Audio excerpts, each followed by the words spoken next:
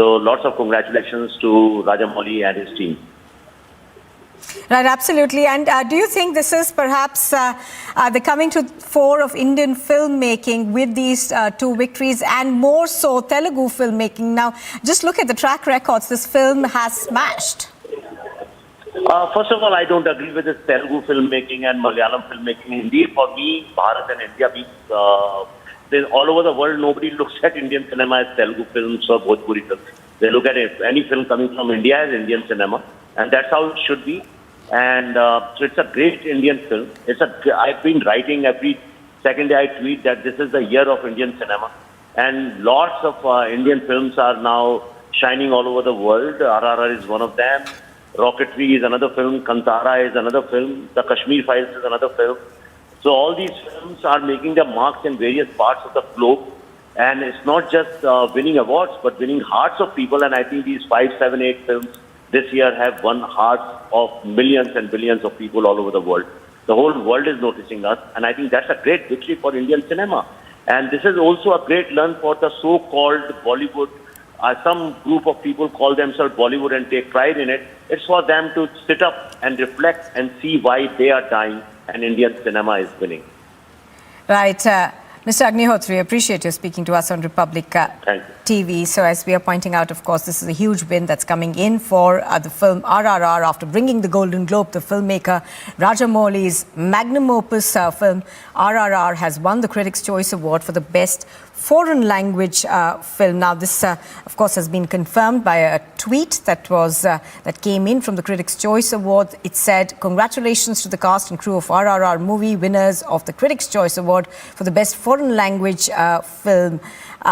Just to tell you a bit about the film, of course, it is a magnum opus directed by Rajamouli, but others in the film who have gathered considerable praise for their work include NTR Jr. as well as Ram Charan. Do remember that it also won a Golden Globe for its song Natu Natu.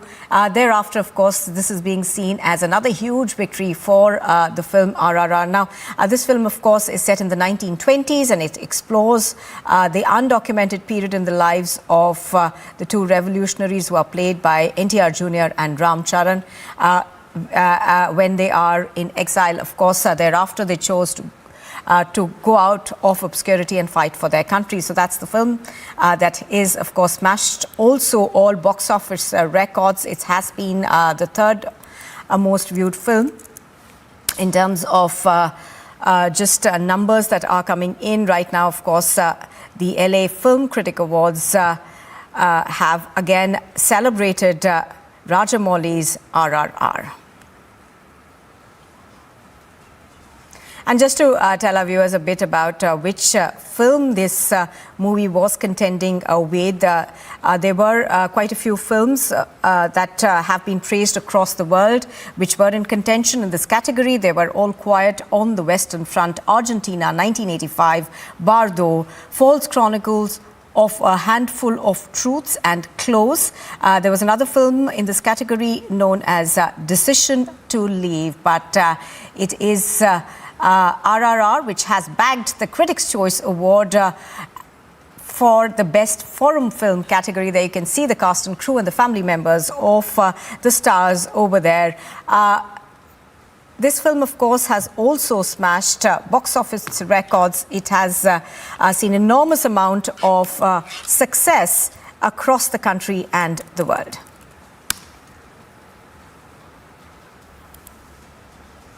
So great news coming in this morning. It's a big win that's come in for RRR for the Critics' Choice Award for the best foreign language film. Of course, do remember that the song Natu Natu had also won the Golden Globe for the best song. And RRR, of course, has received universal acclaim for Rajamouli's direction, writing and performances of the cast, the soundtrack, the background score, its action sequences. All of them have been praised enormously.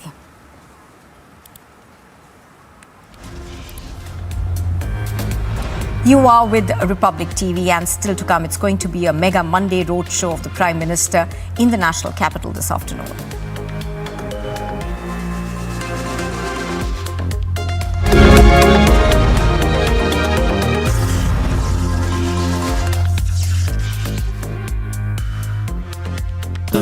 Amity faculty have filed over 1,700 patents. Yet another reason why Amity has been conferred with the National Intellectual Property Award by Government of India for being the top Indian academic institution for patents and commercialization. A stunning revelation has come to fore where the Delhi Police Special Cell Unit have arrested Jagjit Singh Jassa and Naushad over their involvement in terror activities and trying to disrupt the Republic Day parade. Now, there was another major breakthrough that was achieved by the Delhi Police Special Cell after it was able to get some hand grenades from at Bhalfa Dairy. There are also now reports that perhaps Naushad and Jagjit Singh Jassa would have also been involved in a target killing. The global south has countries that are in a state of perpetual conflict. Some of them their own making and some of them from outside. And India has said that India will use the G20 platform to speak for the global south, for the other marginalized countries of the world who have no voice, who deserve to be heard. It is India. This is India's, I think, one of the many steps that India has taken towards diplomatic superpower status.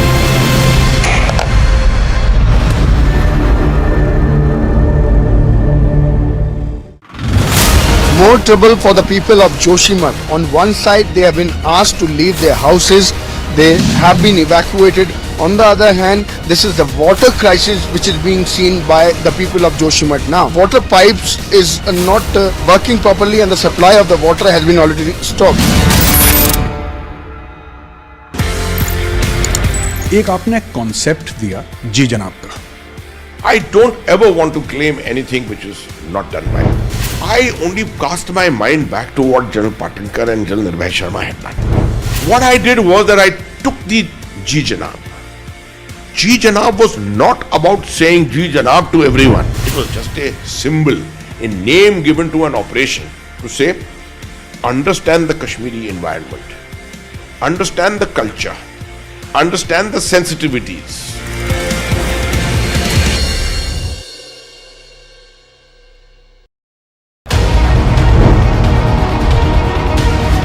Republic, 47.3%. 394% more viewership for Republic TV than News 18 in super prime time. Content supremacy destroys the landing experiment. Republic TV, the All India #1.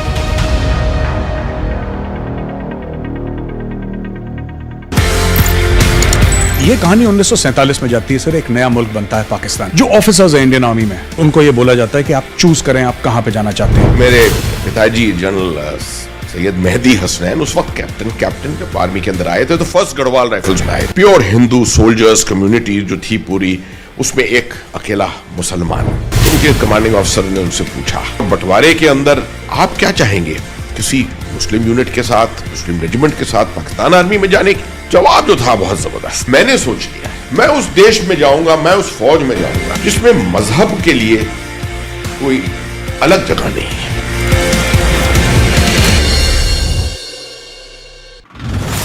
Plane is on fire. It has crashed before touching down at the airport. A civil aviation authority officials in Kathmandu are suspecting some serious technical error, possibly ignited fire in one of the aircraft parts. 72 people on board, 4 crew members and 68 others, including some children, some foreigners. It's a 20-25 minutes flight. So before 11 o'clock, it just crashed. It has shocked the entire country.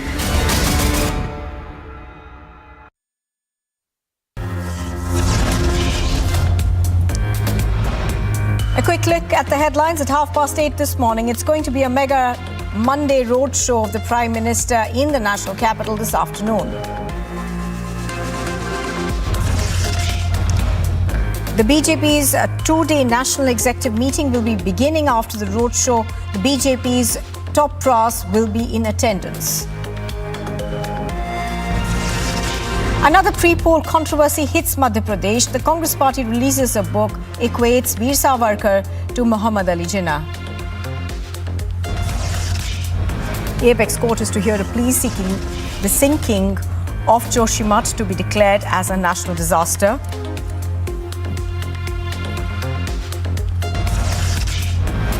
And rescue operations to resume today in Nepal's Pokhara. 68 deaths are now confirmed. The fate of 4 is still unknown.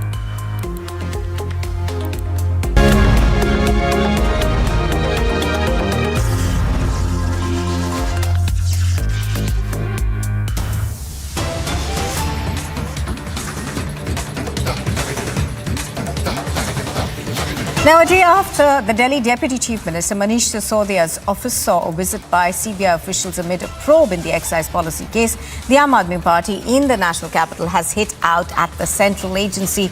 Now, the Delhi Deputy Chief Minister has said that his Delhi Secretariat office was raided, even as the agency said otherwise.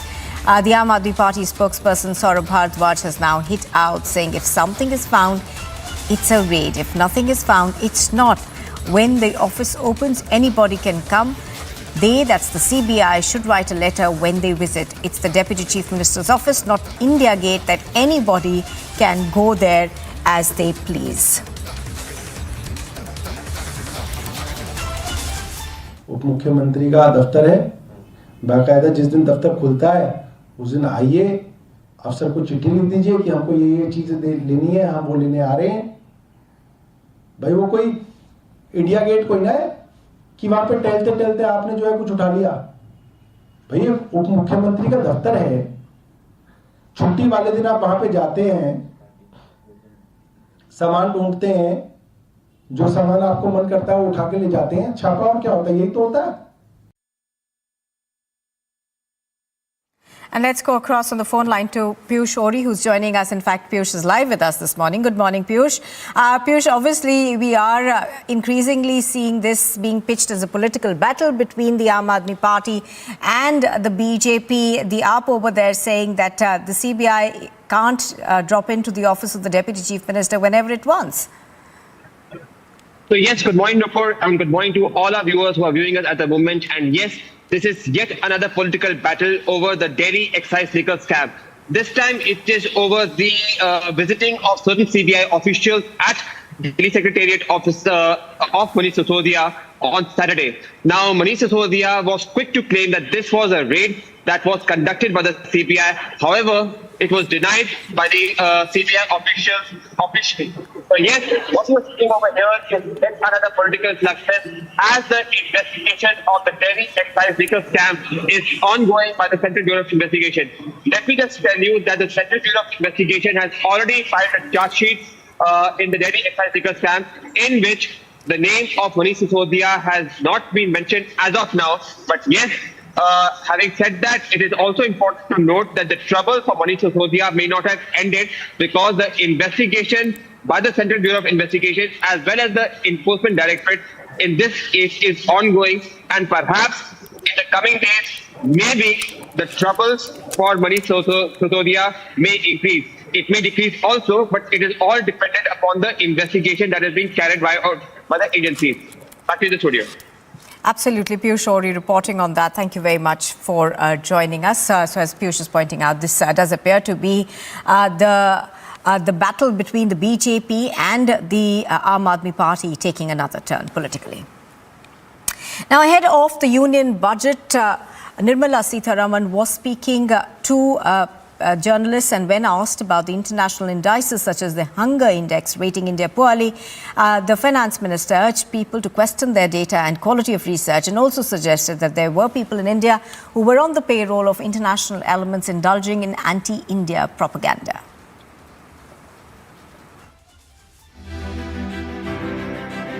Nirmala Sitharaman, the Union Finance Minister, will announce the budget 2023 on February 1st, while the parliamentary budget session is scheduled for January 31st. But ahead of the union budget, Finance Minister Nirmala Sitharaman said that she was aware of the pressures of the middle class, but also recalled that the present government has not imposed any fresh taxes on them.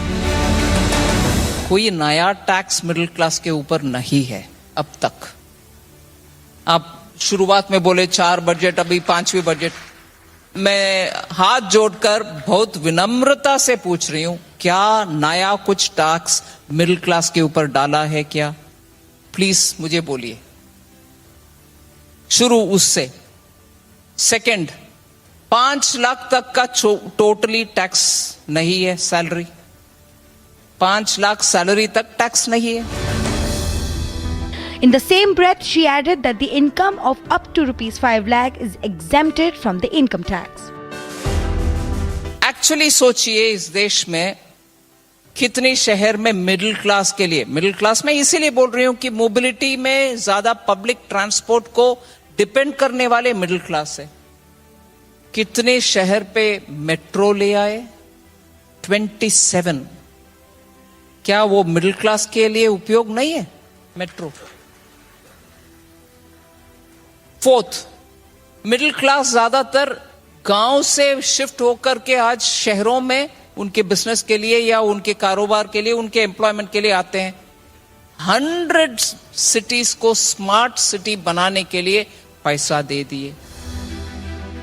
She said that the government has taken various measures like developing the metro rail network in 27 cities and building 100 smart cities to promote ease of living. इतना सुंदर रखते हैं उनके शहर, इसीलिए तो countries most cleanest city. उधर रहने वाले मिडिल क्लास को फायदा नहीं है क्या? ऐसे ही 27 metros, 100 smart cities, drinking water घर तक पहुंचना, more than if I know right 111 lakh के घर तक पहुंचा है। वो मिडिल क्लास आप नहीं है, मैं नहीं हूं क्या? The minister assured them that the government can do more for the middle class as its population is growing and it has become a sizable now. So, middle class messages के द्वारा, आपके द्वारा प्रश्न पूछ रहे हैं तो मैं जरूर सुन रही हूं और मैं I quite recognize the problem also. ये जवाब मैं इसीलिए नहीं दे रही हूं कि इतना कर दिया बस हो गया, वो नहीं बोल रही, मैं कर रहे हैं, कंटिन्यू करेंगे भी। Sitaraman said that the government has been raising the outlay of the capital expenditure in each budget since 2020.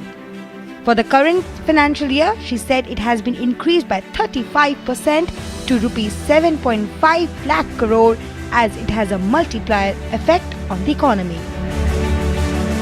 7,50,000 crores increase किए हमने, क्योंकि इसमें इकोनॉमिस्ट सब अग्री करेंगे, रेवेन्यू एक्सपेंडिचर से आपको फायदा 1 रुपया खर्च करने में सिर्फ 45 पैसा का उसका बेनिफिट मिलेगा आपको।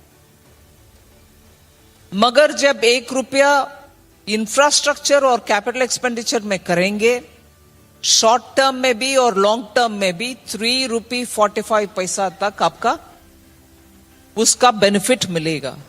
सो शॉर्ट टर्म में मिलेगा, लॉन्ग टर्म में भी मिलेगा। मगर रेवेन्यू एक्सपेंडिचर के द्वारा अगर खर्च करेंगे वो शॉर्ट टर्म ही बेनिफिट मिलेगा, मगर उससे ज्यादा नहीं। एक आंकड़ा था 2013 का बेसिस में, उसमें 95 पैसा मिलेगा हर 1 रुपया के लिए रेवेन्यू एक्सपेंडिचर के द्वारा, ऐसे था। मगर लेटेस्ट आरबीआई का 2019 वाला फिगर से ये निकल कर आ रही है कि 45 पैसा से ज्यादा आपको बेनिफिट नहीं मिलेगा रेवेन्यू खर्च में।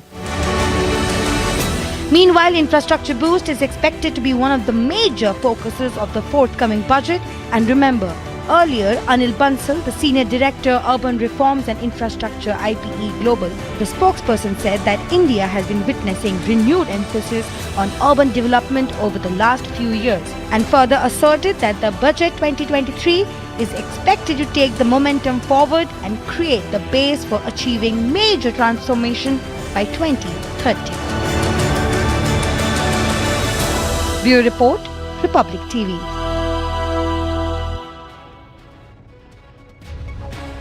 Rescue operations have been launched by police, army as well as the SDRF as far as the Sarbal, Gandarbal is concerned, because 172 laborers who have been working on the Zojila tunnel today morning have been shifted to the safer location. Yesterday evening, the place witnessed 2 avalanches, and because of the avalanche, the minor damage was reported to one of the sheds located in this very area. Although the administration has already issued an alert, and also the Met has said that the people living near the snowbound areas should move to the safer location. Met has predicted the dry weather till 18th of this month, and then from 19th onwards, the fresh weather disturbances will affect the Jammu and Kashmir. We have been seeing the Jammu and Kashmir witnessing the fresh snowfall, and also because of which the train as well as the flight system got disturbed. We are seeing the rescue operation continuing as far as Sonmarg, Ganderbal is concerned. With Vijay Firdoswani, I'm Zina Zishan Fazal for Republic in Central Kashmir. You are watching Republic TV. On the other side, more news. Another pre-poll controversy hits Madhya Pradesh. The Congress releases a book, equates Savarkar to Muhammad Ali Jinnah.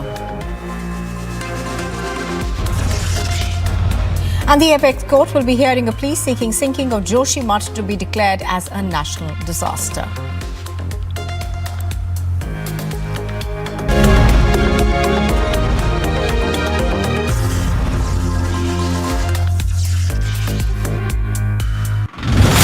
More trouble for the people of Joshimath. On one side, they have been asked to leave their houses.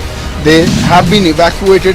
On the other hand, this is the water crisis which is being seen by the people of Joshimath now. Water pipes is not working properly, and the supply of the water has been already stopped. एक आपने concept दिया जी जनाब का. I don't ever want to claim anything which is not done by me. I only cast my mind back to what General Patankar and General Nirbhay Sharma had done. What I did was that I took the Ji Janab. Ji Janab was not about saying Ji Janab to everyone. It was just a symbol, a name given to an operation to say, understand the Kashmiri environment, understand the culture, understand the sensitivities.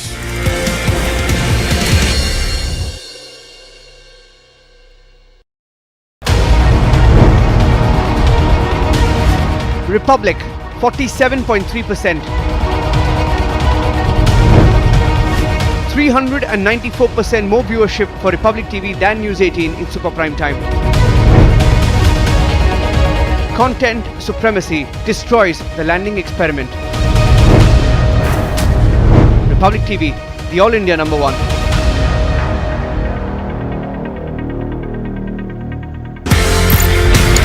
ये कहानी 1947 में जाती है sir. एक नया मुल्क बनता है पाकिस्तान. जो ऑफिसर्स हैं इंडियन आर्मी में, उनको ये बोला जाता है कि आप चूज करें आप कहां पे जाना चाहते हैं. मेरे पिताजी जनरल सैयद मेहदी हसनैन उस वक्त कैप्टन जब आर्मी के अंदर आए थे तो फर्स्ट गढ़वाल राइफल्स में आए. प्योर हिंदू सोल्जर्स कम्युनिटी जो थी पूरी, उसमें एक अकेला मुसलमान. उनके कमांडिंग ऑफिसर ने उनसे पूछा, बंटवारे के अंदर आप क्या चाहेंगे, किसी मुस्लिम यूनिट के साथ, मुस्लिम रेजिमेंट के साथ पाकिस्तान आर्मी में जाने की? जवाब जो था बहुत जबरदस्त. मैंने सोच लिया मैं उस देश में जाऊंगा, मैं उस फौज में जाऊंगा जिसमें मजहब के लिए कोई अलग जगह नहीं है.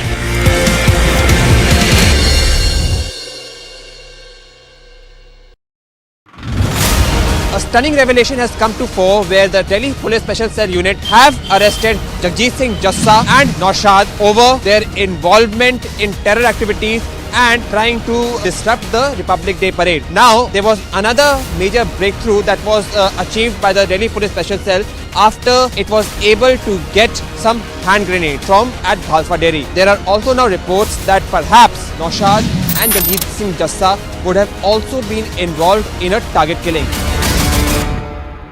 The global south has countries that are in a state of perpetual conflict. Some of them their own making and some of them from outside. And India has said that India will use the G20 platform to speak for the global south, for the other marginalized countries of the world who have no voice, who deserve to be heard. It is India. This is India's, I think, one of the many steps that India has taken towards diplomatic superpower status.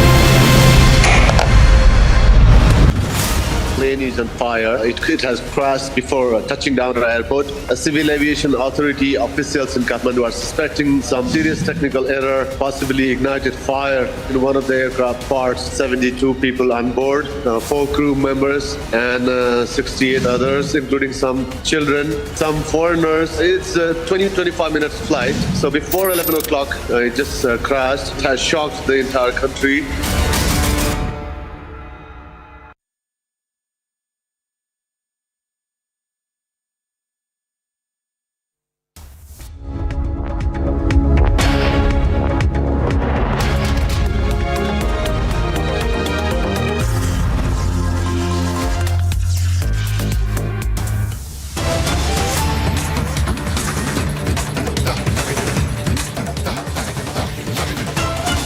Well, ahead of the Prime Minister's roadshow in the national capital, Congress leader Jairam Ramesh has now targeted the Prime Minister. He said in a tweet, an insecure Prime Minister rattled by the huge success of the Bharat Jodo Yatra has got the BJP to organize a joke for roadshow passing through a short distance in the national capital tomorrow.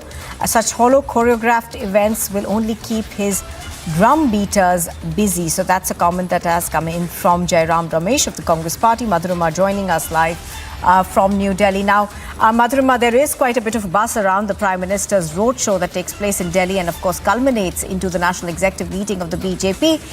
But we now see a tweet coming out of Jairam Ramesh criticizing the Prime Minister over this.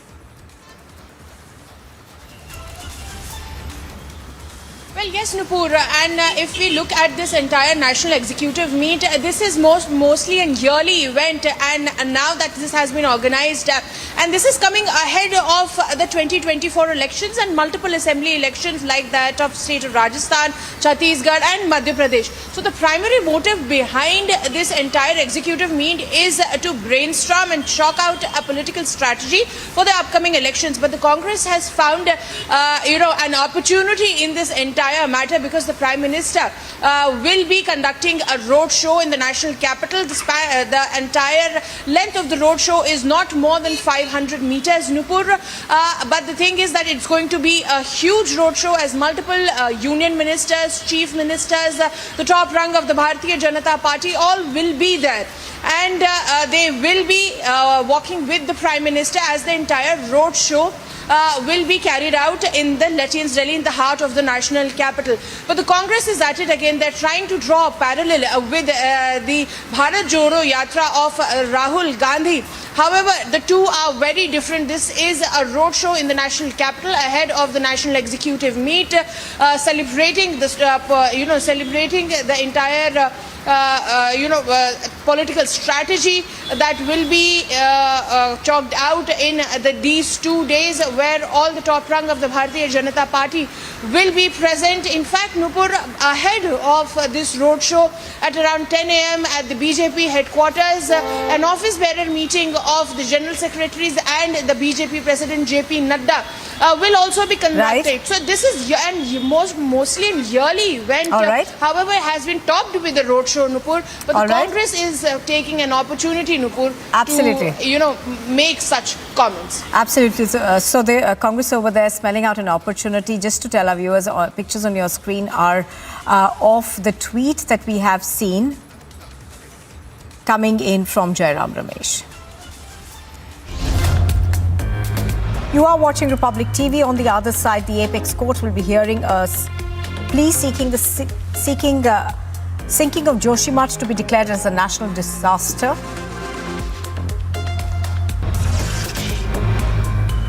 And rescue operations will be resuming today in Nepal's Pokhara. 68 deaths are confirmed. The fate of 4 is still unknown.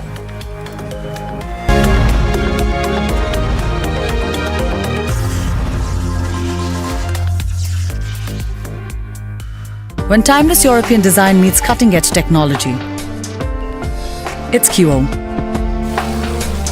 QO, European bath lounges. Republic, 47.3%. 394% more viewership for Republic TV than News 18 in super prime time. Content supremacy destroys the landing experiment.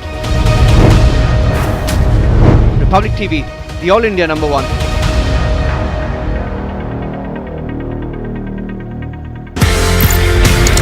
ये कहानी 1947 में जाती है sir. एक नया मुल्क बनता है पाकिस्तान। जो ऑफिसर्स हैं इंडियन आर्मी में, उनको ये बोला जाता है कि आप चूज करें आप कहां पे जाना चाहते हैं। मेरे पिताजी जनरल सैयद मेहदी हसनैन उस वक्त कैप्टन जब आर्मी के अंदर आए थे तो फर्स्ट गढ़वाल राइफल्स में आए। प्योर हिंदू सोल्जर्स कम्युनिटी जो थी पूरी, उसमें एक अकेला मुसलमान। उनके कमांडिंग ऑफिसर ने उनसे पूछा, बंटवारे के अंदर आप क्या चाहेंगे, किसी मुस्लिम यूनिट के साथ, मुस्लिम रेजिमेंट के साथ पाकिस्तान आर्मी में जाने की? जवाब जो था बहुत जबरदस्त। मैंने सोच लिया मैं उस देश में जाऊंगा, मैं उस फौज में जाऊंगा जिसमें मजहब के लिए कोई अलग जगह नहीं है।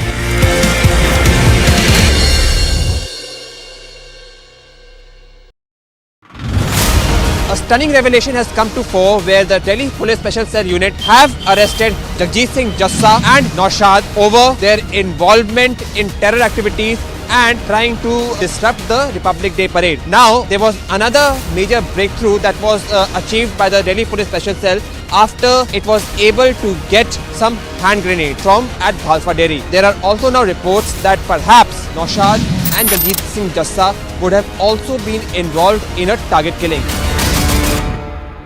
The global south has countries that are in a state of perpetual conflict. Some of them their own making and some of them from outside.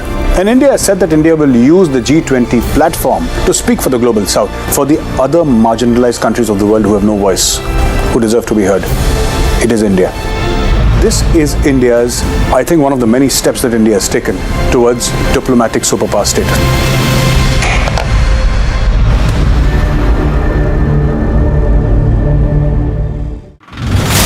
More trouble for the people of Joshimath. On one side, they have been asked to leave their houses.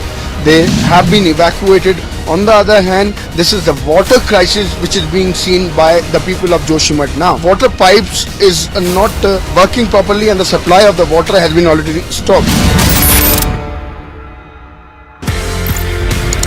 एक आपने concept दिया जी जनाब का.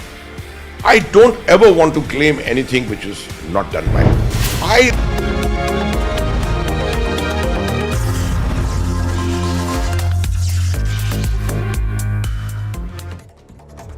Here's a quick wrap of all the top news this morning. The Congress is attempting to brainwash people ahead of the assembly polls. A book titled Congress and Rashtra Nirman Ki Gatha has been distributed to Youth Congress now, which mentions V.D. Savarkar and Pakistan's founder Muhammad Ali Jinnah in the same category. The BJP will hold a grand roadshow of the Prime Minister Narendra Modi today in the national capital. The roadshow will take place on the first day of the national executive meeting in the honor of the Prime Minister.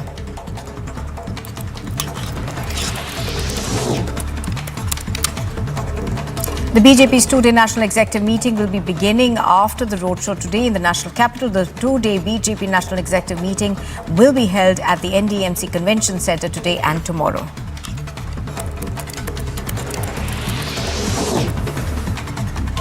Amid the ongoing tussle with the Lieutenant Governor V.K. Saxena over the governance issues, the Aam Aadmi Party will convene a three-day session of the Delhi Assembly today. The sitting of the fourth part of the third session of the Assembly will be held in the national capital. The Supreme Court is scheduled to hear a plea seeking the court's intervention to declare the crisis in Uttarakhand's Joshimath as a national disaster. The top court will be hearing the plea today. In a notice that's been issued to the BMC Commissioner Iqbal Chahal, the ED has sought details of the alleged illegal award of contracts to Lifeline Hospital Management Services. During the COVID-19 pandemic, the BMC Commissioner Iqbal Singh Chahal has also been asked to appear before the ED today. Nepalese army sources have said that they have not rescued anyone alive from the crash site yet. Meanwhile, search operations are set to resume in Nepal's Pokhara, where a plane crash killed 68 passengers in wake of the Yeti Airlines flight ATR 72 crash. The Nepal government has also declared a day of national mourning. Unknown miscreants created an atmosphere of terror by brandishing swords at the Varavur Government Higher Secondary School during an alumni meet in Kerala's Thrissur district. The police have registered a case and probe details are being sought. Unidentified miscreants looted around 40,000 rupees in cash from a medical shop owner at gunpoint in Punjab's Faridkot. CCTV footage of the attack has been captured from the medical store at the Dhilwan Kalan village. Police investigation is being carried out. The World Economic Forum will commence its annual meeting in the city of Davos in Switzerland from today and will continue till the 20th of January. The theme for this year has been decided as cooperation in a fragmented world. At least 4 union ministers and 3 chief ministers from India will be attending the summit.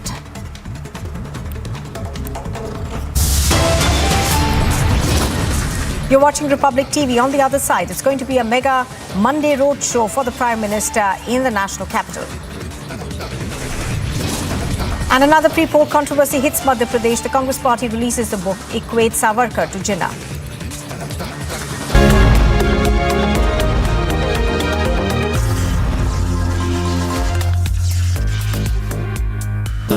Amity faculty have filed over 1,700 patents. Yet another reason why Amity has been conferred with the National Intellectual Property Award by Government of India for being the top Indian academic institution for patents and commercialization. When timeless European design meets cutting-edge technology, it's QO. QO, European bath lounges. A stunning revelation has come to fore where the Delhi Police Special Cell Unit have arrested Jacqueline Fernandez and Naushad over their involvement in terror activities and trying to disrupt the Republic Day parade. Now, there was another major breakthrough that was achieved by the Delhi Police Special Cell after it was able to get some hand grenades from at Bhalfa Dairy. There are also now reports that perhaps Naushad and Jacqueline Fernandez would have also been involved in a target killing. The global south has countries that are in a state of perpetual conflict. Some of them their own making and some of them from outside. And India has said that India will use the G20 platform to speak for the global south, for the other marginalized countries of the world who have no voice, who deserve to be heard. It is India. This is India's, I think, one of the many steps that India has taken towards diplomatic superpower status.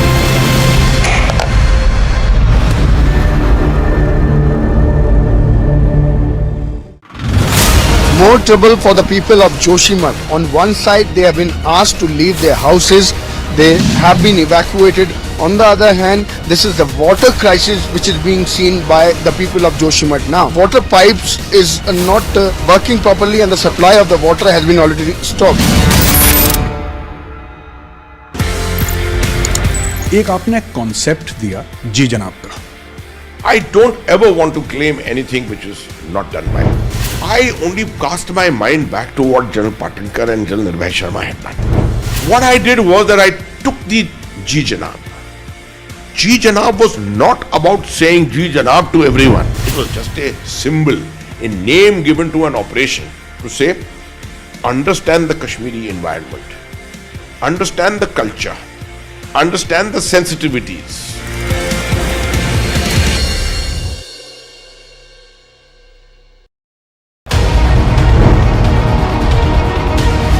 Republic, 47.3%. 394% more viewership for Republic TV than News 18 in super prime time. Content supremacy destroys the landing experiment. Republic TV, the All India #1.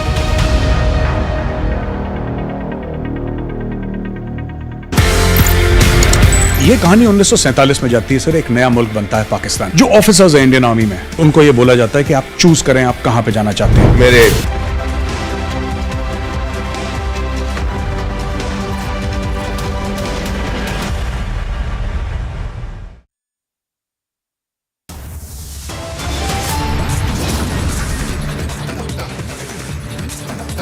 It's going to be a mega Monday roadshow of the Prime Minister in the national capital this afternoon.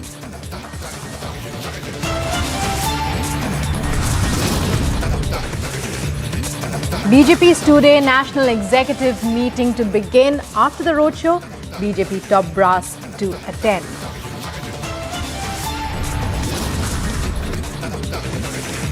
Congress targets Prime Minister ahead of roadshow, says Prime Minister rattled by Bharat Joro.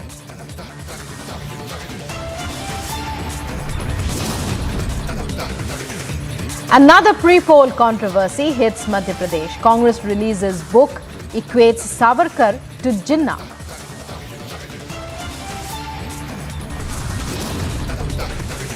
Apex Court to hear plea seeking sinking of Joshimath to be declared as national disaster.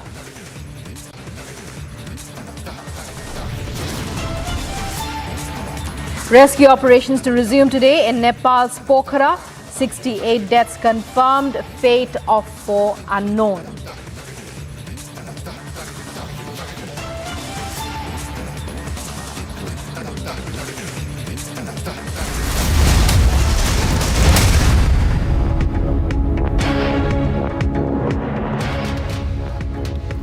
Hello and welcome to this edition of Live and Breaking here on Republic. I'm Rukma with you, and let's start off with breaking news coming in ahead of Prime Minister's roadshow today. It's politics galore. Congress leader Jairam Ramesh has now targeted the Prime Minister in a tweet in which he has stated, and I quote, "An insecure Prime Minister rattled by the huge success of the Bharat Jodo Yatra has got the BJP to organize a joke of a roadshow. Passing through a short distance in the national capital tomorrow, such hollow choreographed events will only keep his drum beaters busy." And joining us now is Harsha to take us through this breaking news. Harsha, we're hearing even as preparations must be underway for the mega Monday roadshow today of the Prime Minister, the Congress is targeting him. And Jairam Ramesh's tweet, well, really shocking in this regard. It's over to you to take us through all the preparations as they're happening and the latest update on the politics over it that the Congress is raising.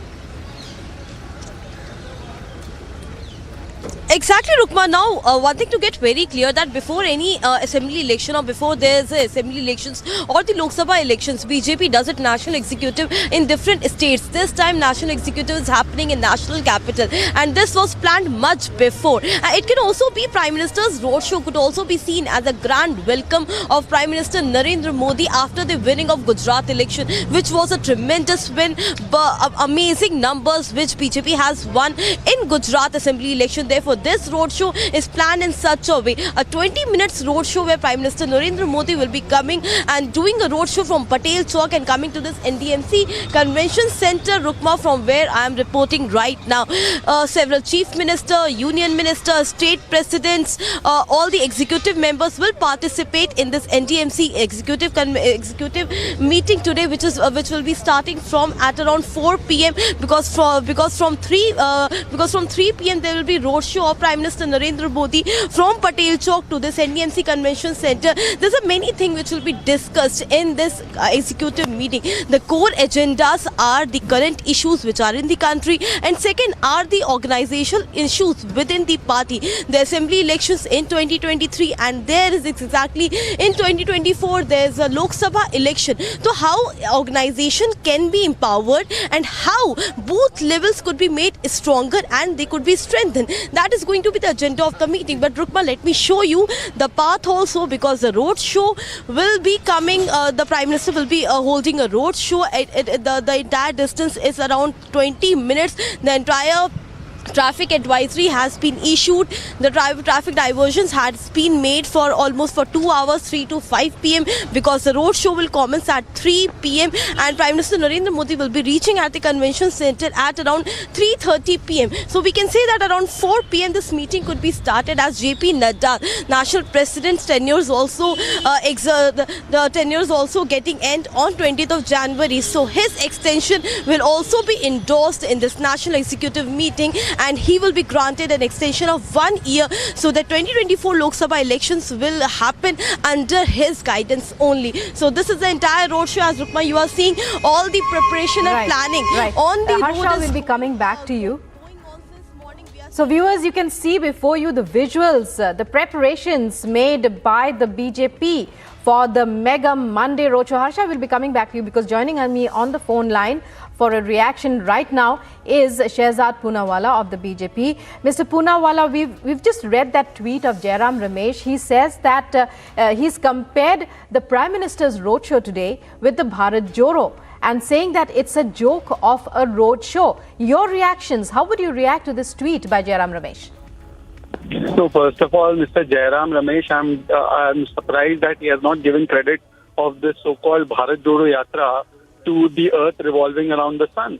That's the only thing that he hasn't credited the Yatra for. But having said that, how impactful the Yatra is, Nakul Nath told us that the UP Yatra he did in his constituency had more bheed than Rahul Gandhi's Bharat Jodo Yatra. We have seen that wherever this Yatra has gone, before it reached, people did Congress Chodo.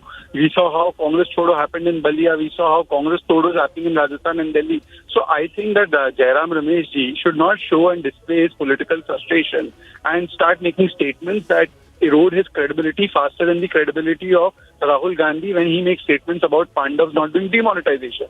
I think Jairam Ramesh and Rahul Gandhi are competing for making the most bizarre statements, and this is just a reflection of that. Thank you very much, Mr. Poonawalla, for sharing your thoughts with Republic this Monday morning as the BJP gets ready for this mega roadshow that of the Prime Minister to be held today in the afternoon. We go across to Madhurima for more. Madhurima, what information can you give us, even as the Congress trying to stoke a major political controversy with very negative comments about the Prime Minister's roadshow today? Over to you.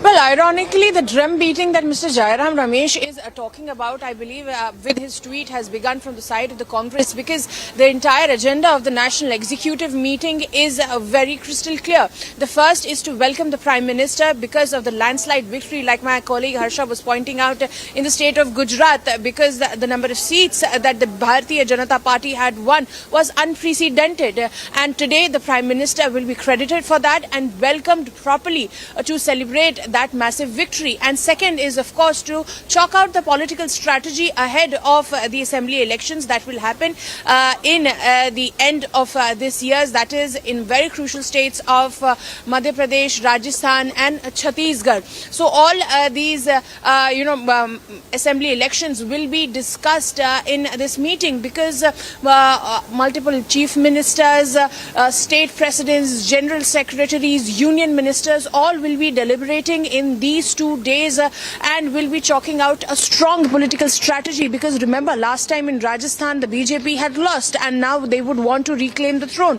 And simply in Madhya Pradesh as well, though there is a BJP government, it was initially a Congress victory. But now what needs to be noted here is that the Modi government, as we know, that the BJP has been an election machinery ever since their victory in 2014, and they always try to maintain that political streak, and which is why these national executive meetings are held. And right now I'm reporting from the BJP headquarters, where in another half an hour, around 10 o'clock, the meeting of the office bearers will begin, where the general secretaries along with the state president will be deliberating on today's event and how this entire 2-day deliberation, political deliberation, will be carried out. So it is going to be crucial 2 days where Congress is trying to do the drum beating that they're referring to on the part of the Bharatiya Janata Party. Back to you. Many thanks, Madhurima, for joining us there and for giving us, bringing us up to date. So preparations in place in a short while from now. The National Executive meeting of the BJP to begin. Many thanks, Madhurima and Harsha as well. We'll be back with you throughout the day for more. Rescue operations have been launched by police, army as well as the SDRF as far as the Ganderbal is concerned, because 172 labourers who have been working on the Zojila tunnel today morning have been shifted to the safer location. Yesterday evening the place witnessed 2 avalanches, and because of the avalanche the minor damage was reported to one of the sheds located in this very area, although the administration has already issued an alert, and also the Met has said that the people living near the snowbound area should move to the safer location. Met has predicted the dry weather till 18th of this month, and then from 19th onwards the fresh weather disturbances will affect the Jammu and Kashmir. We have been seeing the Jammu and Kashmir witnessing the fresh snowfall, and also because of which the train as well as the flight system got disturbed. We are seeing the rescue operation continuing as far as Sonmarg Ganderbal is concerned. With Vijay Firdoswani, I'm Nazir Shan Fazal for Republic in Central Kashmir.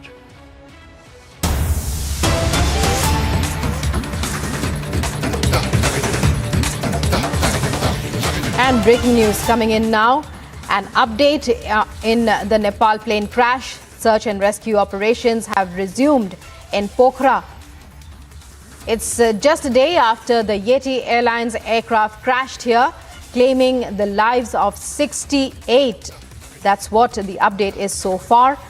Furthermore, officials have informed that 4 of the 5 Indians feared killed in the plane crash in Nepal hailed from Ghazipur in Uttar Pradesh. So more details emerging as far as the Yeti Airlines plane crash in Nepal is concerned.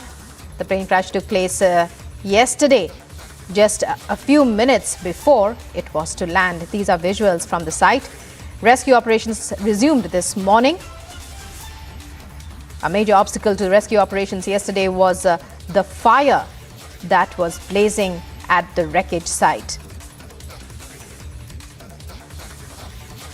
There were 72 passengers on board this ill-fated flight, which was on its way from Kathmandu to Pokhara, the very popular tourist destination in Nepal.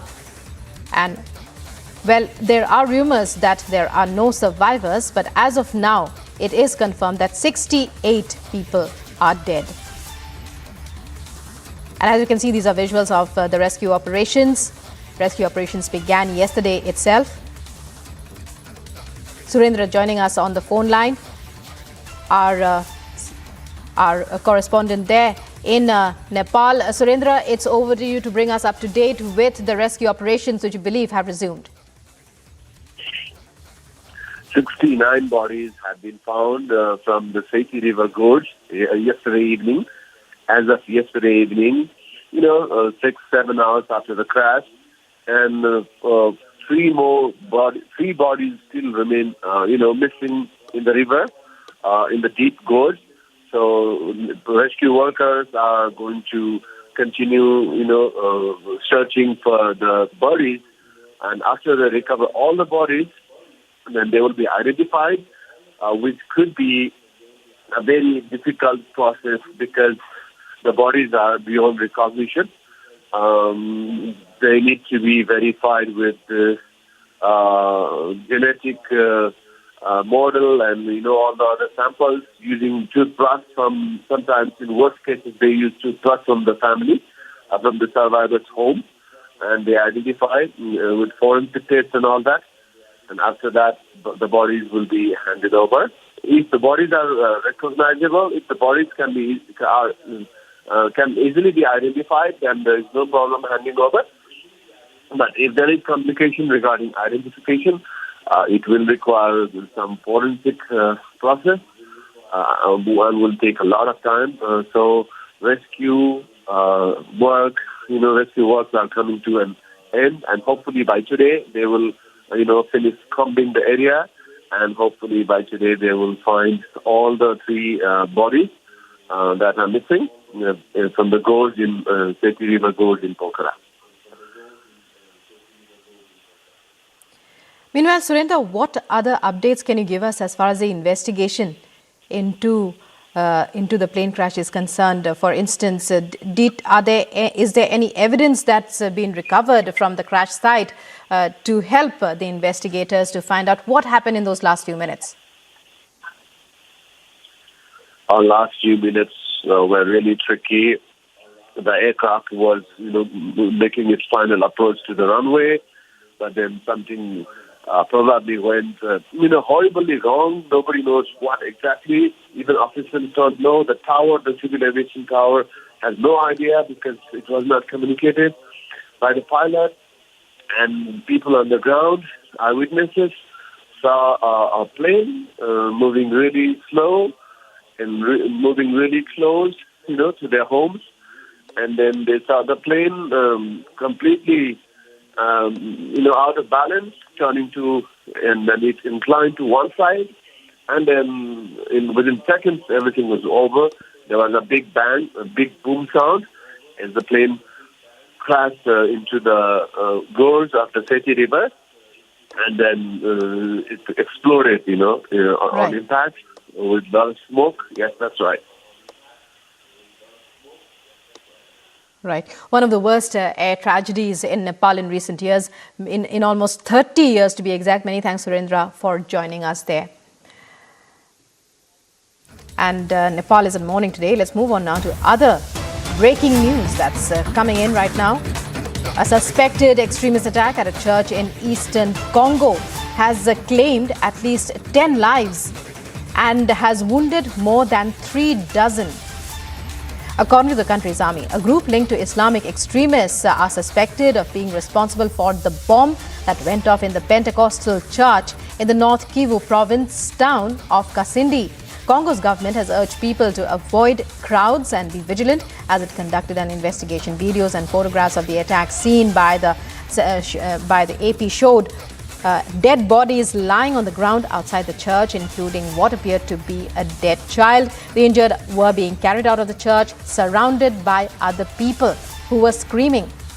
Violence has wrecked eastern Congo for decades as more than 120 armed groups and self-defense militia fight for land and power. And this is one such extremist group suspected to be behind this terrible attack that has claimed the lives of 10 people and injured more than 36. Nearly 6 million people are internally displaced in eastern Congo and hundreds of thousands are facing extreme food insecurity. Fighters with the Allied Democratic Forces, a rebel organization, are believed to have links to the Islamic State group, have carried out several attacks in Kasindi, which is located on the border with Uganda. Troops from Uganda's army have been deployed to eastern Congo to try to stem the violence, but the attacks have only increased and spread. ADF attacks since April have killed at least 370 civilians and involved the abduction of several hundred more. But this is one of the deadliest attacks in recent days in eastern Congo, a church bomb that has claimed the lives of 10. Let's move on now to other top stories that we're tracking. Congress attempts to brainwash people ahead of assembly polls. A book titled Congress and Rashtra Nirman Ki Gatha distributed to the Youth Congress, which mentions Veer Savarkar and Pakistan's founder Muhammad Ali Jinnah in the same category. Bharatiya Janata Party to hold a grand roadshow of Prime Minister Narendra Modi today in the national capital. The roadshow will take place on the first day of the national executive meeting in honour of the Prime Minister. BJP's two-day national executive meeting to begin after the roadshow today. The two-day BJP national executive meet will be held at the NDMC Convention Centre today and tomorrow.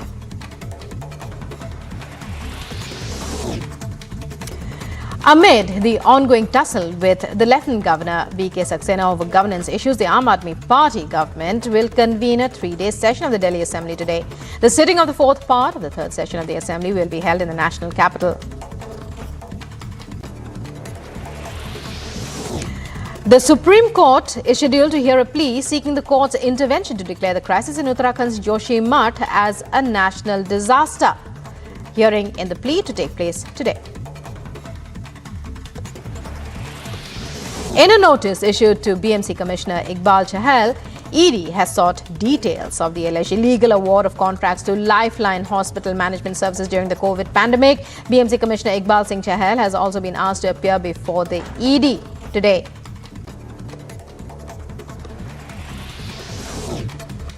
Nepal army sources have informed that they have not rescued anyone alive from the crash site yet. Meanwhile, search operations are set to resume in Pokhara, where the plane crash of Yeti Airlines killed 68 passengers since last count.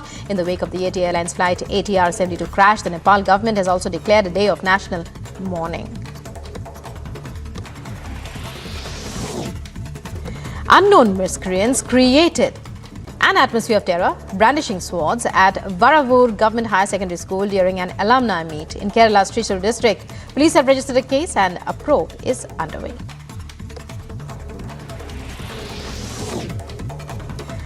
And unidentified miscreants looted around 40,000 rupees each in Faridkot. CCTV footage of the attack has been captured from the medical store at Dhilwan, Kalan village. Police investigations are underway. The World Economic Forum will commence its annual meeting in the city of Davos in Switzerland from today onwards and will continue till January 20th. The theme for this year has been decided as cooperation in a fragmented world. At least 4 union ministers and 3 chief ministers from India are to attend the summit.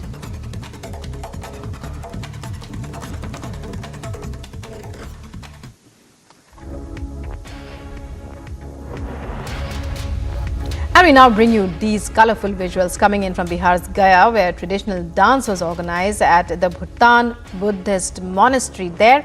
Take a look.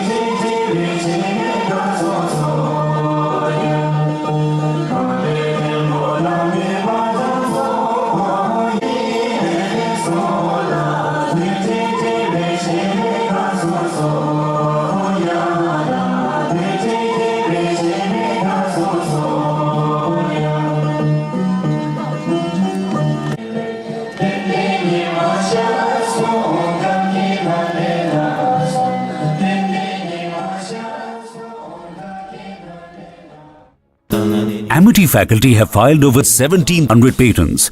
Yet another reason why Amity has been conferred with the National Intellectual Property Award by Government of India for being the top Indian academic institution for patents and commercialization. When timeless European design meets cutting-edge technology, it's QO. QO, European Bath Lounges. The global south has countries that are in a state of perpetual conflict. Some of them their own making and some of them from outside. And India has said that India will use the G20 platform to speak for the global south, for the other marginalized countries of the world who have no voice, who deserve to be heard. It is India. This is India's, I think, one of the many steps that India has taken towards diplomatic superpower status.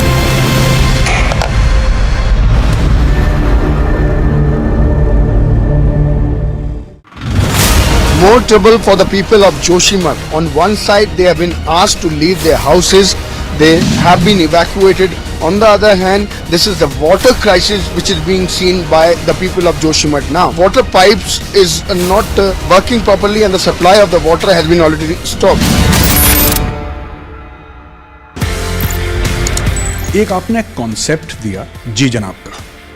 I don't ever want to claim anything which is not done by me. I only cast my mind back to what General Patinkar and General Nirbhay Sharma had done. What I did was that I took the Ji Janab. Ji Janab was not about saying Ji Janab to everyone. It was just a symbol, a name given to an operation to say, understand the Kashmiri environment, understand the culture, understand the sensitivities.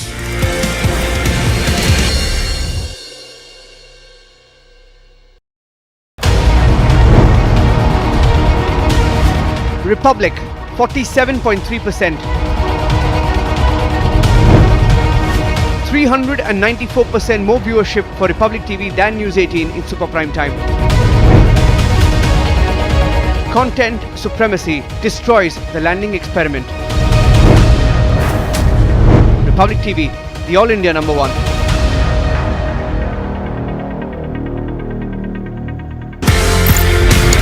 ये कहानी 1947 में जाती है sir. एक नया मुल्क बनता है पाकिस्तान. जो ऑफिसर्स हैं इंडियन आर्मी में, उनको ये बोला जाता है कि आप चूज करें आप कहां पे जाना चाहते हैं. मेरे पिताजी जनरल सैयद मेहदी हसनैन उस वक्त कैप्टन जब आर्मी के अंदर आए थे तो फर्स्ट गढ़वाल राइफल्स में आए. प्योर हिंदू सोल्जर्स कम्युनिटी जो थी पूरी, उसमें एक अकेला मुसलमान. उनके कमांडिंग ऑफिसर ने उनसे पूछा, बंटवारे के अंदर आप क्या चाहेंगे, किसी मुस्लिम यूनिट के साथ, मुस्लिम रेजिमेंट के साथ पाकिस्तान आर्मी में जाने की? जवाब जो था बहुत जबरदस्त. मैंने सोच लिया मैं उस देश में जाऊंगा, मैं उस फौज में जाऊंगा जिसमें मजहब के लिए कोई अलग जगह नहीं है.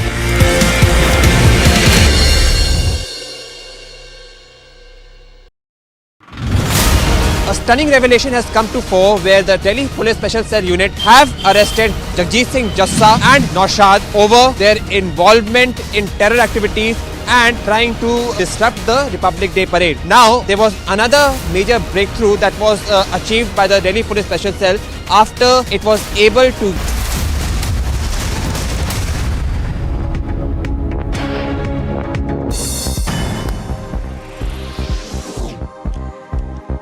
And some international news now. 12 people died and over 30 were left missing as a Russian missile strike destroyed a section of an apartment building in the southern Ukrainian city of Dnipro. Massive rescue operations underway. Thousands of residents also joined rescue workers at the scene to help clear the rubble.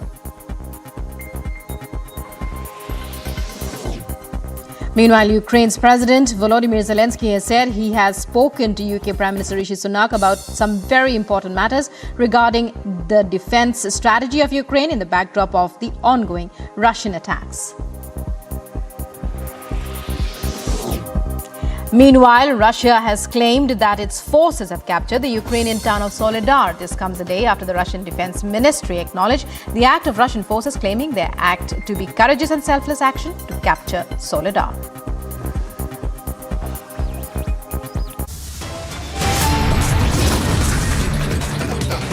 And that's all in this edition of Live and Breaking, but news and updates continue. Coming up next, Apex Court to hear plea seeking sinking of Jojila to be declared a national disaster.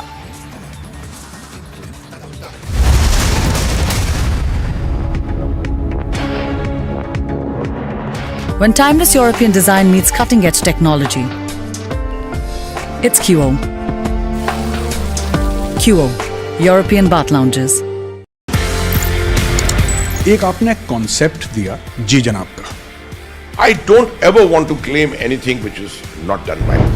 I only cast my mind back to what General Patinkar and General Nirbhay Sharma had done. What I did was that I took the Ji Janab. Ji Janab was not about saying Ji Janab to everyone. It was just a symbol, a name given to an operation to say, understand the Kashmiri environment, understand the culture, understand the sensitivities.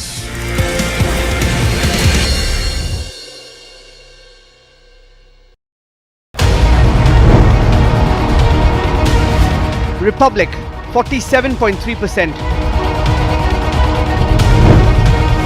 394% more viewership for Republic TV than News 18 in super prime time. Content supremacy destroys the landing experiment. Republic TV, the All India number one.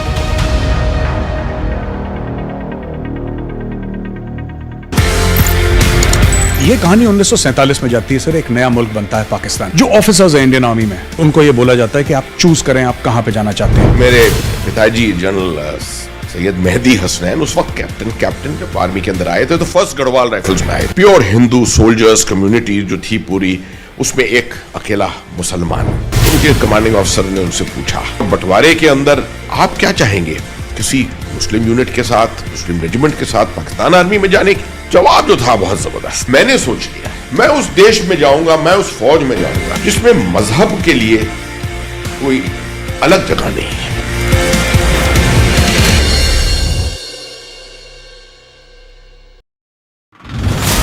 A stunning revelation has come to fore where the Delhi Police Special Cell Unit have arrested Jacqueline Fernandez and Naushad over their involvement in terror activities and trying to disrupt the Republic Day parade. Now, there was another major breakthrough that was achieved by the Delhi Police Special Cell after it was able to get some hand grenades from at Bhalfa Dairy. There are also now reports that perhaps Naushad and Jacqueline Fernandez would have also been involved in a target killing. The global south has countries that are in a state of perpetual conflict. Some of them their own making and some of them from outside. And India has said that India will use the G20 platform to speak for the global south, for the other marginalized countries of the world who have no voice, who deserve to be heard. It is India. This is India's, I think, one of the many steps that India has taken towards diplomatic superpower status.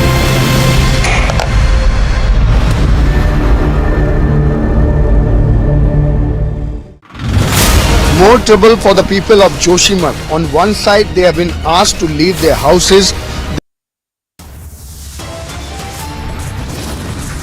Top headlines at 9:30. It's going to be a mega Monday roadshow of the Prime Minister in the national capital this afternoon.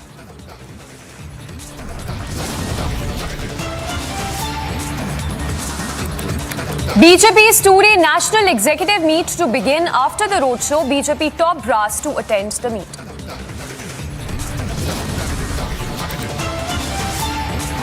Congress targets Prime Minister ahead of roadshow, says Prime Minister rattled by Bharat Jodo. Another pre-poll controversy hits Madhya Pradesh. Congress releases book equates Savarkar to Muhammad Ali Jinnah.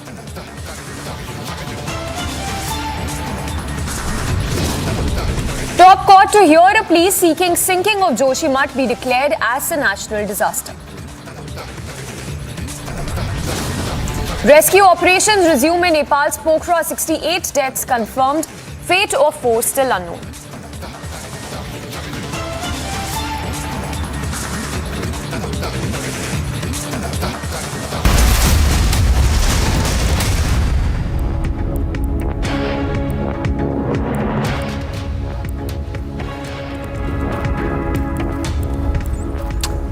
Thanks for tuning in this Monday morning. We are live and breaking. I'm Samiksha Srivastava. A lot of top stories lined over the next half an hour.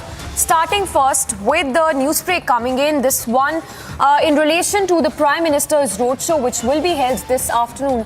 So the opposition that has started the politics over the roadshow, which will start this afternoon. In fact, remember the tweet that was earlier put out by Congress leader Jairam Ramesh, where he targeted the Prime Minister. In fact, just to read out the tweet where he said, and I quote once again, an insecure Prime Minister rattled by the huge success of Bharat Jodo Yatra has got the BJP to organize a joke of a roadshow passing through a short distance in the national capital tomorrow. Such hollow choreographed events will only keep his drum beaters busy. So that's a tweet that was put out by Congress leader Jairam Ramesh. In fact, a reaction, a soundbite that has also come in from Jairam Ramesh. Let's listen into those remarks. Bharat जोड़ो यात्रा का असर है उन पर। हम लोग यहाँ 122 दिन से कन्याकुमारी से रोज 23-24 किलोमीटर चल रहे हैं और आज कुछ 2-3 घंटे के लिए एक छोटा सा रोड शो प्रधानमंत्री ने निकाला है, ये दिखाने के लिए कि वो अभी भी लोकप्रिय हैं। उनके लिए तो ये रोड शो इवेंट मैनेजमेंट है, हमारे लिए भारत जोड़ो यात्रा एक मूवमेंट है, एक जन आंदोलन है। ये घबराए हुए हैं, भोखलाए हुए हैं। And we have Harsha Madhurima Piyushori tracking all the latest on the National Executive Meet and the roadshow that will be held today. Harsha, to begin with you first, the opposition, of course, has begun with the politics of it. Take us through the political reactions that have been coming in. Congress, of course, trying to portray that how this roadshow has an eerie similarity to the Bharat Jodo Yatra of the Congress.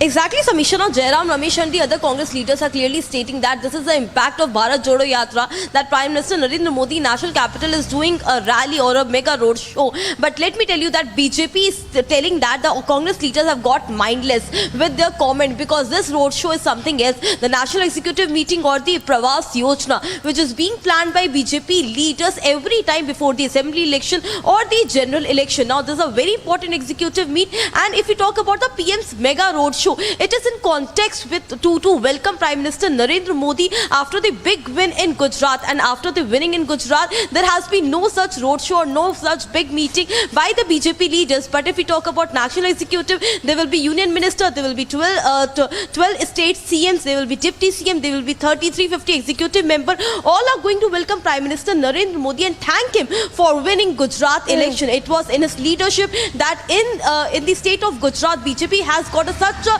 plenty victory and an amazing landfill victory, and therefore it is a way to welcome Prime Minister. Therefore, a 20-minute mega roadshow is happening from Patel Chowk to NDMC Convention Centre. It will commence at 3 p.m. and will go till 3:30 p.m. and at 3:30 National Executive will commence. So BJP is clearly stating that Congress leaders have gone senseless with their mindless comments. They are not looking into it, because this Bharat Jodo Yatra is something which is a Congress Todo Yatra, which BJP has been stating since first day. But this is a way to welcome the Prime Minister. What BJP leaders are doing here in National Capital, and that's a mega roadshow which has been planned from Patel Chowk. All the traffic advisories have been issued. There will be a Samisha, 2-hour traffic diversion on the streets of national capital from Patel Chowk to the Janpath lane till the reaching point NDMC Convention Centre. It is a very big executive meeting because the strengthening, planning, organizational strengthening of the booth level team will be decided in this national executive meeting. How to commence and how to start the preparation for the 2024 general elections and the ahead upcoming assembly elections, which are in Karnataka, Telangana, MP, Chhattisgarh and Rajasthan. So these will be the brainstorming sessions which will be held in the National Executive Meeting and PM Roadshow ahead of that National Executive Meeting. Samiksha, back to you. Harsha, stay with us, and like you're telling us, this Bharat Jodo Yatra and the roadshow has no similarity whatsoever, because this roadshow would cover approximately a distance of 1 kilometer. Talk to us about the key attendees of this National Executive Meet as well, because from what we understand that 12 chief ministers will be taking part in this National Executive Meet that will of course be taking place in 2 days' time, today and tomorrow, that is. Exactly, Samisha. There will be 12 chief ministers, there will be 5 deputy CMs, there will be 35 union ministers, there are 37 state president and 350 executive members who are participating in this national executive meeting. And before that, there's a very important meeting which is right now will start in a short time at the BJP party headquarters, from where my colleague Madhurima is reporting. There exactly is the meeting of office bearers and the general secretaries, where also the profile of the meeting, what in the executive members, the office bearers and general secretaries are going to keep from their side, that is going to be discussed in that meeting, which will be held at 10 a.m. But if we talk about national executive meeting, the elections in Madhya Pradesh, Chhattisgarh, Rajasthan, Karnataka, Telangana becomes very important for the party. Therefore, the view of the state CMs and the view of the 35 union minister and the state presidents will be taken, how to proceed ahead and how to start prepping for it from now when the national executive meeting ends. Samiksha, back Absolutely, Harsha. Thank you for the moment. So all eyes on that Prime Minister's mega roadshow that will be covered from Patel Chowk to Sansad Marg and would cover approximately 1 kilometer. Thank you for the moment, Harsha. So closely tracking all the updates coming in with the opposition also trying to politicize it and questioning whether it is similar to the Bharat Jodo Yatra of the Congress party. And a roundup of news in brief. Congress attempting to brainwash people ahead of the assembly polls. A book titled Congress and Rashtra Nirman Ki Gatha being distributed to the Youth Congress now, which mentions V.D. Savarkar and Muhammad Ali Jinnah in the same category. BJP spokesperson Shehzad Poonawalla hit out at the Congress for releasing a book which equates Savarkar to Muhammad Ali Jinnah. BJP has alleged that Congress is attempting to distort history through lies and propaganda once again. Once again, the Congress is back to doing what it does best: distort history and try to brainwash youth and the people through lies and propaganda in its attempt to whitewash the sins of Muhammad Ali Jinnah.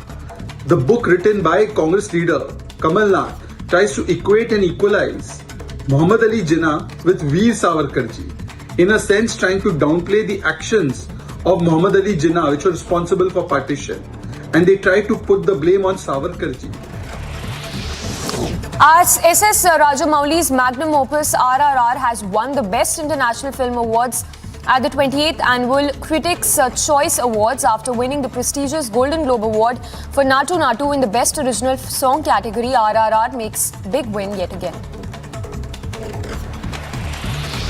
A day after Delhi Deputy Chief Minister Manish Sisodia's office saw a visit by CBI officials amid probe into the liquor gate, the ruling Aam Aadmi Party is now hit out at the probe agency. AAP's chief spokesperson Saurabh Bhardwaj said that the CBI must inform before visiting the office. मुख्यमंत्री का दफ्तर है, बाकायदा जिस दिन दफ्तर खुलता है उस दिन आइए, अफसर को चिट्ठी लिख दीजिए कि हमको ये चीजें लेनी है, हम वो लेने आ रहे हैं। भाई वो कोई इंडिया गेट कोई ना है कि वहां पे टहलते टहलते आपने जो है कुछ उठा लिया। भाई उप मुख्यमंत्री का दफ्तर है, छुट्टी वाले दिन आप वहां पे जाते हैं, सामान ढूंढते हैं, जो सामान आपको मन करता है वो उठा के ले जाते हैं, छापा और क्या होता है, यही तो होता है।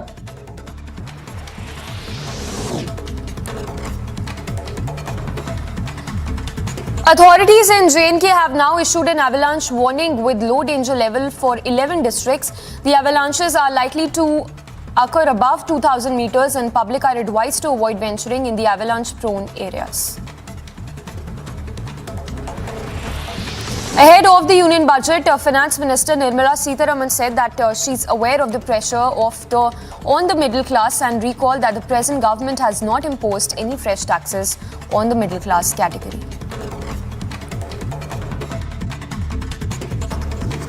मैं आने वाले बजट के ऊपर तो कोई कुछ बोल नहीं सकती और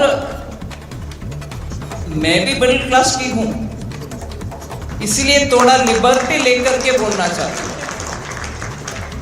लिबर्टी जरूर लेना आवश्यक है मिडिल क्लास का प्रेशर्स को मैं समझ पा रही हूं आई identify my self with middle class so I know but एक विषय में सरकार के अब तक के काम के ऊपर भी आपके सामने रखना चाहते हैं कोई नया टैक्स मिडिल क्लास के ऊपर नहीं है अब तक Nepal Prime Minister Pushp Kamal Dahal will be visiting India on his first foreign trip in late February or early March. Sources say that the Nepal Prime Minister's visit will reportedly take place after the election of the new president in Nepal. The Bharatiya Janata Party will hold a grand roadshow of Prime Minister Modi today in the national capital. The roadshow will take place on the first day of the national executive meet in honor of the Prime Minister. Ahead of Prime Minister's roadshow in the national capital, Congress leader Jairam Ramesh targeted the Prime Minister, calling him insecure. He further added that the Prime Minister is rattled by the huge success of Bharat Jodo Yatra. Unidentified miscreants were seen looting around 40,000 in cash from a medical shop owner at gunpoint in Punjab's Faridkot. The CCTV footage of the attack has been captured from the medical store at Dhilwan Kalan village in the area.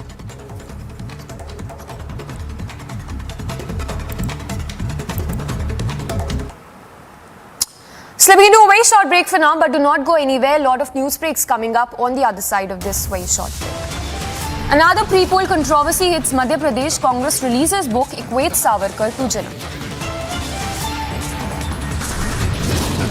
And rescue operations resume in Nepal's Pokhara. 68 deaths confirmed. Fate of 4 still hangs in balance.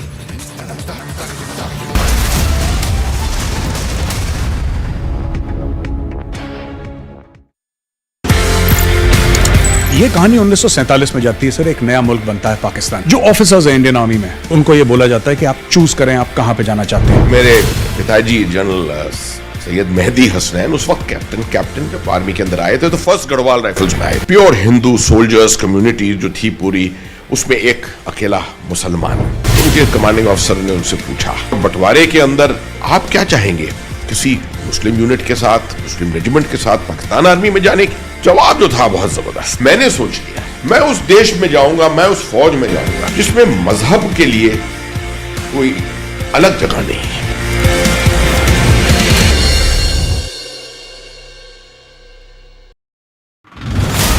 A stunning revelation has come to fore where the Delhi Police Special Cell Unit have arrested Jagjeet Singh Jassa and Naushad over their involvement in terror activities and trying to disrupt the Republic Day parade. Now, there was another major breakthrough that was achieved by the Delhi Police Special Cell after it was able to get some hand grenades from at Bhalfa Dairy. There are also now reports that perhaps Naushad and Jagjeet Singh Jassa would have also been involved in a target killing.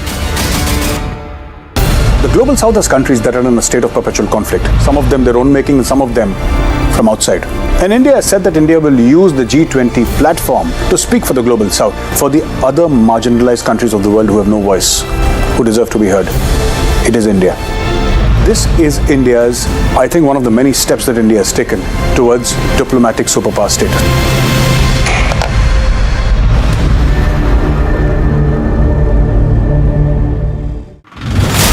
More trouble for the people of Joshimath. On one side, they have been asked to leave their houses. they have been evacuated. On the other hand, this is the water crisis which is being seen by the people of Joshimath now. Water pipes is not working properly and the supply of the water has been already stopped. एक आपने concept दिया जी जनाब का. I don't ever want to claim anything which is not done by me. I only cast my mind back to what General Patinkar and General Nirbhay Sharma had done. What I did was that I took the Ji Janab. Ji Janab was not about saying Ji Janab to everyone. It was just a symbol, a name given to an operation to say, understand the Kashmiri environment, understand the culture, understand the sensitivities.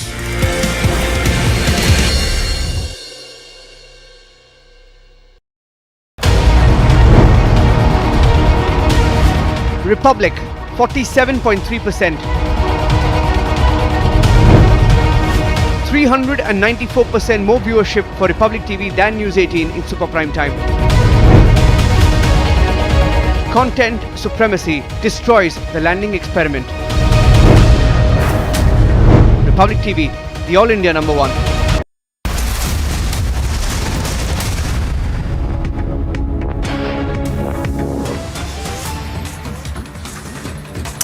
All right, latest coming in on the death threat calls that were made to Union Minister Nitin Gadkari. We're now given to understand that a team of Maharashtra cops visited the Hindalga jail after they got to know that inmate had made threat calls to Union Minister Nitin Gadkari at his Nagpur office.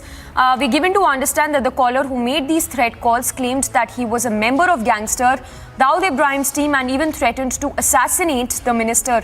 Identified himself and also gave a mobile number to call back, saying it was his number. So the latest coming in, the visuals on your screens as well of the Maharashtra cops who visited the Hindalga jail after those threat calls that were made to Union Minister Nitin Gadkari at his Nagpur office. We're also given to understand that a team of Nagpur police arrived in Belagavi and spoke to the jail authorities and suspected the inmate. The Belagavi city police has assisted them in the inquiry. The accused, meanwhile, has denied making those threat calls to Union Minister Nitin Gadkari. Meanwhile, latest coming in that the Nagpur police suspect that the accused is Shreyas alias, who's been identified as Tejas Pujari from Mangaluru, who's lodged in the Hindalga jail. Well, the first visuals that we are also putting on the screens right now is of the accused who's been identified. We're given to understand that the Belagavi police is also assisting the Maharashtra cops in carrying out the inquiry into those threat calls that were made to Union Minister Nitin Gadkari. So the first visuals on your screens of the accused who's been identified, the Belagavi city police that is assisting the Maharashtra police in carrying out the investigation after those threat calls were made to Union Minister Nitin Gadkari. The image on your screens is of the accused who's been identified as Jayesh Pujari, who has been imprisoned in Hindalga jail for extortion, murder and attempt to murder as well. So the first visuals on the screens right now is of the accused who's been identified as Jayesh Pujari. He's been lodged in the Hindalga jail for crimes including extortion, murder and attempt to murder as well. So those are the details that are just coming in. In fact, let's play out that reaction that is coming from the Maharashtra Deputy Chief Minister Devendra Fadnavis on the threat calls that were made to Union Minister Nitin Gadkari. देखिए उसको जो माननीय गडकरी जी को धमकी आई थी उसको हमने trace किया और तुरंत ऐसा ध्यान में आया कि ये कॉल कर्नाटक बेलगांव से हुआ है। तुरंत नागपुर पुलिस ने बेलगांव पुलिस की मदद ली और बेलगांव के कमिश्नर से बात करके उसको ट्रेस किया गया। तब ऐसा ध्यान में आया कि एक व्यक्ति वहां की जेल में है, उस व्यक्ति ने थ्रेट कॉल किया है। अब उस तक मोबाइल कैसा पहुंचा, उसने किसके माध्यम से किया, क्यों किया, इसकी सारी जानकारी ली जा रही है। कर्नाटक की पुलिस भी हमको इसमें मदद कर रही है और इसकी सारी तफ्तीश अपनी एक टीम ने की है। लेकिन जब तक इसके पीछे का मोटिव ध्यान में नहीं आता तब तक ये तफ्तीश जारी रहेगी। All right, so there you heard the reaction that is coming from the Deputy Chief Minister of Maharashtra. Prajwal, we're given to understand that Amitesh Kumar, the COP of Nagpur, has also responded to this. Take us through what you've been picking from the Belagavi police that is assisting the Maharashtra cops in this investigation. A dairy has been taken from Shreyas alias Jayesh alias Tejesh Pujari, who is a history sheeter in Karnataka, because his history of committing crimes, extortion, murders, attempt to murders, as well as threats to VIPs and VVIPs is known across Karnataka, and he has a huge network. He had lastly associated himself with the D company, but there has been no sort of history sheet against him when it comes to terms of the connection with D company. But he is said to be, he's said to be a history sheeter, because there are several cases which has been registered against Jayesh Pujari, and in the latest now we get to learn that one of the major cases that has been registered against Jayesh Pujari in 2008 was for murder as well as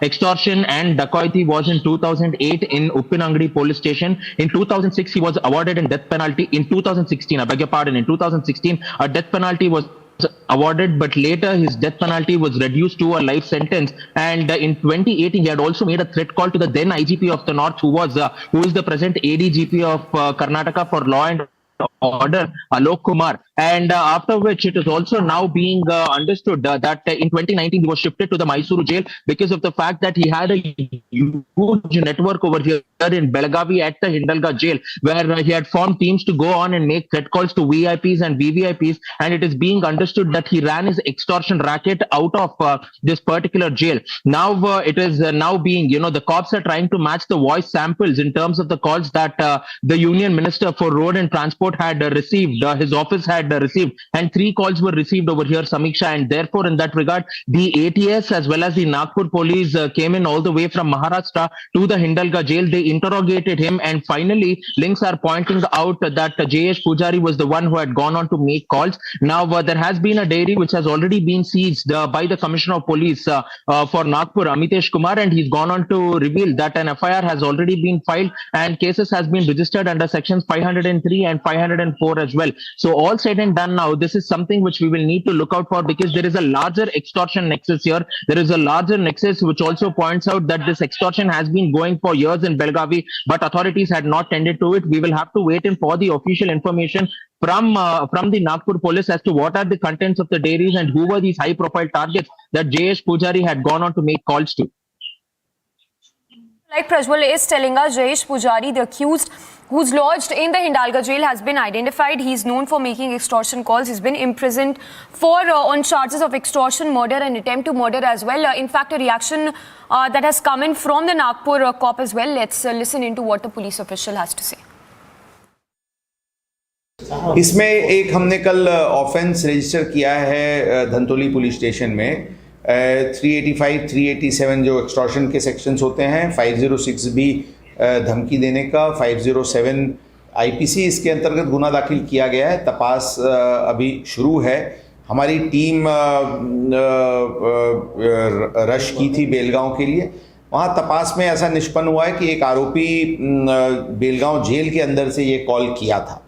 अभी उसके पास से हमारी police teams ने झड़ती वगैरह ली है, एक diary उसके पास से मिला है। बाकी टीम उसको वहाँ पे इंट्रोगेट कर रही है जेल अथॉरिटी से परमिशन के बाद। तपास बहुत ही प्रिलिमिनरी स्टेज पे है, इसके बारे में डिटेल्स आपको समय पे दिया जाएगा। आरोपी का नाम और जहाँ से उसने फोन किया था जेल से, फांसी की सजा भी उसको हुई है इसके बारे में। जेल ये जो आरोपी है, ये इसके ऊपर पहले 302, 392 का एक ऑफेंस 2008 का था। उस ऑफेंस में ये 2018 में इसको फांसी की सजा हुई थी, तब से वो जेल में है। इसका रिकॉर्ड पहले भी और भी ऑफेंसेस जेल से भाग जाने का या फिर और भी लोगों को इस प्रकार की धमकी की कॉल करने की, इस प्रकार की उसकी क्राइम रिकॉर्ड है। अभी तपास टीम्स हमारी वहाँ पे है, जेल अथॉरिटीज़ के साथ मिलके वहाँ पे इंट्रोगेशन वगैरह शुरू है। योग्य समय पे आपको और डिटेल्स दिए जाएंगे। इसका नाम और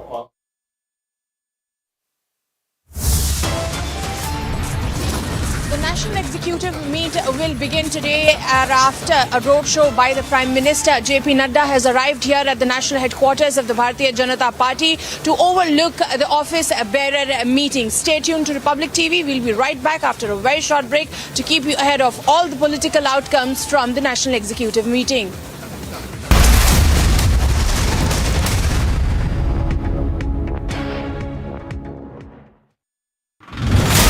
A stunning revelation has come to fore where the Delhi Police Special Cell Unit have arrested Jagjit Singh Jassa and Naushad over their involvement in terror activities and trying to disrupt the Republic Day parade. Now, there was another major breakthrough that was achieved by the Delhi Police Special Cell after it was able to get some hand grenades from at Bhalfa Dairy. There are also now reports that perhaps Naushad and Jagjit Singh Jassa would have also been involved in a target killing. The global south has countries that are in a state of perpetual conflict. Some of them their own making and some of them from outside. And India has said that India will use the G20 platform to speak for the global south, for the other marginalized countries of the world who have no voice, who deserve to be heard. It is India. This is India's, I think, one of the many steps that India has taken towards diplomatic superpower status.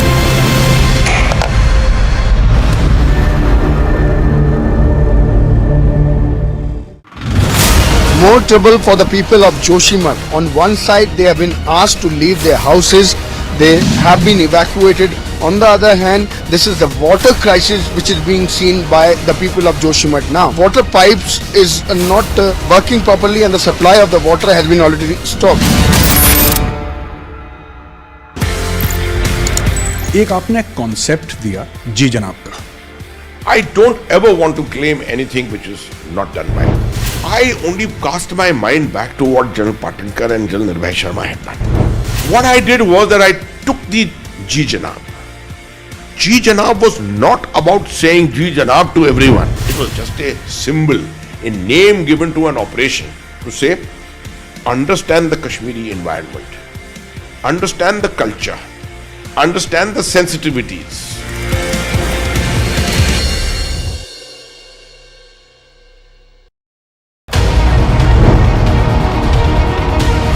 Republic, 47.3%. 394% more viewership for Republic TV than News 18 in super prime time. Content supremacy destroys the landing experiment. Republic TV, the All India number one.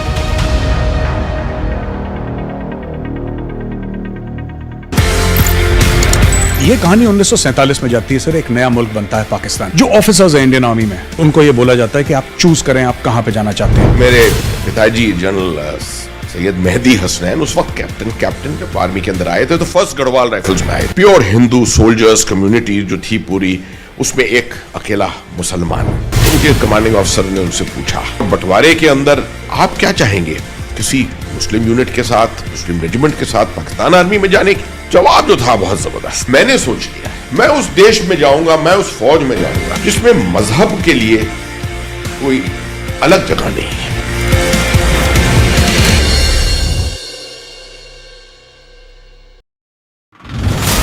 A stunning revelation has come to fore where the Delhi Police Special Cell Unit have arrested Jagjit Singh Jassa and Naushad over their involvement.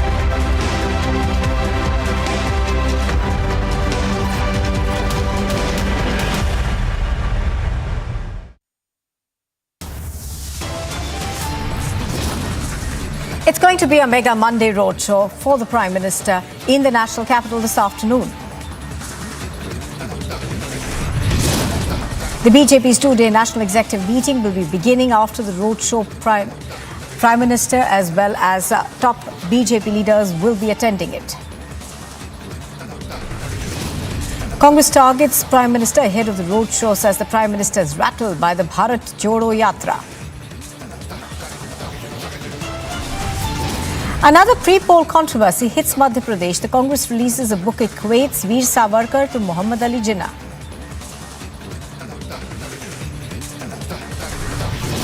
Apex Court to hear a plea seeking sinking of Joshimath to be declared as a national disaster. And rescue operations resume in Nepal's Pokhara. 68 deaths are confirmed. Fate of 4 is unknown.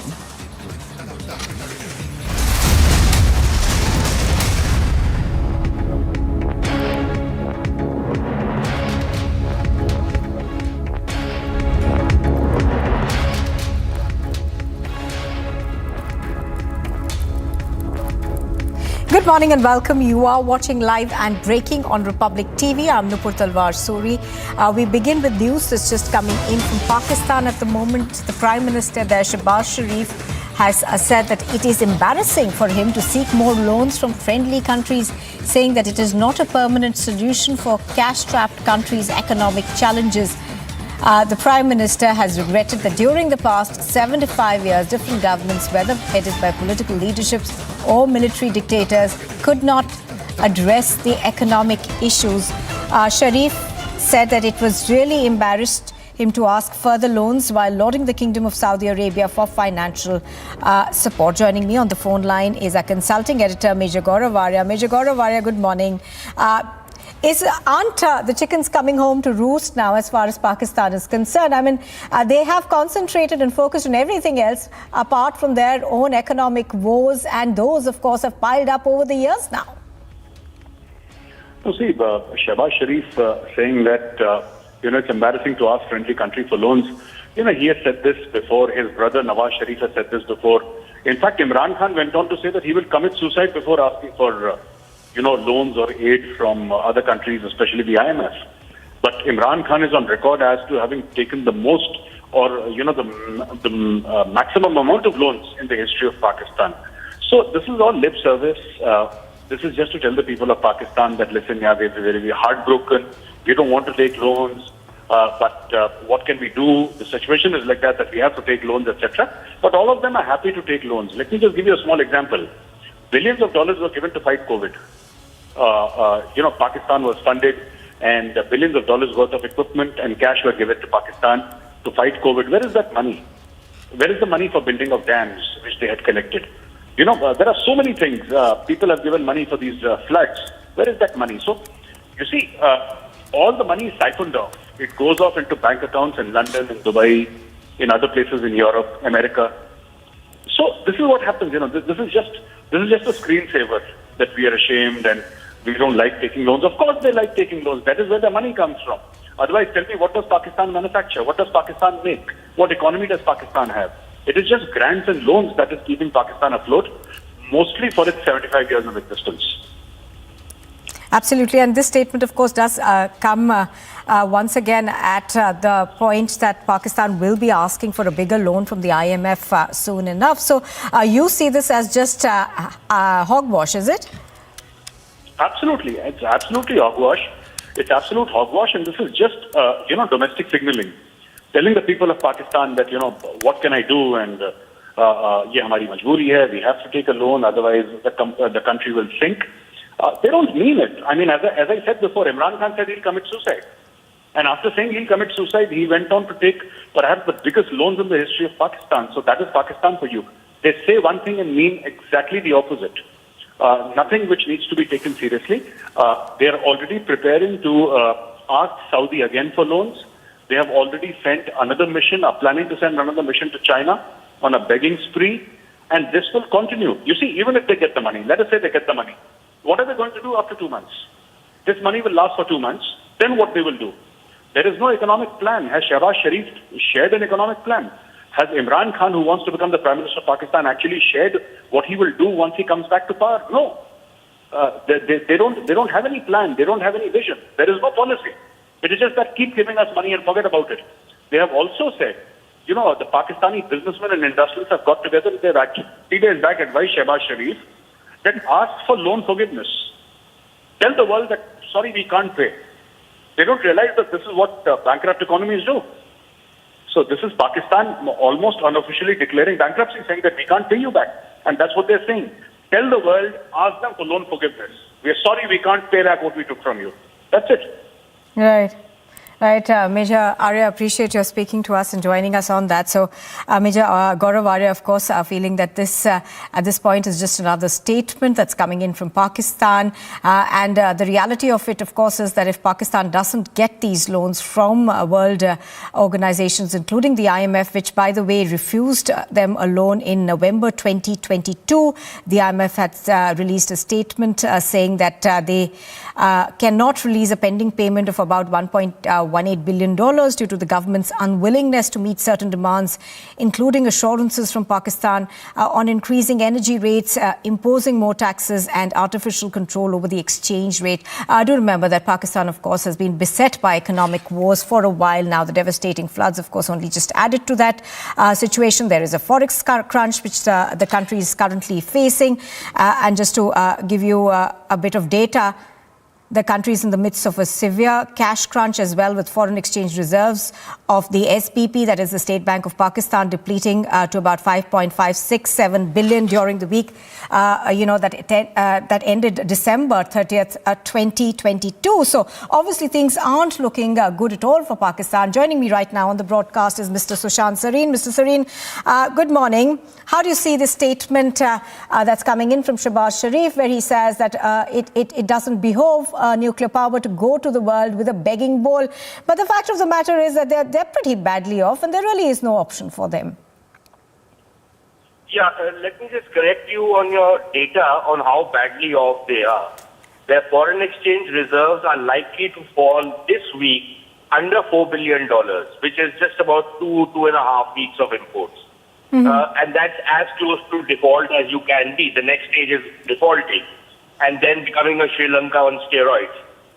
So that's how bad the economic situation is. What Prime Minister Shehbaz Sharif said is really a statement of fact. It shows the kind of embarrassment these people are going through, but this is an embarrassment that people like Shehbaz Sharif, Imran Khan, and Bonnie and Clyde's son Bilawal Bhutto have brought upon their country. Because these people have looted and pillaged in their country so badly, including in conjunction with the Pakistani armed forces, that they are now literally running on empty. They spend other people's money thinking that there is no payback, but that payback time has come. And for Mr. Shehbaz Sharif to keep, parroting this thing of nuclear weapons power, we've seen a superpower armed with nuclear weapons go bust and then break up. And I'm talking about the erstwhile Soviet Union. So this is not going to be the first time if this happens. But the fact of the matter remains, the Pakistanis produce nothing. Their only value to the world is now nuisance value. And I think the world has started realizing it. And how much of freebies are they going to be given? So frankly speaking, going forward, unless the Pakistanis are ready to reform, and by reform, it means a very deep surgery on the economic structure, which means that the entire economy will have to severely contract to come to a point where it becomes sustainable. Because the way Pakistan is right now, it's an unviable country. It's unsustainable. And I think that is a reality which has started sinking in among some people. But then, again, the moment you add your economic problems and you equate it with your nuclear weapon status, then that means that you're not thinking about the economy. You still have a chip on your shoulder. And beggars can't be choosers. And the moment the Pakistanis realize that, the better it is for them. But one last point. Yes. I think it's a perfect time for the rest of the world to use this as an opportunity to not only cut the nuisance of the Pakistan army to size, but also to get a firmer control over Pakistan's nuclear arsenal and limit it to a point where it does not become a threat to the world.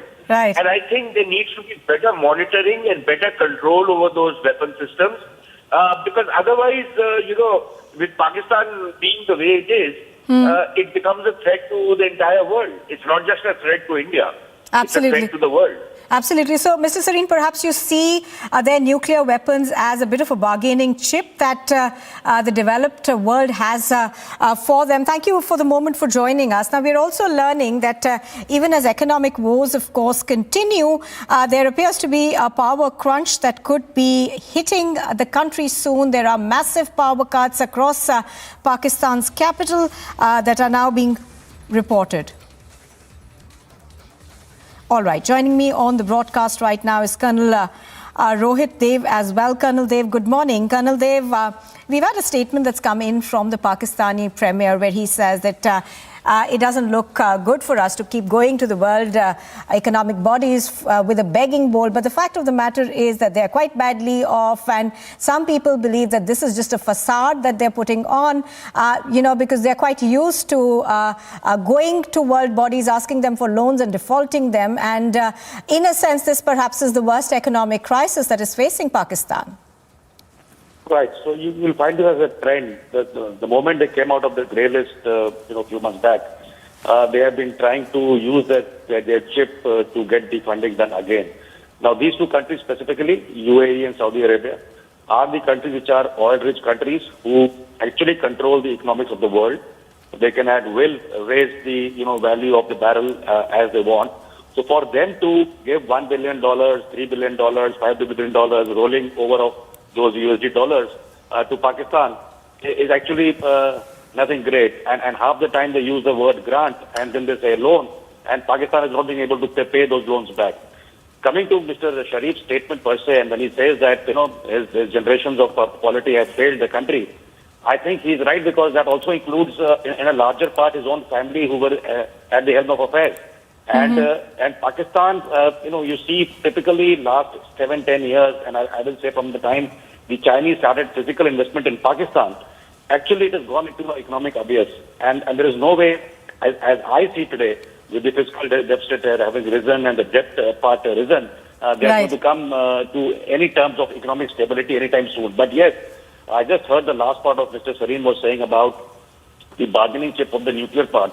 While I agree that is correct, the other part is that the lobby of the defense manufacturing in US is quite high. They control government, they control businesses, they control wars across the world, and you can give it any cloak you want to, but they are the people who mean business. So when you give money for refurbishment of the F-16, you are actually giving money to the defense manufacturing company. So that is the way they have been. But to take autonomous control of the assets of nuclear type from Pakistan by any country, I don't think so. That's going to happen. You can have a leverage by saying we've given you money and we need to seek controls. But physical control is something which is quite offset. Is not going to come through.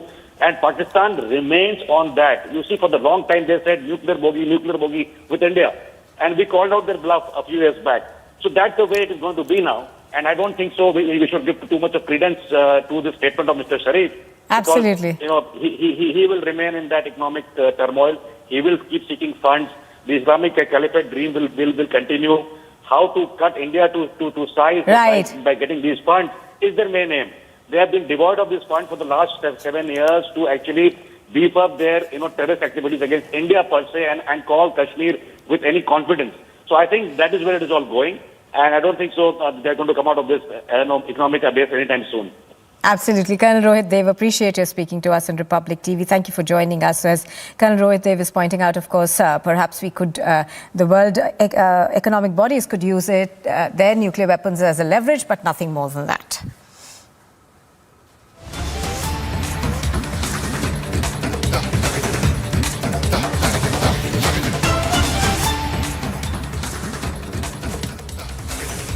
And news just coming in from China. We are learning that a massive explosion at a chemical plant in northeastern China has killed at least 2 people and left 12 people missing. Another 34 people were injured in the explosion Sunday on the outskirts of the city of Panjing in Liaoning province, east of the capital of Beijing. Let's go across to Samiksha, who's reporting on this from our Mumbai newsroom. She joins us live. Samiksha, give us more details of this particular incident, and also tell us more about what caused it. That's right, Tupur. So from what we know, this explosion happened on Sunday on the outskirts of the city of Panjin in Lining province, which is the east of the capital, Beijing. Now, what we've given to understand from the photos of flames and thick black smoke that can be seen rising from that complex of chemical processing machinery, the damage is huge. We're given to understand 2 people have lost their lives and more than 12 people are said to be missing.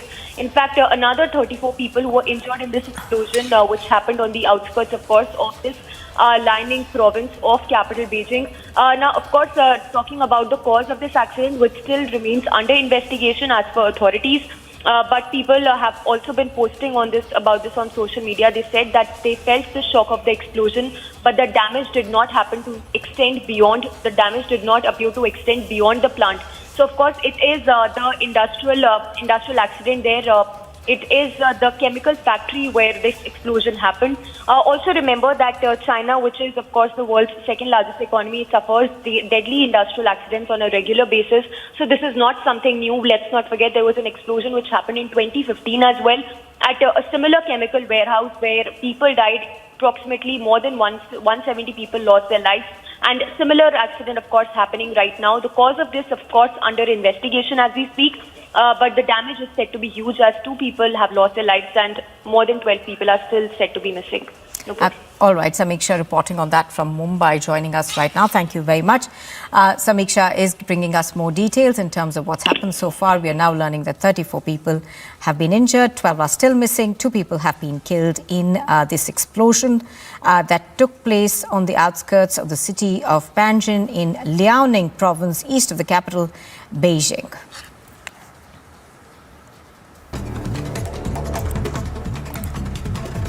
A look at the top news stories we're tracking this morning.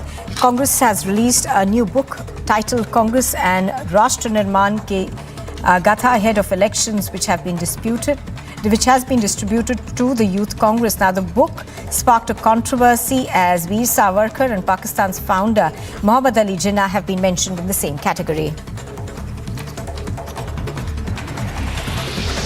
The BJP spokesperson Shehzad Poonawalla hit out at the Congress party for releasing the book which equates Savarkar and Jinnah. The BJP alleges that the Congress is attempting to distort history through lies and propaganda. Once again, the Congress is back to doing what it does best: distort history and try to brainwash youth and the people through lies and propaganda in its attempt to whitewash the sins of Muhammad Ali Jinnah.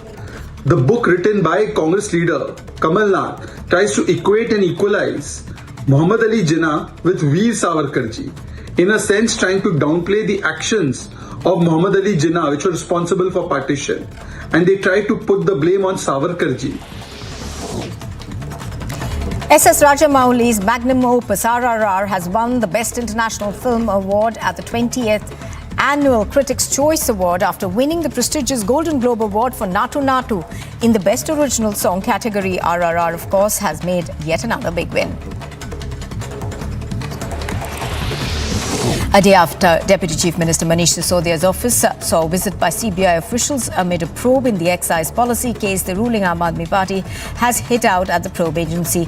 The Aam Aadmi Party's chief spokesperson said that the CBI must inform before visiting their office. मुख्यमंत्री का दफ्तर है, बाकायदा जिस दिन दफ्तर खुलता है उस दिन आइए, अफसर को चिट्ठी लिख दीजिए कि हमको ये चीजें लेनी है, हम वो लेने आ रहे हैं। भाई वो कोई इंडिया गेट कोई ना है कि वहां पे टहलते टहलते आपने जो है कुछ उठा लिया। भाई उप मुख्यमंत्री का दफ्तर है, छुट्टी वाले दिन आप वहां पे जाते हैं, सामान ढूंढते हैं, जो सामान आपको मन करता है वो उठा के ले जाते हैं, छापा और क्या होता है, यही तो होता है। Authorities in Jammu and Kashmir have issued an avalanche warning with low danger level for 11 districts. The avalanches are likely to occur above 2,000 meters, and the public is advised to avoid venturing to avalanche-prone areas. Ahead of the union budget, the Finance Minister Nirmala Sitharaman has said that she is aware of the pressures of the middle class and recalled that the present government has not imposed any fresh taxes on them.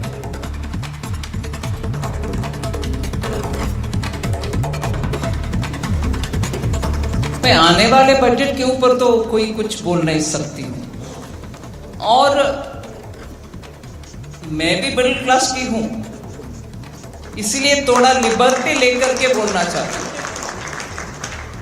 Liberty जरूर लेना आवश्यक है। Middle class का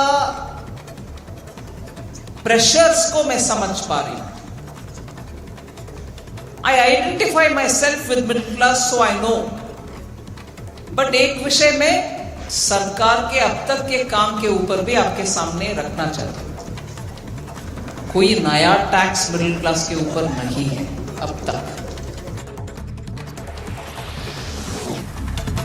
Nepal's Prime Minister Pushp Kamal Dahal is likely to visit India on his first foreign trip in late February or early March. Sources say that his visit will reportedly take place after the election of the new president. The BJP will be holding a grand roadshow of the Prime Minister Narendra Modi today in the national capital. The roadshow will take place on the first day of the national executive meeting in honor of the PM. A team of the Nagpur police has visited Hindalga jail in Belgavi to speak to authorities and question Jayesh Pujari. Pujari is an inmate who allegedly made threat calls to Nitin Gadkari's office. Unidentified miscreants have looted around 40,000 rupees in cash from a medical shop owner at gunpoint in Punjab's Faridkot. CCTV footage of the attack has been captured from the medical store at Dhilwan Kalan village. Police investigation is underway.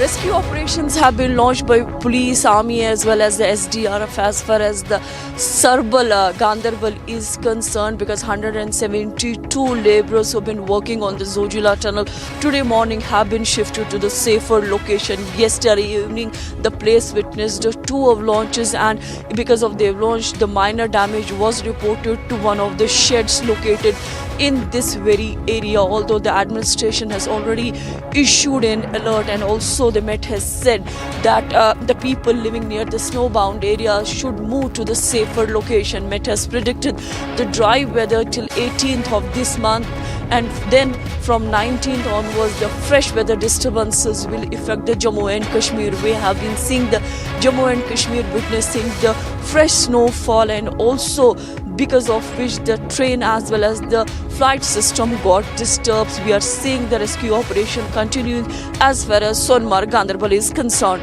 With Vijay Firdoswani, I'm Zina Zishan Fazal for Republic in Central Kashmir. You are watching Republic TV. On the other side, the Apex Court is likely to hear a plea seeking the sinking of Joshimath to be declared as a national disaster. Rescue operations resume in Nepal's Pokhara. 68 deaths are confirmed. The fate of 4 people is still unknown.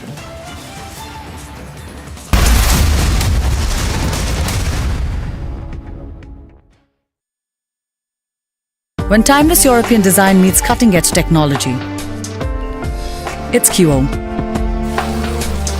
QO, European Bath Lounges. More trouble for the people of Joshimath. On one side, they have been asked to leave their houses. They have been evacuated.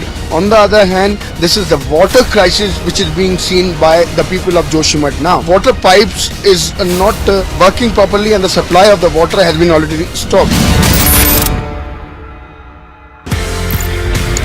एक आपने concept दिया जी जनाब का। I don't ever want to claim anything which is not done by me.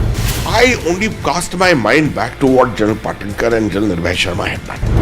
What I did was that I took the Ji Janab. Ji Janab was not about saying Ji Janab to everyone. It was just a symbol, a name given to an operation to say, understand the Kashmiri environment, understand the culture, understand the sensitivities.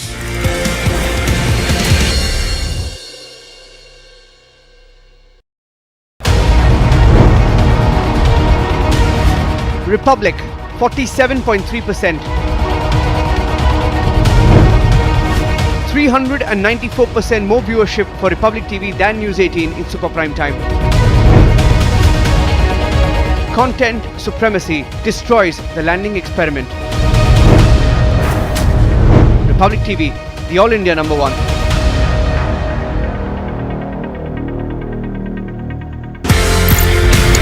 ये कहानी 1947 में जाती है sir. एक नया मुल्क बनता है पाकिस्तान। जो ऑफिसर्स हैं इंडियन आर्मी में, उनको ये बोला जाता है कि आप चूज करें आप कहां पे जाना चाहते हैं। मेरे पिताजी जनरल सैयद मेहदी हसनैन उस वक्त कैप्टन जब आर्मी के अंदर आए थे तो फर्स्ट गढ़वाल राइफल्स में आए। प्योर हिंदू सोल्जर्स कम्युनिटी जो थी पूरी, उसमें एक अकेला मुसलमान।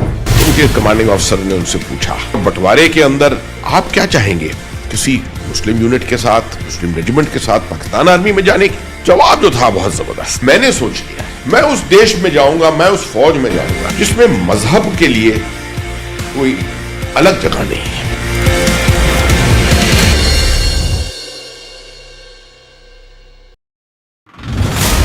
A stunning revelation has come to fore where the Delhi Police Special Cell Unit have arrested Jagjeet Jassa and Naushad over their involvement in terror activities and trying to disrupt the Republic Day parade. Now, there was another major breakthrough that was achieved by the Delhi Police Special Cell after it was able to get some hand grenade from at Bhalfa Dairy. There are also now reports that perhaps Naushad and Jagjeet Jassa would have also been involved in a target killing.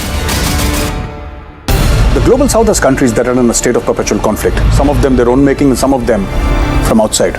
And India has said that India will use the G20 platform to speak for the global south, for the other marginalized countries of the world who have no voice, who deserve to be heard. It is India. This is India's, I think, one of the many steps that India has.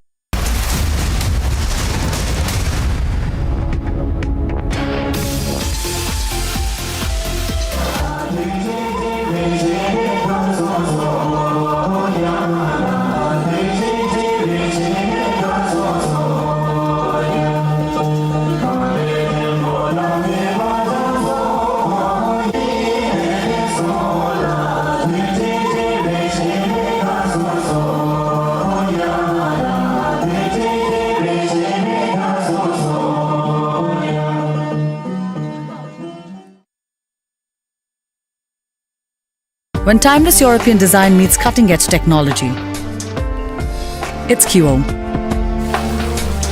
QO, European bath lounges.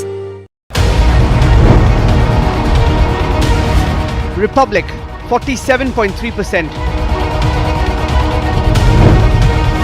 394% more viewership for Republic TV than News 18 in super prime time. Content supremacy destroys the landing experiment. Republic TV, the All India #1.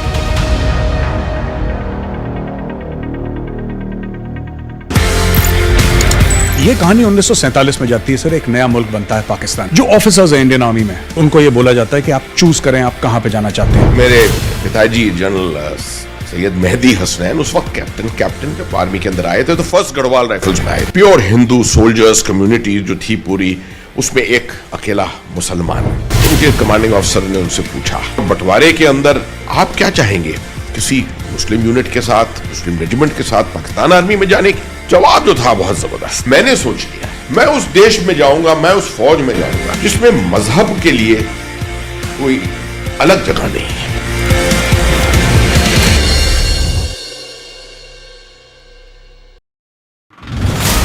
A stunning revelation has come to fore where the Delhi Police Special Cell Unit have arrested Jagjeet Jassa and Naushad over their involvement in terror activities and trying to disrupt the Republic Day parade. Now, there was another major breakthrough that was achieved by the Delhi Police Special Cell after it was able to get some hand grenade from at Bhalfa Dairy. There are also now reports that perhaps Naushad and Jagjeet Jassa would have also been involved in a target killing. The global south has countries that are in a state of perpetual conflict. Some of them their own making and some of them from outside. And India has said that India will use the G20 platform to speak for the global south, for the other marginalized countries of the world who have no voice, who deserve to be heard. It is India. This is India's, I think, one of the many steps that India has taken towards diplomatic superpower status.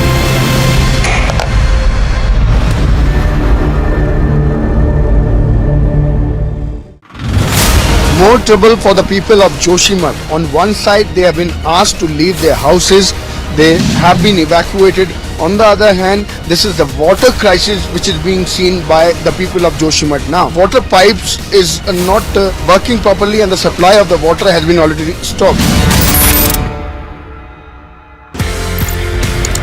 एक आपने concept दिया जी जनाब का.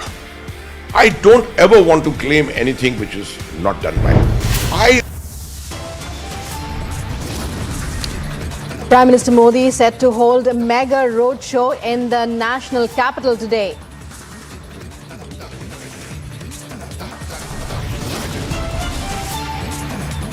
BJP's two-day national executive meeting to be held today. BJP top brass to attend.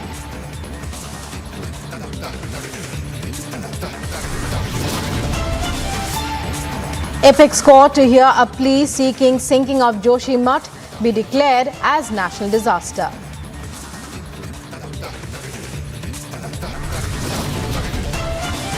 As worst ever crisis hits Pakistan, Pakistan Prime Minister admits he is embarrassed to beg for loans.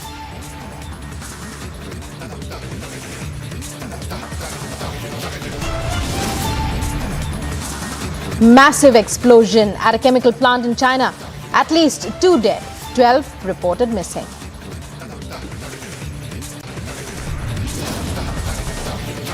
Rescue operations resume in Nepal's Pokhara. 68 deaths confirmed, fate of 4 unknown.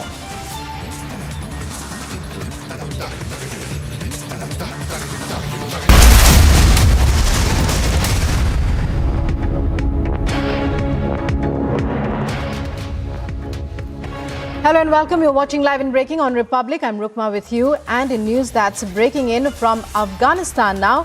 Afghanistan security authorities have confirmed that Mursal Nabizada, a former Afghan member of parliament and one of her security guards, were on Sunday killed in Kabul. Mursal Nabizada, a former representative of Laghman province in the Afghan parliament, was killed by unknown gunmen in Kabul city's 12th district. Reports suggest unknown gunmen entered Mursal Nabizada's home in the Ahmed Shah Baba Mena locality in Kabul city's 12th district. The gunmen shot dead 2 people. And one of the persons who was shot dead was the MP.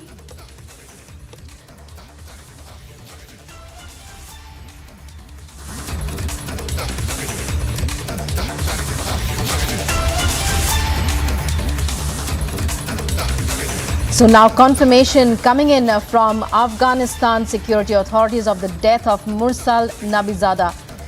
And for to tell our viewers more about Mursal Nabizada, she is a former Afghan she's a former Afghan member of parliament.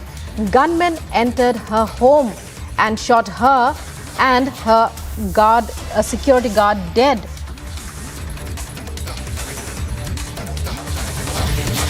And this happened on Sunday in Kabul. And I go across now to my colleague Samiksha, joining us from the Mumbai newsroom to take us through more updates on this, more details on this. Samiksha, for our viewers, take us through this breaking update coming in. Now, it's been confirmed that this Afghan MP was shot dead by gunmen in an ambush, can we say. They broke into her home. Gunmen broke into her home and shot her dead. Tell us more. Well, that's right, Rukma. So, a former Afghan member of parliament who's been identified as Mursal Nabizada and one of her security guards as well were killed on Sunday in Kabul. Now, we do not yet know who is behind this particular incident, but important to note here the kind of incidents that have been happening in Afghanistan, where there is an attempt to suppress the voices of women, be it in terms of, the latest diktats that have come in from the Taliban leaders not allowing women to work at non-governmental organizations and even barring women from pursuing higher education in Afghanistan. In fact, talking about this latest incident, we are given to understand that it was on 4th of January when several blasts were heard in Afghanistan's capital, Kabul. The blasts, of course, come 3 days after at least 10 people were killed and 3 others were seriously injured in an explosion which happened at the Kabul military airport. So there have been a series of blasts that have been taking place in the capital of Afghanistan, Kabul. In fact, the Taliban's interior minister spokesperson also said that the explosion caused injuries close to the military airport's main gate in Kabul.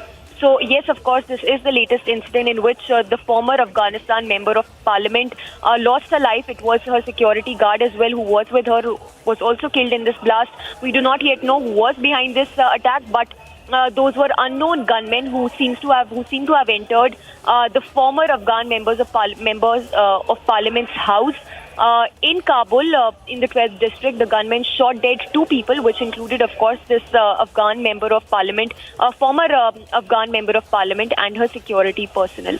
Rukma. So while, Samiksha, as of now, it could be either a case of a crackdown on women in the public eye, on women in positions of power, it could also be a terror attack. But what are authorities saying about the kind of investigations? Because we hear that even as we speak now, there's no reaction from the family of Nabizada as such, even though her brother too was injured. We hear, Samiksha, in this particular incident. Rukma, for now, there is a statement that has come in from the spokesperson of the Kabul Security Department, who's made it very clear that those responsible have not been identified yet, and the reason also behind this killing remains unclear.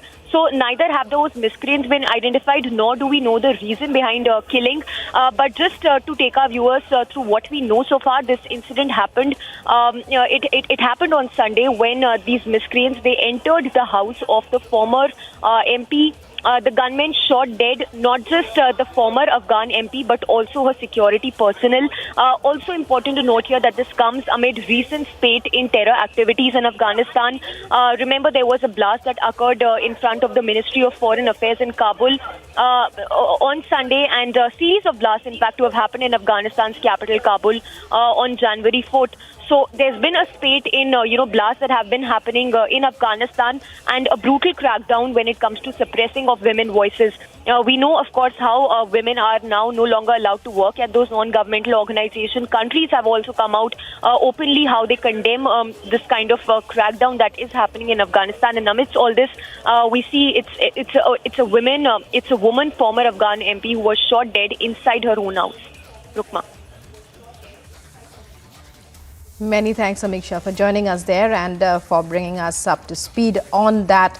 So Mursal Nabizada, it's been confirmed by Afghan security authorities, has been shot dead. She's a former Afghan MP, but details are still awaited. Moving on now, we get you news from Maharashtra's Gadkari, and reports are coming in of firing by Maoists on a police team in Vedampalli forest area of Aheri Tehsil in Gadkari after retaliatory action from police yesterday. 20 to 25 Naxals fled into the forest. Police seized weapons and material from the spot. We'll try and get you more details, but right now what we are hearing that Maoists in retaliation for yesterday's crackdown by the police opened fire at a police team in Gadkari in Maharashtra. That's all as far as the details we have as of now are concerned. Yesterday, the Maoists had fled into the forest under the police crackdown, but today we are hearing that they opened fire at a police company in Gadkari in Maharashtra. Piyush Ori to take us through this breaking update. Piyush Ori, Maoists, we believe it's another encounter between Maoists. What are you hearing as far as any casualties are concerned, and is the operation still underway? This is an incident from Gadkari in Maharashtra. Yesterday there was police action against Maoists. Today, in retaliatory fire, Maoists shot at a police team in the village of Vedampalli in Gadkari in Maharashtra. Yesterday, under the impact of police action, a number of Maoists had fled into the forest. And joining us now is Piyush Ori to tell us what details he has. Piyush Ori, what can you tell us about this latest incident of Maoists firing on a police team? We believe it's retaliatory fire. What are the latest updates as far as casualties and so on are concerned? So yes, this is a very serious incident that has occurred in Maharashtra's district of Gadkari, which for long has been a base for Maoist and Naxal, but because of the effort of CRPF and Maharashtra police, the number of Naxals in this area is slowly reducing. In one of the retaliatory action that was taken by the Maharashtra police, as was we've been told, there was firing of gunshots by the Maoists also. Now what we have been told is that we do not know about the casualties as such. The operations is going, but yes, after a long time we are getting to hear that there has another action in Gadkari area between the Maoists and the security forces because of the tough action that was taken by the security agencies in the past. You never got to hear the such kind of actions, at least in Gadkari. But yes, with this kind of action now being reported from Gadkari, this is a serious news which has been coming up. As of now, we have not been told about the casualties, but yes, perhaps there can be some casualties that may be reported. It's only going to be in the coming few minutes or hours that we are going to definitely know about what action and what casualties have taken place. Back to the studio. Right. And these are visuals, viewers, that we're getting you. Police, as you can see, marching in that area. For the past few weeks now, Piyush, we've been hearing about police action in that area. But the success that the police has achieved has been, just 1 week back, we heard about a woman Naxal being killed. Then that has been the basic success as far as. But yesterday's operation had yielded a lot of results because the police were able to seize weapons and material from the spot. Clearly, inroads are being made by by security forces into this hotbed of Naxal activity.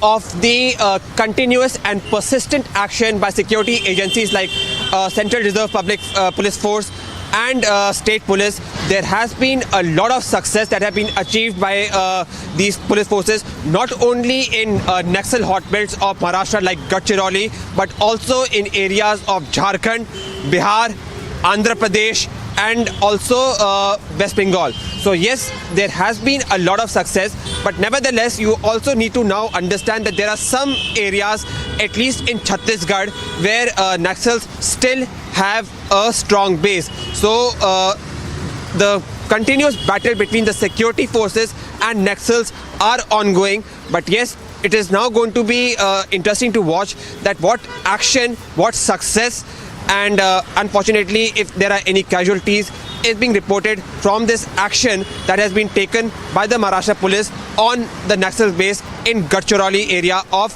Maharashtra, which, mind you, has definitely seen a lot of wearing down of Naxal forces because of the efforts of CRPF and the state police force. Back to you in the studio.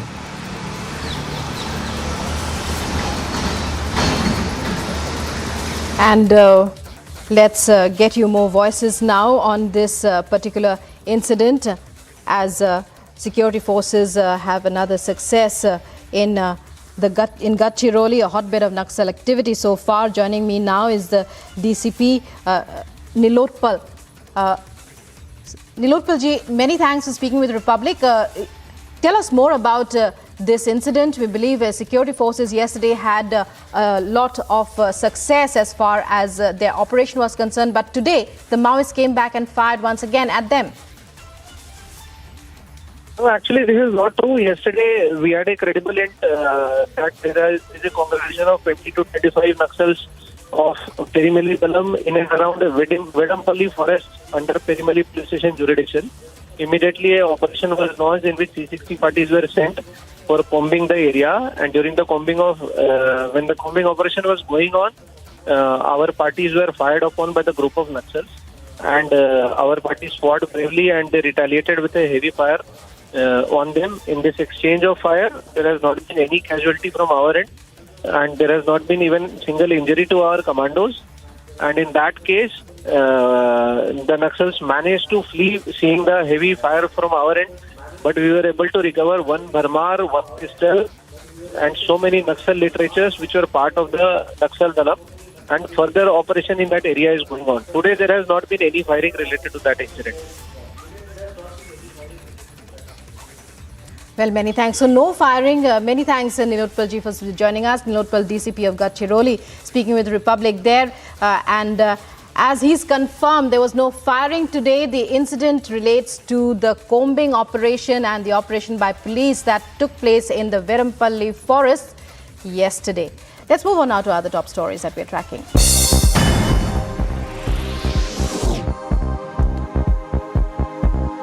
12 people died, over 30 were left missing as a Russian missile strike destroyed a section of an apartment building in the southern Ukrainian city of Dnipro.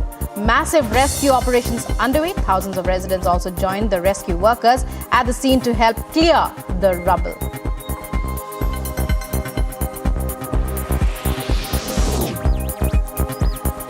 Meanwhile, Ukrainian President Volodymyr Zelensky has said that he spoke to UK Prime Minister Rishi Sunak about some very important things regarding defense strategy of Ukraine in the backdrop of the ongoing Russian attacks.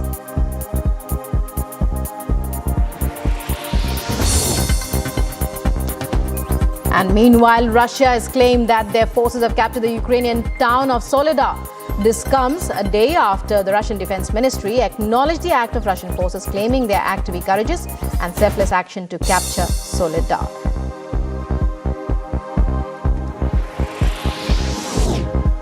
Stunned residents tried to salvage belongings and rescue crews pulled survivors from beneath collapsed houses on Friday in the aftermath of a tornado spawning storm system that killed at least 9 people as it barreled across parts of Georgia and Alabama.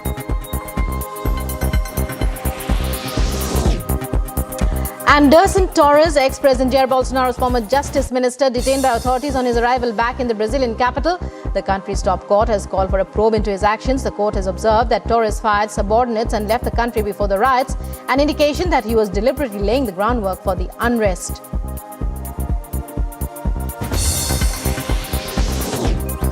Thousands of soldiers and supporters of the Polisario Front, the Western Sahara's pro-independence movement, met in Algeria to mark the beginning of a party conference. The gathering will seek to discuss the party policy and strategy in its struggle against Morocco, which has controlled most of Western Sahara since 1975 after the withdrawal of Spanish colonists.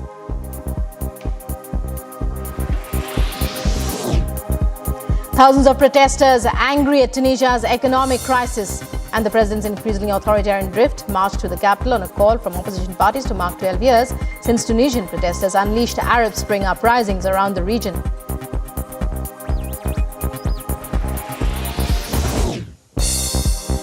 Tens of thousands of Israelis gather in central Tel Aviv to protest against plans by Prime Minister Netanyahu's new government to overhaul the country's legal system and weaken the Supreme Court.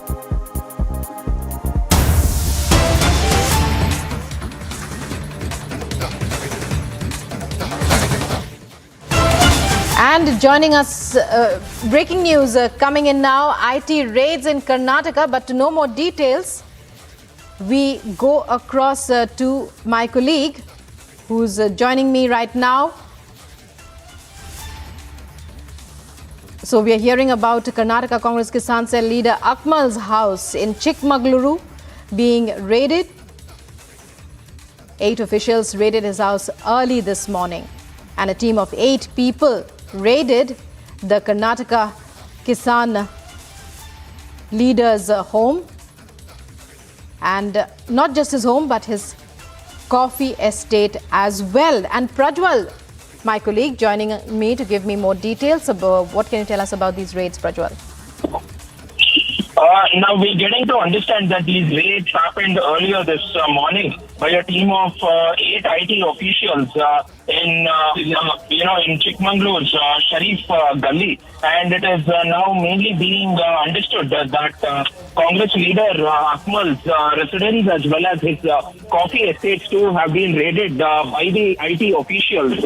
And all these, it is initially being understood that the Congress leader Akmal had evaded taxes too. It's something that is being learned now, but more details are to be given by more details are to be given by the IT officials too. And now the IT officials are also going through the documents that has been... The officials are also going through the documents that has been seized from Akmal's residence now. And more of now, mainly when it comes to Akmal, Akmal is also the IT cell. He's the leader of the IT wing of the Congress cell in Karnataka, and he's someone who's said to be very close to the leader of opposition in the assembly, Siddaramaiah, as well. But now the Congress are also going on and making statements that the central agencies are targeting the Congress leaders because of the upcoming elections in Karnataka, and this is something which is very wrong as well. And even as we are speaking, more details are to emerge about these IT raids which are happening currently in Chikmagaluru district.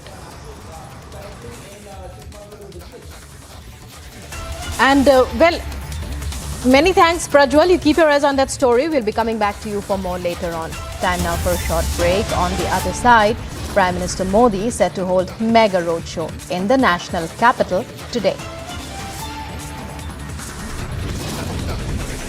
Also coming up, massive explosion at a chemical plant in China. At least 2 dead, 12 reported missing.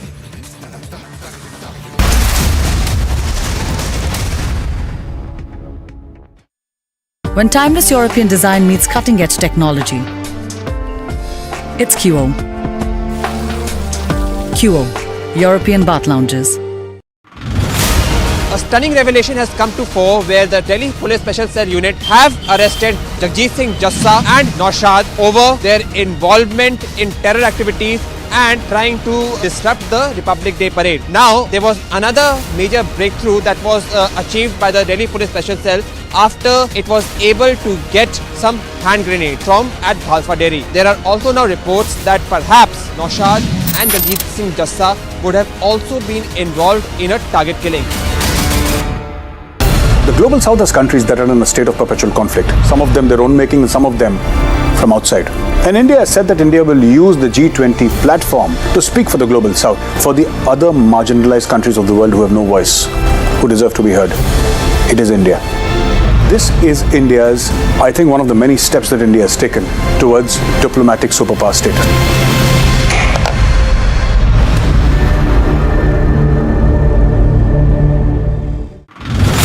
More trouble for the people of Joshimath. On one side, they have been asked to leave their houses. They have been evacuated. On the other hand, this is the water crisis which is being seen by the people of Joshimath now. Water pipes is not working properly and the supply of the water has been already stopped. एक आपने concept दिया जी जनाब का. I don't ever want to claim anything which is not done by me. I only cast my mind back to what General Patinkar and General Nirbhay Sharma had done. What I did was that I took the Ji Janab. Ji Janab was not about saying Ji Janab to everyone. It was just a symbol, a name given to an operation to say, understand the Kashmiri environment, understand the culture, understand the sensitivities.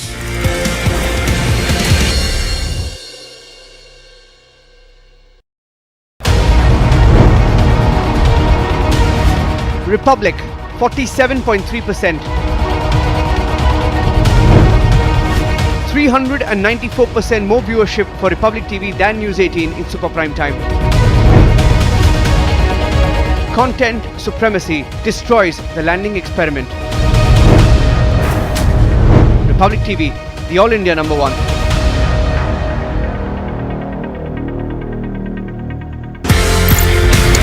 ये कहानी 1947 में जाती है sir. एक नया मुल्क बनता है पाकिस्तान. जो ऑफिसर्स हैं इंडियन आर्मी में, उनको ये बोला जाता है कि आप चूज करें आप कहां पे जाना चाहते हैं. मेरे पिताजी जनरल सैयद मेहदी हसनैन उस वक्त कैप्टन जब आर्मी के अंदर आए थे तो first Garhwal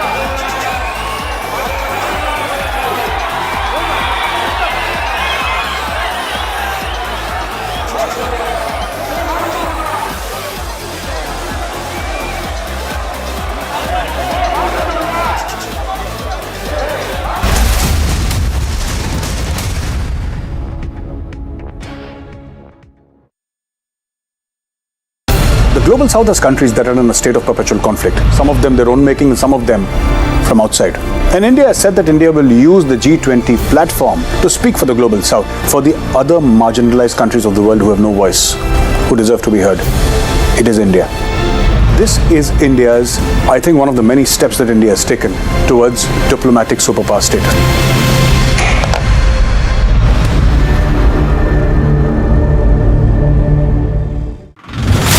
More trouble for the people of Joshimath. On one side, they have been asked to leave their houses. They have been evacuated. On the other hand, this is the water crisis which is being seen by the people of Joshimath now. Water pipes is not working properly and the supply of the water has been already stopped. एक आपने concept दिया जी जनाब का. I don't ever want to claim anything which is not done by me. I only cast my mind back to what General Patinkar and General Nirbhay Sharma had done. What I did was that I took the Ji Janab. Ji Janab was not about saying Ji Janab to everyone. It was just a symbol, a name given to an operation to say, understand the Kashmiri environment, understand the culture, understand the sensitivities.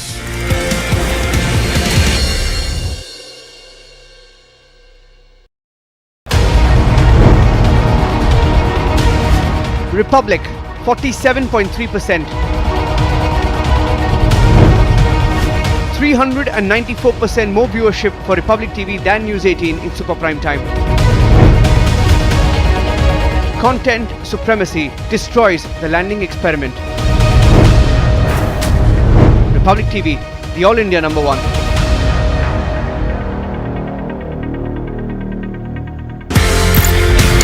ये कहानी 1947 में जाती है sir. एक नया मुल्क बनता है पाकिस्तान. जो ऑफिसर्स हैं इंडियन आर्मी में, उनको ये बोला जाता है कि आप चूज करें आप कहां पे जाना चाहते हैं. मेरे पिताजी जनरल सैयद मेहदी हसनैन उस वक्त कैप्टन जब आर्मी के अंदर आए थे तो फर्स्ट गढ़वाल राइफल्स में आए. प्योर हिंदू सोल्जर्स कम्युनिटी जो थी पूरी, उसमें एक अकेला मुसलमान.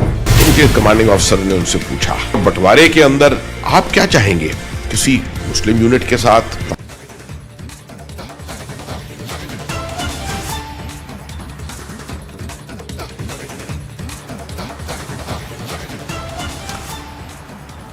All right, so the first visuals coming in right now of Prime Minister interacting with the Agniveers.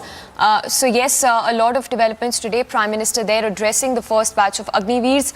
Simultaneously, remember the BJP's National Executive Meet also starts today.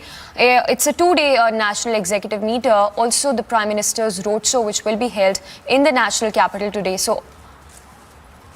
So Prime Minister there all set to address. In fact, he's begun addressing the first batch of Agniveers. As we speak, our Senior Executive Editor Abhishek Kapoor joins us for more. Abhishek, if you can talk to us about the significance of this Prime Minister there addressing the first batch of Agniveers as we speak. Well, remember, this is a new concept introduced by the Indian Army where these youngsters in the age group of 17 to 21 would train for a few months and then get integrated into the armed forces, all the three wings, Army, Navy, Air Force, and then serve 4-year tenures. And then there would be another test after which only about 10 10% would be absorbed in the army, and rest, of course, go back to the civil society, with the government really helping them with jobs, and in the intervening period they would be given some reimbursements. But what is important is in the first batch of about 700 or 637 to be precise, Agniveers. This is the first batch, and hence called the Pioneer Agniveers, and I think the Prime Minister, in the presence of the Defence Minister, is engaging with them. They are to be trained in Odisha. Parallelly, these are of the Army Air Defence, and we have seen how Agniveer process has started for all the three wings, Army, Navy and Air Force, and we can see in the pictures, for example, all those Agniveer cadets taken in at their various training centers. They are listening to the Prime Minister, where Prime Minister, in these first visuals shared from the Prime Minister's office, can be seen speaking to them. In a while, we are going to get more details. This is Prime Minister's Agniveer outreach. Remember the controversy that had surrounded, with some protests also taking place in some parts of the country, particularly Bihar, with taking and these protests actually taking political spin. Subsequent to which we saw the army drafts coming out. In fact, the chiefs really coming out and explaining the nuances of the project and how it really benefits the forces, as also, of course, makes the army younger, and then all those Agniveers who would be coming back to the civil society, how they would bring in values of discipline and commitment and integrity and sacrifice, and thus enrich all aspects of society. So I think the Prime Minister making that outreach, as he does in most of the cases, trying to communicate the intent of the government and the forces behind this project, directly communicating with them and putting to rest all concerns, all doubts that were there. Now that all these 700 Agniveers who would be absorbed after 6 months training into those various wings and arms of the forces, and subsequently, spend about 4 years. Parallelly, of course, they would be given a degree which helps them get jobs and come back and get absorbed in the civil society as responsible citizens of the country. Yes. Abhishek, stay with us. So, of course, stand by for Prime Minister's interaction with the Agniveers there.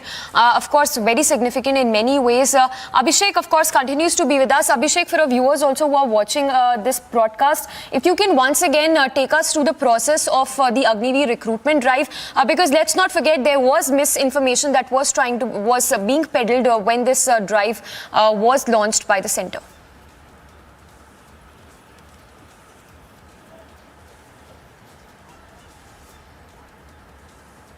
Abhishek, if you can hear us, if you can once again for our viewers take us through the recruitment drive of this Agniveer, how it is going to be like, because let's not forget how there was an attempt to spread misinformation, false information when it comes to recruitment drive of the Agniveers. Well, yes. So remember when this project really rolled out with the forces carrying out press conferences to give details, we saw simultaneously protests really panning out across some pockets of the country. I won't say the entire country, specifically Bihar. And a spin was sought to be given that this was contractualization of the armed forces, and that those who are clear that they are there inside for only 4 years would not have the levels of commitment that a soldier has, typically spending a lifetime. But the fact of the matter is that the Indian Army and the armed forces, not just in India, but around the world, including the Navy and the Air Force, typically are very strict pyramidal structures where even otherwise, if you look at it in the present, a soldier spends something like 15 years in the army and then moves out. Insofar as the short service commission is concerned, there are already forces where officers spend as little as 5 years and sometimes 10 or 15 years in the forces and then move on. So it's not that this is something very new. But then this is aimed at changing the age profile of the armed forces by making them younger, because remember, these Agniveers in the age group of 17 to 21 would be spending that much time, and about 22, 23 years of age, max 23 years of age, they will be getting out, which means with every fresh batch, the age profile of the forces would be changing, and of course, the spin-off of a disciplined set of people with a lot of integrity and ethos of commitment and sacrifice coming in from the forces getting absorbed back into the society. There were concerns raised about unemployment of these people who have very general fighting training. But then those concerns were, remember, addressed by the Army, Navy, Air Force, top echelons really coming out and assuaging those concerns and explaining how the government would stand with these Agniveers coming out of the forces by way of training, by way of further education, by way of soft loans, by way of enterprise, by way of startups support and whatnot. So I think Prime Minister really taking out this opportunity when the first batch of Agniveers started training across the arms of the forces and to engage directly with them, explaining to them the rationale and making sure that there are no concerns whatsoever left and that all these people get trained with full commitment and with full involvement in whatever the courses have been designed for them. All right, Abhishek, thank you for taking us through those details. The visuals we are putting on our screens of Rajnath Singh as well as Prime Minister Modi, who are addressing the Agniveers. The first batch of the Agniveers, remember the training of the first batch of the future Agniveers started on 2nd of January this year in different parts of the country. In fact, these young Agniveers who started the new chapter of their lives under the Agnipath scheme that was launched last year in June. The Agnipath scheme, remember, was launched last year in June, and from here, in fact, here on, once their training that began on 2nd of January, for the next 6 months, they will be undergoing rigorous training, and upon the completion of this training, they will be ready to play out an important role in serving the nation. Also remember, according to the Indian Army, as has been put out in several of those media addresses, the recruitment process for the first batch of Agniveers under the Agnipath scheme is almost complete. In fact, those recruited have reported in different regimental centers of the army between the age, in fact, it was in last year when they had applied for it. Abhishek Kapoor, our executive editor, continues to be with us. Abhishek, once again for our viewers, talk to us about the Agnipath scheme when it was launched last year, and of course this misinformation that was being tried, that was being spread around it. How important is this address of Prime Minister's outreach to those young Agniveers out there? Well, the importance is that all those concerns that were raised, the kind of politicization we saw Amit Shah at that time. Remember Rahul Gandhi saying that our youth are being used as cannon fodder, and that how would those people who have been trained for 6 months compete with those who are trained for 15 years?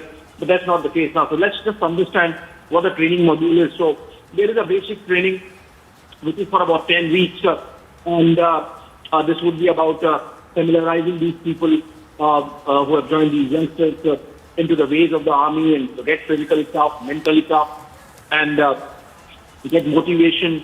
And then subsequently they would have a little more intense, advanced military training going up to 20-21 weeks. So if you look at it, taken together, about 6 to 8 months of advanced training, they would be trained in weaponry, equipment. Yes. Yes, Abhishek, yes. Just hold your thoughts for a moment. We have Major General K.K. Sinha also joining us. Sir, a very good morning. If I can get your quick thoughts on the significance of Prime Minister's mega outreach to the young Agniveers of the country. Good morning and Jai Hind. I think, first batch of Agniveer and Prime Minister is interacting with, the DD. This is a concept, which has brought a lot of discussions in the country. But I have been always from the day one, when I say that, the people who matter, the people who are actually serving in the ground and who knows the requirement of the day, they have been coming and, giving the good aspect of this scheme. See, when we were there is a system, which is a proven. That's fine.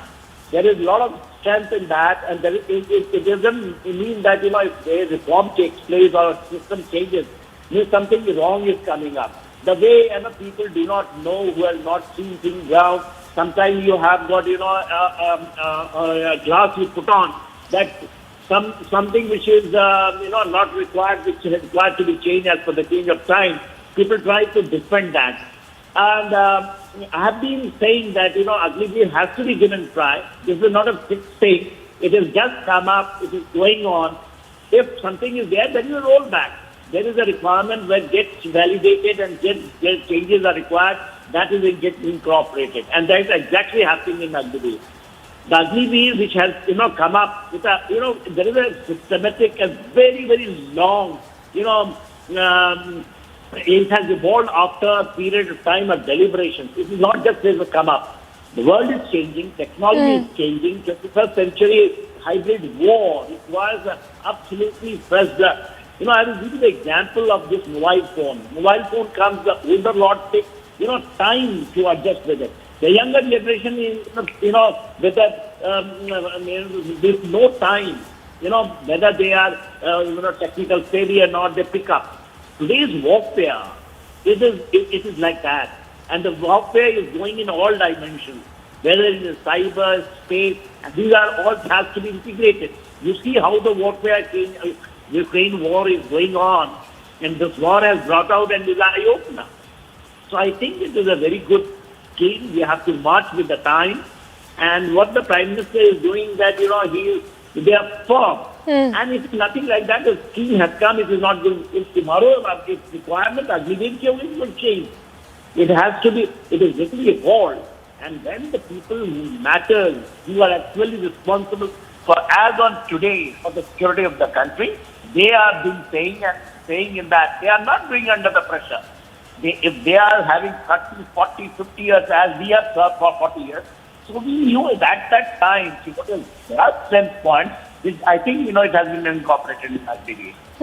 Well, absolutely. Thank you for speaking to us. So, Major General K.K. Sinha there sharing his insights with us. And as we speak, you can see those visuals in which the Prime Minister, Rajnath Singh, the Defence Minister, is seen addressing those young Agniveers.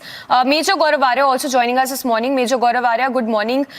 If you can, for our viewers also who are tuning in, if you can once again take us to the finer details of how the recruitment drive of the Agnipath scheme looks like, and also talk to us, about this false notion that was being spread back then when it comes to the Agnipath scheme. So, there are 2-3 things, like General K.K. Sinha has very rightly pointed out, warfare has changed, and the way you look at recruitment, the way you look at human resource development, that too needs to change. This Ukraine-Russia war has opened the eyes of many. 2-3 things. First of all, many people and many senior people believed that Russia will never invade Ukraine, but it did. And when it did, many senior people in India, a lot of people in think tanks, actually thought that the war will be over in a week or so. But it's still going on as we speak, and it's going to complete 1 year next month, in February. I think 23rd or 24th of February will complete 1 year. So a lot of notions regarding armored warfare, regarding artillery, so many things have changed over the past 1 year because of this war. And I think we need to look at things differently. A lot of veterans who had opposed Agnipath, we must give them their due. When they opposed Agnipath, or when they were vociferous against Agnipath, it was not because of any intent, wrong intent. It was because of the love for the armed forces. When you spend 30, 40 years in the army, you tend to treat it like a family. 10 months in a year, all of us are with the units. It's only 1 or 2 months that we are with our families. So that sense of belonging, that sense of pride, that sense of attachment is very normal. It's more than any other profession. It's 100 times more than any other profession. So any veteran, especially the senior veterans, who had even opposed Agnipath, did so from immense amount of love for the army. Yes. Not because of anything else. But the thing is that everything changes. And Agnipath has changed the way Indian Army looks at recruitment and human resource. And of course, we welcome it. And I think the Prime Minister addressing all the young Agniveers, I think this will go a long way in sort of motivating them and pumping them up. Well, absolutely. And also, Major Gaurav Arya, the queries also that were raised rightly, so they were all addressed also by the army personnel. We have Major General Rajan Kochar also joining us. Major General, good morning. What is your thoughts on Prime Minister's mega outreach there to the young Agniveers of the country? I think it's a very excellent gesture on the part of the Prime Minister, because it's going to give a lot of encouragement to the Agniveers who have to undergo this training, the first 6 months of their crucial training, and then they're going to be sent to their units. So I think it is sending a large message all across to the Indian Army or to the Indian Armed Forces that how important the Prime Minister or the government feels that the Agniveer should respond in a manner that what we have been talking about. I have been an exponent of speaking against Agniveer, but what Major Gaurav Arya has just said, it sums up our sentiments, because we don't speak from any political platform. We speak for the love of the army. And having been in the army for 37 years and 4 years of training right from National Defence Academy, and I feel that the training is very important, and therefore these 6 months of rigorous training which the Agniveers are going to undergo will largely impact how effective they are going to be in the armed forces. So I think Prime Minister has sent a right signal, a right message even to the people, especially in the political arena, who were opposing Agniveer, because their agenda is different. So we should not fall prey to that agenda. We should feel that if an Agniveer can deliver in 6 months, because it's only a test of time, it's a matter of time, we will come to know how well they're going to be trained. And I have no doubts in the training capability of the armed forces. They train it, and it's going to be a huge challenge for them. Let me tell you, it's not going to be easy for the trainers, because to complete a training in almost 50% lesser time would actually involve a great challenge for them. So I wish them all the very best, and I am confident and I am hopeful and optimistic that Agniveer will deliver. Well, absolutely rightly put. So Major General Rajan Kochhar there also sharing his views. And as he puts it, of course, those concerns were valid that were raised by the army personnel. But let's not forget, people in the political arena did try to peddle that false information. For now, moving on to more news break. Coming in, this one from Kerala.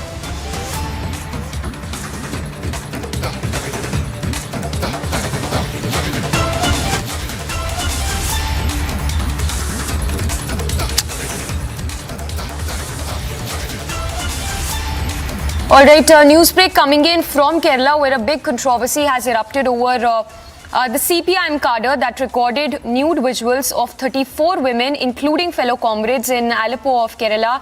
We are now given to understand that no legal action has been taken against those involved in taking those visuals of those women who are also from the party itself. We are also given to understand that the BJP will be staging a protest against the CPIM workers for lack of inaction on part of the party, as well as the state police against those CPIM workers who were involved in shooting those pictures, in fact taking videos of women, which included colleagues from their own party itself. For now, we're given to understand that the police has not taken any action. No legal action has been taken against those involved in this. A reaction that has come in from the Kerala BJP leader. Let's listen in. ആലപ്പുഴയിലെ CPM നേതാവ് KP സോണയ്ക്കെതിരെ ഗുരുതരമായിട്ടുള്ള ആരോപണമാണ് ഉയർന്നു വന്നുകൊണ്ടിരിക്കുന്നത്. ഏതാണ്ട് 17ഓളം സ്ത്രീകളുടെ 30ഓളം നഗ്നചിത്രങ്ങൾ അദ്ദേഹത്തിന്റെ മൊബൈലിലുണ്ട് എന്ന് പാർട്ടി പരിശോധിച്ചപ്പോൾ കണ്ടുപിടിക്കപ്പെട്ടു എന്നാണ് ഇപ്പോൾ പറയപ്പെടുന്നത്. വളരെ ഗുരുതരമായിട്ടുള്ള ഒരു സാഹചര്യമാണുള്ളത്. കാരണം ഇത്രയും ഗുരുതരമായിട്ടുള്ള ആരോപണം ഉണ്ടായപ്പോൾ പോക്സോ കേസ് ചുമത്താൻ പറ്റുന്ന തരത്തിലുള്ള തെളിവുകൾ ഉള്ളപ്പോൾ കേരളത്തിലെ പോലീസ് എന്തുകൊണ്ട് ഇവർക്കെതിരെ നിയമ നടപടികൾ സ്വീകരിക്കുന്നില്ല, എന്തുകൊണ്ട് കേസെടുത്ത് അന്വേഷണം നടത്തുന്നില്ല എന്നുള്ളത് വളരെ ഗുരുതരമായിട്ടുള്ള ഒരു ചോദ്യമാണ്. ഇവിടെ വനിതാ കമ്മീഷന് ആ തരത്തിലുള്ള വലിയ സംവിധാനങ്ങൾ ഈ കേരളത്തിൽ നിലവിലുണ്ട്. പക്ഷേ ഇത്രയും ഗുരുതരമായിട്ടുള്ള ആരോപണം ഒരു CPM നേതാവായതുകൊണ്ട് മാത്രം അത് മൂടിവെക്കപ്പെടുകയാണ്. അയക്കെതിരെ നടപടിയെടുക്കാൻ, KP സോണയ്ക്കെതിരെ നിയമപരമായിട്ടുള്ള നടപടിയെടുക്കാൻ, കേസെടുക്കാൻ പോലീസ് ഇതുവരെ തയ്യാറായിട്ടില്ല എന്നുള്ളത് നമ്മളെ സംബന്ധിച്ചിടത്തോളം, കേരളത്തിലെ സാധാരണക്കാരെ സംബന്ധിച്ച് And Ashwin, they're reporting live from Thiruvananthapuram. Ashwin, to begin with, the details of this case are absolutely shocking. Take us through the details, how this controversy came to light. And there has, of course, been a lack of inaction, not just a lack of action, not just on part of the party, but also on part of the state police, where we understand no legal action has been taken against those who apparently shot those nude videos of those women.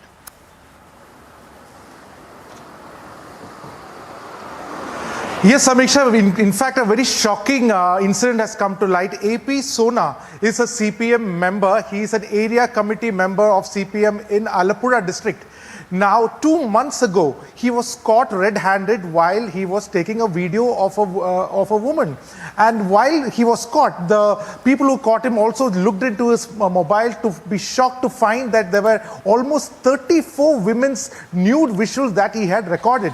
Now, this person is a very important member of the CPM in the area as well. He's also holding critical positions in the municipality of Alapura as well.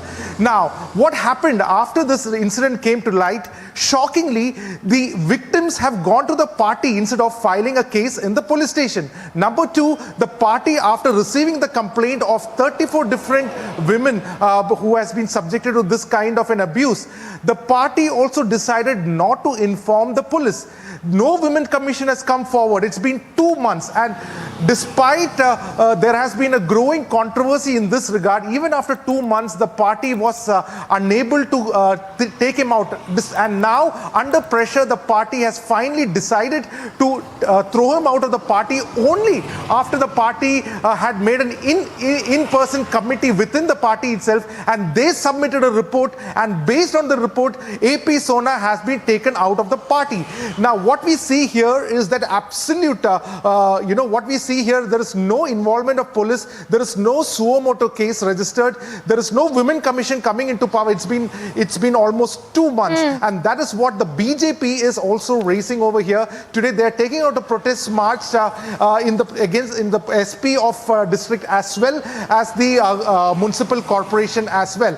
So it's been 2 months, no justice has been done, and there is no police case that has been filed despite such growing evidence. Ashwin, stay with us. Just hold your thoughts. We have Tom Vadakan of the BJP also joining us. Sir, this case, the details are absolutely shocking. Why do you think there has been a lack of action, not just on part of the party, but also the state police, which has not registered a case, a POXO case against the accused in this case? Well, the connivance of the government and the support that they get is obvious. And I'm surprised the State Women's Commission has not even reacted. This is a very serious issue, and I think the BJP is justified in carrying out this protest, because I think people of Kerala need to know of the connivance that exists between the police and the state. And this is not healthy in democracy. That case should have been registered, and they should have been booked, and they should have been behind bars by now. But no action has been taken. And why? Because they belong to their cadre or whatever they are, they're connected with the party. This is the criminal nexus that exists between these so-called supporters, and that needs to be broken. Well, absolutely. So BJP leader Tom Vadakan there sharing his thoughts. This, of course, over this controversy that has erupted from Kerala, where CPIM workers have been accused of shooting nude videos of their party workers.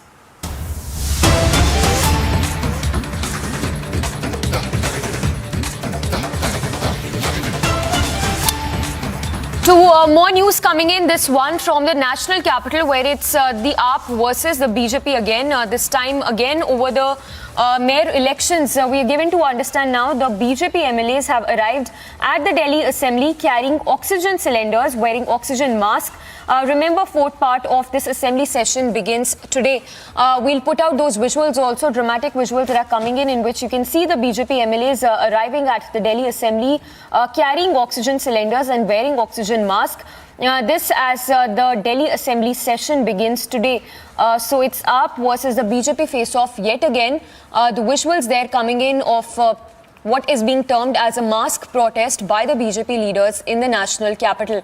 There you see the BJP leaders who are present in large numbers, who are there arriving in the Delhi Assembly, wearing those oxygen cylinders and the oxygen masks. We'll try and go across to Piyush Mishra and our Delhi reporters to get us more details. But another high voltage drama that seems to be taking place in the national capital. We have Harsha joining us live from the national capital. Harsha, take us through the details. Why exactly are the BJP workers wearing those oxygen masks and carrying oxygen cylinders in the Delhi Assembly? So, Samiksha, it is a way to protest in the Delhi Assembly. Not much.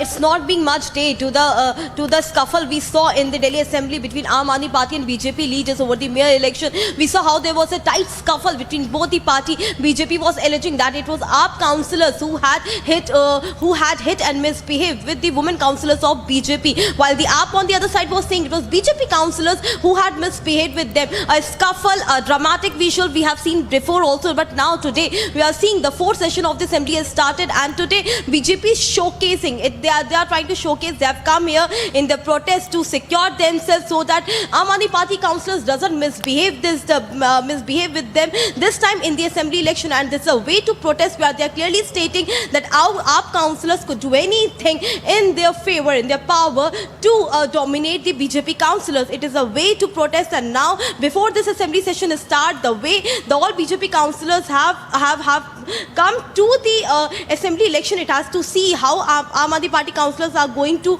take this side, because we have seen high voltage drama in the streets of national capital where BJP councillors and Aam Aadmi Party councillors were protesting. BJP councillors said AAP had नहीं आपके LG के प्रवक्ता हैं, नहीं आप LG के प्रवक्ता हैं, आप किसके प्रवक्ता हैं? आप एलजी के प्रवक्ता हैं, नहीं एलजी ने गुंडागर्दी की है दिल्ली में, आपके एलजी के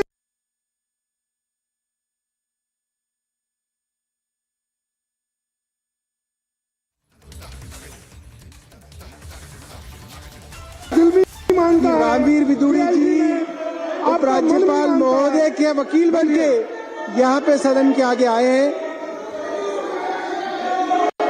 भाई माननीय सदस्यगण,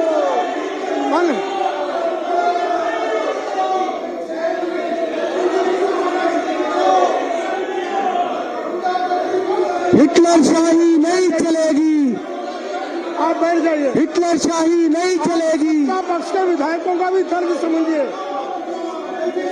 एलजी जास्ती करे और वो यहाँ भी ना रोए। बैठ जाइए प्लीज।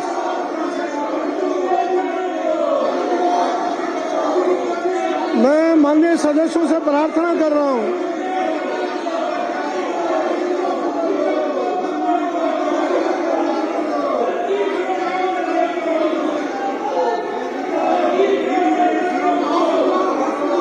मैं माननीय सदस्यों से प्रार्थना कर रहा हूं, कृपया अपनी कुर्सी पर बैठे।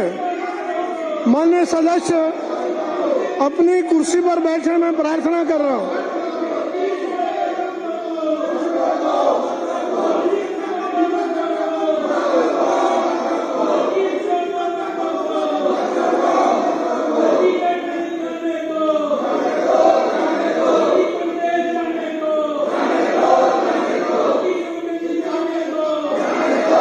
मैं माननीय सदस्यों से प्रार्थना कर रहा हूं कि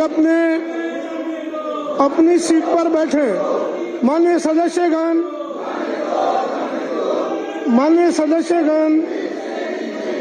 मैं माननीय सदस्यों से प्रार्थना कर रहा हूं, कृपया अपनी सीट पर बैठे।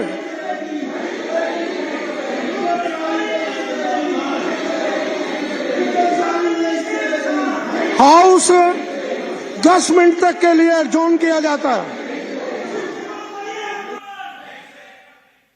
The session of the Delhi Assembly being adjourned for the next 10 minutes. Do remember that there has been a face-off of sorts between the Aam Aadmi Party and the BJP over this. Now, the Aam Aadmi Party has convened a session of the Delhi Assembly for about 3 days. Now, the BJP, of course, says that it should be extended to 10 days and that the government in Delhi does not want to have a question hour. We'll get you more of that in just a bit. Stay with us on Republic TV.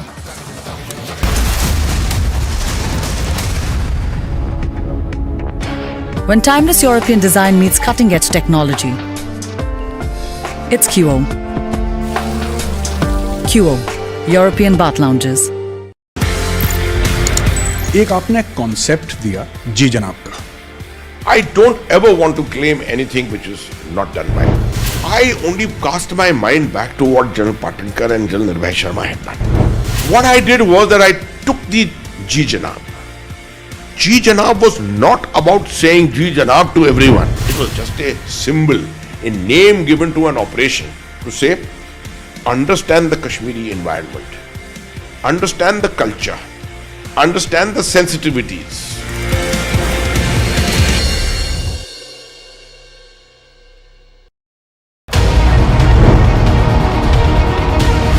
Republic, 47.3%. 394% more viewership for Republic TV than News 18 in super prime time. Content supremacy destroys the landing experiment. Republic TV, the All India number one.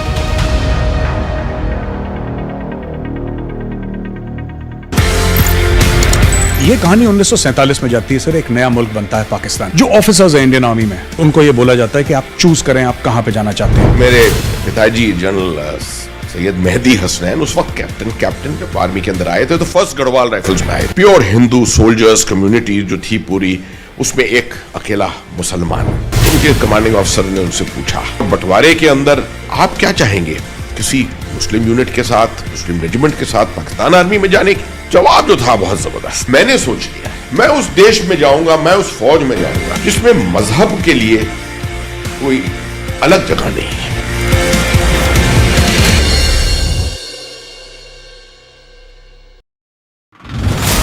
A stunning revelation has come to fore where the Delhi Police Special Cell Unit have arrested Jagjeet Singh Jassa and Naushad over their involvement in terror activities and trying to disrupt the Republic Day parade. Now, there was another major breakthrough that was achieved by the Delhi Police Special Cell after it was able to get some hand grenade from at Bhalfa Dairy. There are also now reports that perhaps Naushad and Jagjeet Singh Jassa would have also been involved in a target killing.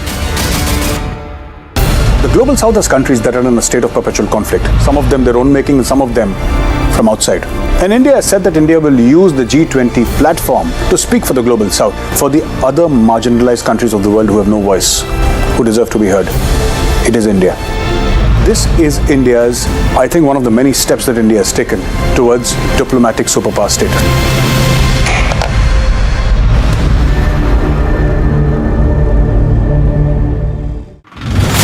More trouble for the people of Joshimath. On one side, they have been asked to leave their houses. They have been evacuated. On the other hand, this is the water crisis which is being seen by the people of Joshimath now. Water pipes is not working properly and the supply of the water has been already stopped. एक आपने concept दिया जी जनाब का. I don't ever want to claim anything which is not done by me. I only cast my mind back to what General Patinkar and General Nirbhay Sharma had done. What I did was that I took the Ji Janab. Ji Janab was not about saying Ji Janab to everyone. It was just a symbol, a name given to an operation to say. Prime Minister Modi silences the Agniveer critics, interacts with the first batch of Agniveers. The Prime Minister is set to hold a mega roadshow in the national capital today. The BJP's two-day national executive meeting gets underway today. The party's top brass will be in attendance. Mega IT crackdown in Karnataka. Multi-locations raids are held on a Congress leader. As the worst ever crisis hits Pakistan, the Prime Minister admits he's embarrassed to beg for loans. And it's a mega showdown in the Delhi Assembly. Sloganeering and ruckus inside while the BJP protests outside.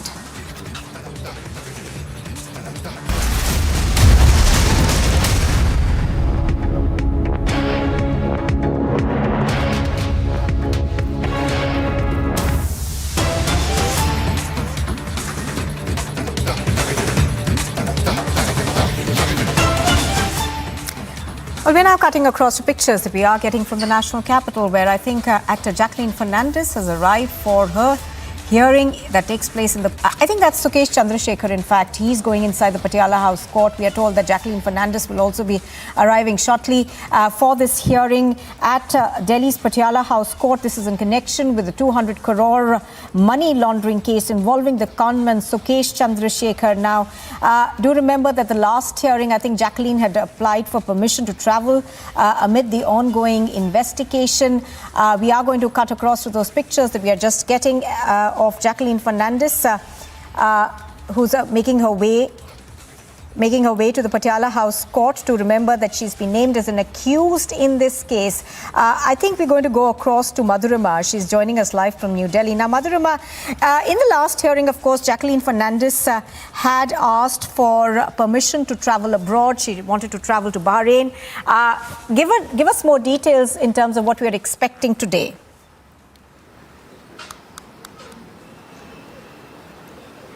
Well, this is going to be a crucial hearing, Nupur, because we know that Jacqueline is an accused, and this is coming after Noura Fatehi had given a detailed statement in front of the judge at the Patiala House Court itself. We know that the accusations against Jacqueline are quite stringent, and where the investigative agencies at the time when she was seeking permission to fly abroad, to travel abroad, at that time had also expressed their apprehensions regarding the trust on the actress. They were apprehensions from the side of investigative agencies that she might try to skip all over, and there's a risk that she could she could go absconding, which is why we've seen that Jacqueline Fernandez has been facing a lot of trouble as far as these court hearings are concerned. Today it is expected that more evidence from the side of the investigative agencies and Jacqueline's participation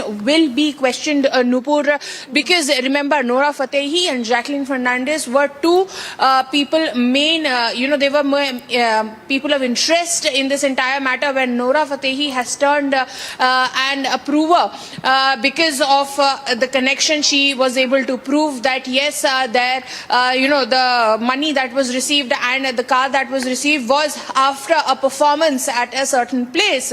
However, Jacqueline's connection with Sukesh seems much deeper, and which is why the kind of interrogation that has happened with Jacqueline was also much aggressive, Nupur. So we'll have to wait and watch as to how court responds today to the arguments from both the sides. Right, Madhurima, bringing us all the details of what we're expecting at the Patiala House Court today. Thank you for joining us for the moment.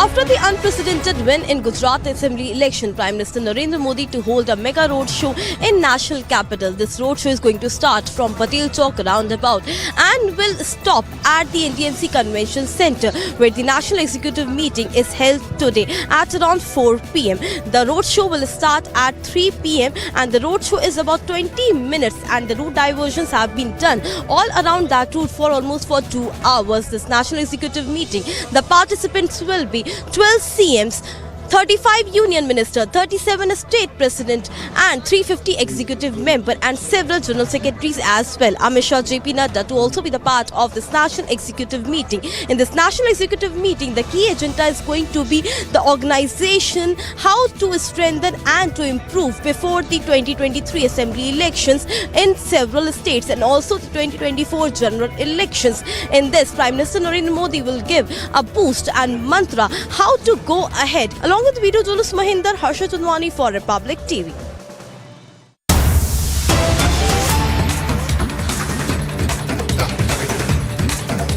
All right, now locals, of course, are continuing to protest against lawlessness in Pakistan's South Waziristan. The protesters had proposed a 10-point agenda to the government earlier, and on the 11th of January, of course, major roads connecting Pakistan's South Waziristan region were blocked by protesters as their sit-in protest had continued. Let's go across to Gursimran, who has more details. He joins us from Jammu. Gursimran, tell us more about this 10-point agenda that was proposed by the protesters, and what is the government doing to diffuse the situation? See, there are widespread protests that are taking place in South Waziristan. This is especially related to the situation that is emerging in the Khyber Pakhtunkhwa, because the Pakistani government has totally failed. The ceasefire agreement between the Tehreek-e-Taliban Pakistan and Pakistani government has come to an end, which has led to intensified attacks by the Tehreek-e-Taliban Pakistan, and that's why the people are on the roads. They said that the government has failed to maintain the law and order situation, and the terror incidents are on continuous rise in Khyber Pakhtunkhwa, South Waziristan and other nearby areas. What they are saying that the terrorism is on the rise, and other crimes in the Khyber Pakhtunkhwa region, they are also increasing with each passing day. The administration, be it the government or the civil administration, they both have failed to manage the law and order situation, and that's why the people have staged week-long protests in South Waziristan. And what they have said that till their 10-point demands are not met, they will continue to agitate against the government. What they are saying that their lives are being risked because the policy of the government when it comes to the terror front has completely failed. TTP, which Pakistan once thought will cease its operations once Taliban will take over Afghanistan, has turned out to be a nightmare for the Pakistani government, because TTP has intensified their operations on the Pakistani security forces, as well as at many places civilians were also targeted by the Tehreek-e-Taliban Pakistan. So that is something really worrisome for the Pakistani government, and now their own people have gone against them, saying that the government has failed to maintain the law and order situation. Oh yes, absolutely. You were mentioning the fact that there were attempts perhaps by Pakistan to be able to ensure that the Afghan Taliban can actually intercede and perhaps work out a truce. But that's really not happened, because after, intense negotiations, we actually saw the Taliban forces who are part of the TTP actually regroup in Afghanistan and come back to carry out these killings and essentially a reign of terror.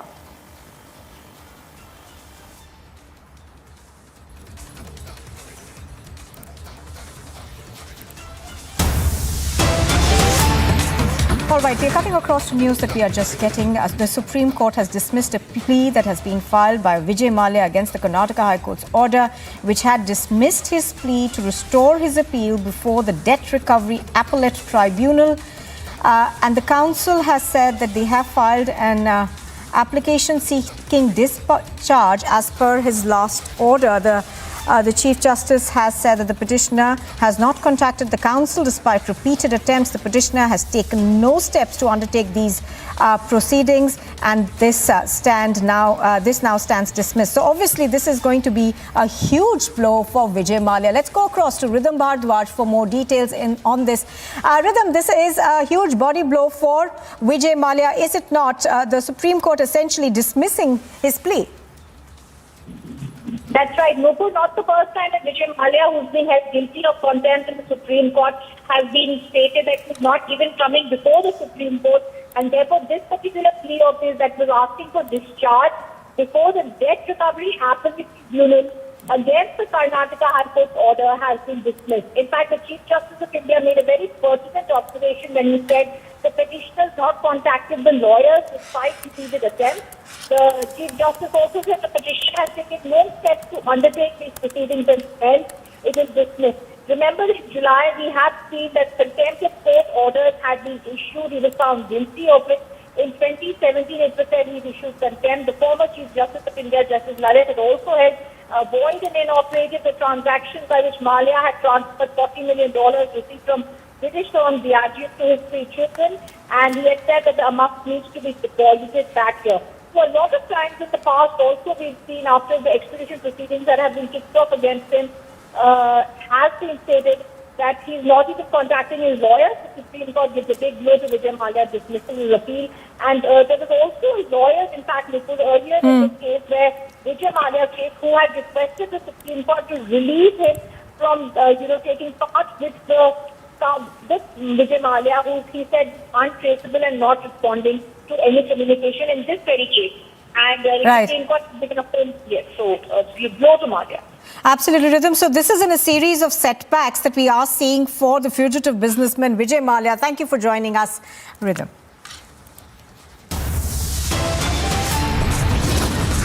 You are with Republic TV. On the other side, we bring you more news, including the Prime Minister is set to hold a mega roadshow in the national capital today.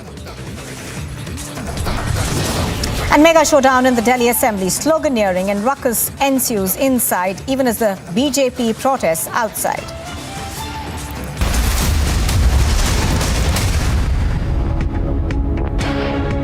When timeless European design meets cutting-edge technology, it's QO. QO, European bath lounges.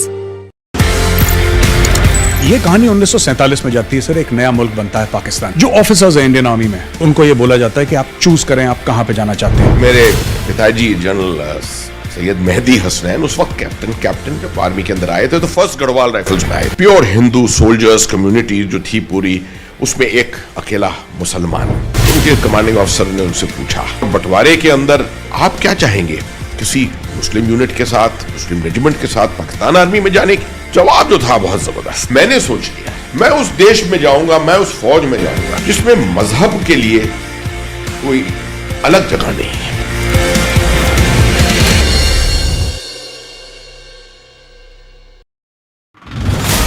A stunning revelation has come to fore where the Delhi Police Special Cell Unit have arrested Jacqueline Fernandez and Naushad over their involvement in terror activities and trying to disrupt the Republic Day parade. Now, there was another major breakthrough that was achieved by the Delhi Police Special Cell after it was able to get some hand grenades from at Bhalfa Dairy. There are also now reports that perhaps Naushad and Jacqueline Fernandez would have also been involved in a target killing. The global south has countries that are in a state of perpetual conflict. Some of them their own making and some of them from outside. And India has said that India will use the G20 platform to speak for the global south, for the other marginalized countries of the world who have no voice, who deserve to be heard. It is India. This is India's, I think, one of the many steps that India has taken towards diplomatic superpower status.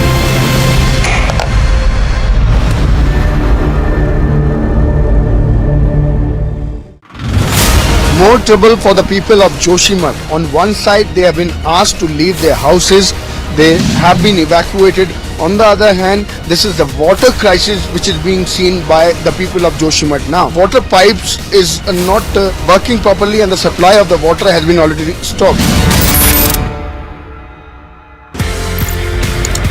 एक आपने concept दिया जी जनाब का। I don't ever want to claim anything which is not done by me. I only cast my mind back to what General Patinkar and General Nirbhay Sharma had done. What I did was that I took the Ji Janab. Ji Janab was not about saying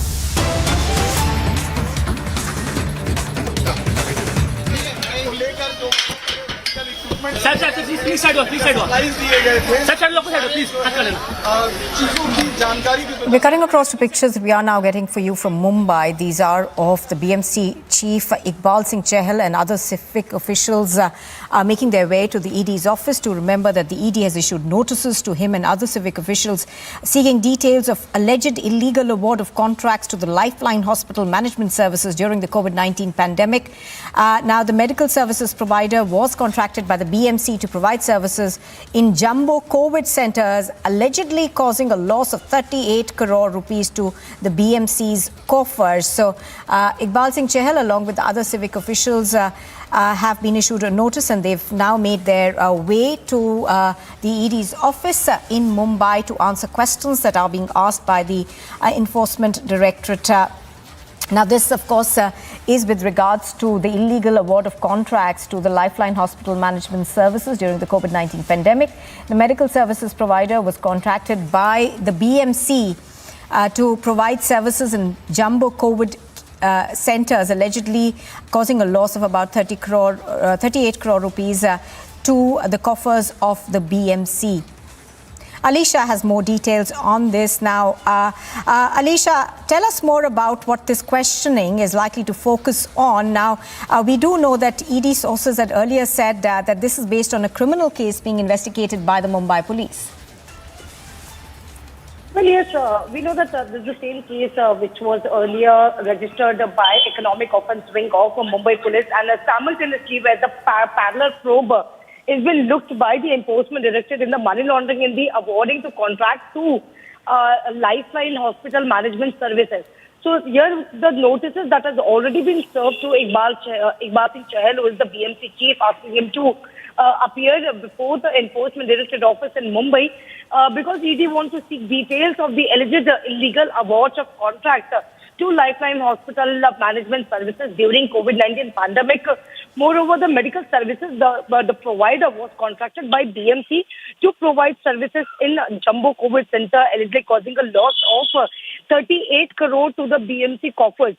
So this is the information that we have gathered, and we even know that in August last year, when the FIR was registered following a complaint that was followed by BJP leader Kirit Somaya, and it was against the 4 people, including Sujit Parkar, who is a family friend of Sanjay Raut. But earlier, when the FIR was registered, it was first probed by Economic Offence Wing of the Mumbai Police. That has also similar sent notices to senior BMC officials.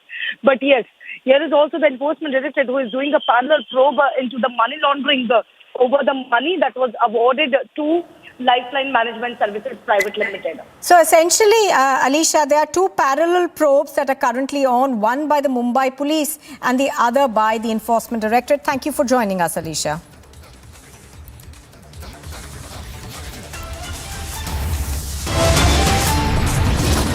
You are with Republic, and still to come, the BJP's 2-day National Executive meeting gets underway today. And a mega income tax department crackdown in Karnataka. Multi-locations are raided. They're connected to a Congress leader.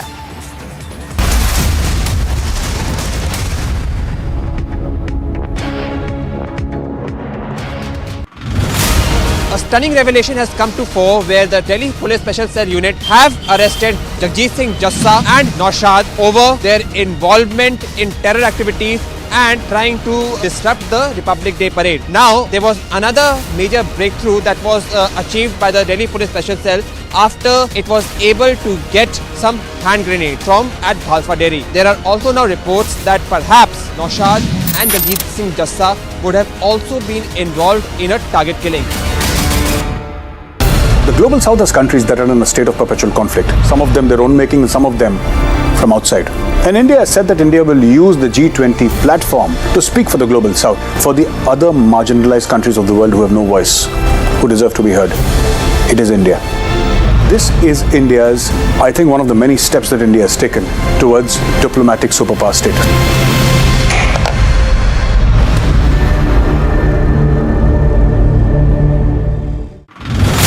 More trouble for the people of Joshimath. On one side, they have been asked to leave their houses.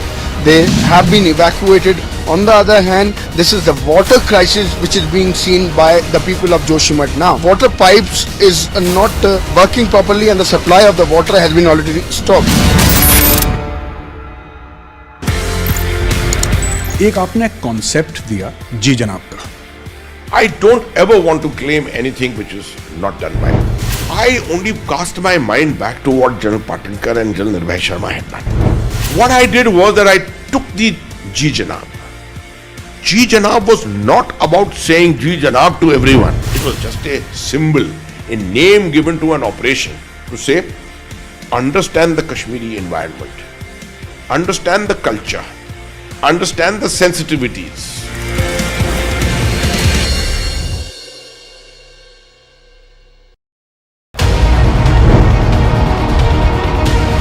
Republic, 47.3%.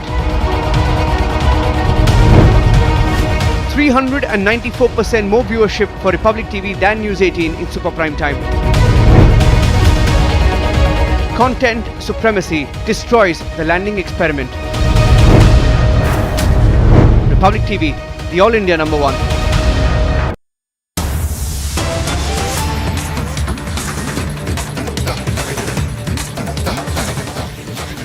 Now, pictures on your screen are of a CCTV camera that has captured a hit-and-run incident. Now, this is an incident that has been reported from Chandigarh.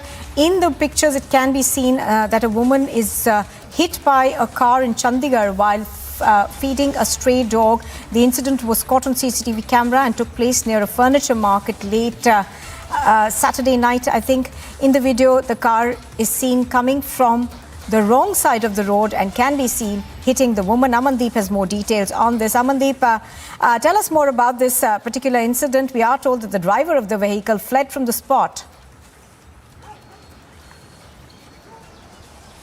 Well, absolutely, Nupur. Driver managed to flee from the spot, but the entire incident has been captured in the CCTV camera that reveals that how a girl during a midnight, she was providing food to the stray dogs, and in fact, all of a sudden, an overspeeding SUV came and she has just run over the girl from the spot. And this incident reported in Sector 53. Immediately, police was informed, and now the further investigation is being conducted, and they are trying to identify the driver as well, just because there are certain CCTV cameras that has been installed in the nearby areas. Yes. So police has identified the vehicle, and in fact now they are trying to search out the driver who is driving this vehicle with an overspeed. Yes, Amandeep, can you give us more information on the condition of this girl? We are told that she was critical earlier.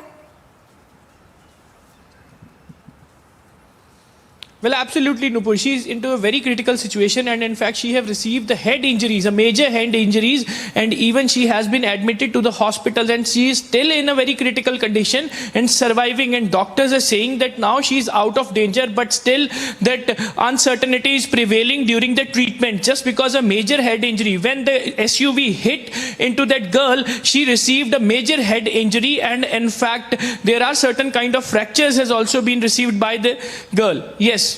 All right, Amandeep bringing us the details of this. We are told that a police investigation is currently on, and the police are trying to nab the driver. Thank you, Amandeep. And here's a look at what's coming up next. Prime Minister Modi will be holding a mega roadshow in the national capital today. And there's been a showdown in the Delhi Assembly, sloganeering and ruckus inside, the BJP protests outside.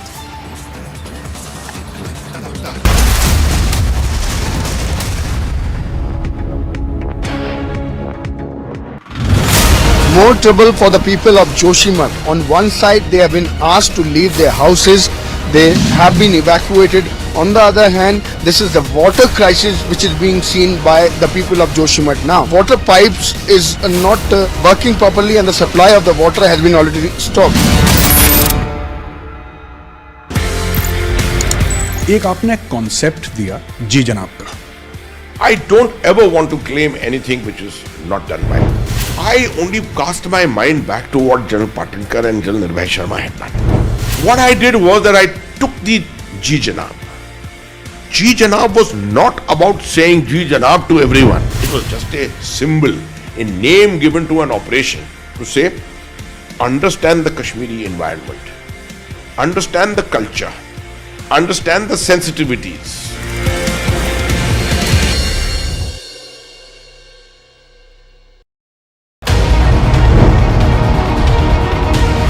Republic 47.3%. 394% more viewership for Republic TV than News 18 in super prime time. Content supremacy destroys the landing experiment. Republic TV, the All India #1.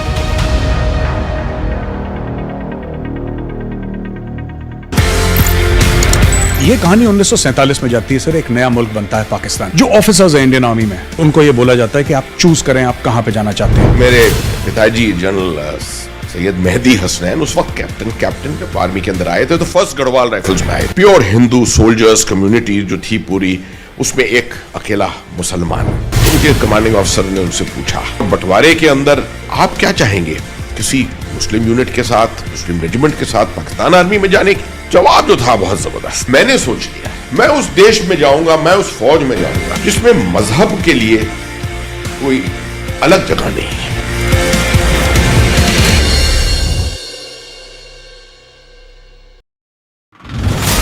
A stunning revelation has come to fore where the Delhi Police Special Cell Unit have arrested Jagjeet Jassa and Naushad over their involvement in terror activities and trying to disrupt the Republic Day parade. Now, there was another major breakthrough that was achieved by the Delhi Police Special Cell after it was able to get some hand grenades from at Bhalfa Dairy. There are also now reports that perhaps Naushad and Jagjeet Singh Jassa would have also been involved in a target killing.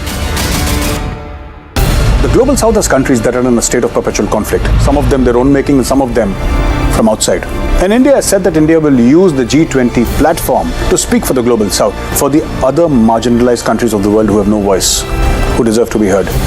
It is India.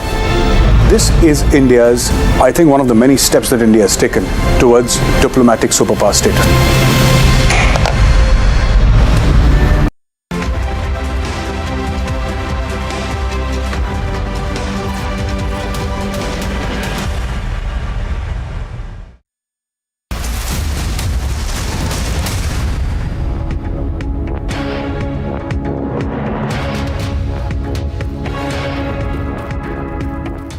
Good afternoon and welcome. You're watching Live and Breaking on Republic TV. I'm Nupur Talwar Suri. We begin with a look at the headlines at 12 this noon. The Prime Minister is set to hold a mega roadshow in the national capital today. The BJP's two-day national executive meeting is set to begin after the roadshow. The BJP's top brass will be in attendance. The Prime Minister silences critics of the Agniveer scheme, interacts with the first batch of Agniveers. After the national capital, horrific hit-and-run cases reported from Chandigarh. The victim's condition remains critical.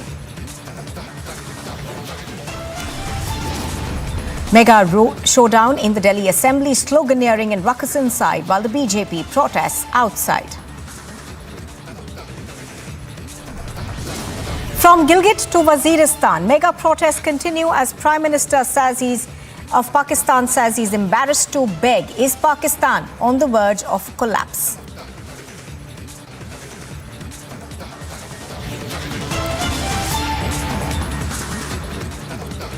Well, the BJP's two-day national executive meeting, which is likely to deliberate on its strategy for the assembly and the general elections, will start this evening in the national capital.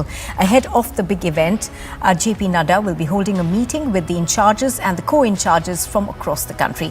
Right before the start of the national executive meeting, the Prime Minister will also be holding a roadshow for about a kilometre from Patel Chowk to the NDMC head office in central Delhi. Now, accompanying him in the national executive meeting will be about 35 union ministers, 12 chief ministers and 37 regional heads of the BJP. We are looking perhaps at some sort of an extension also for JP Nadda. That's likely to happen as well in this meeting. Let's go across to our correspondents on the ground right now. We've got Harsha, Madhurima as well as Piyush Ori joining us.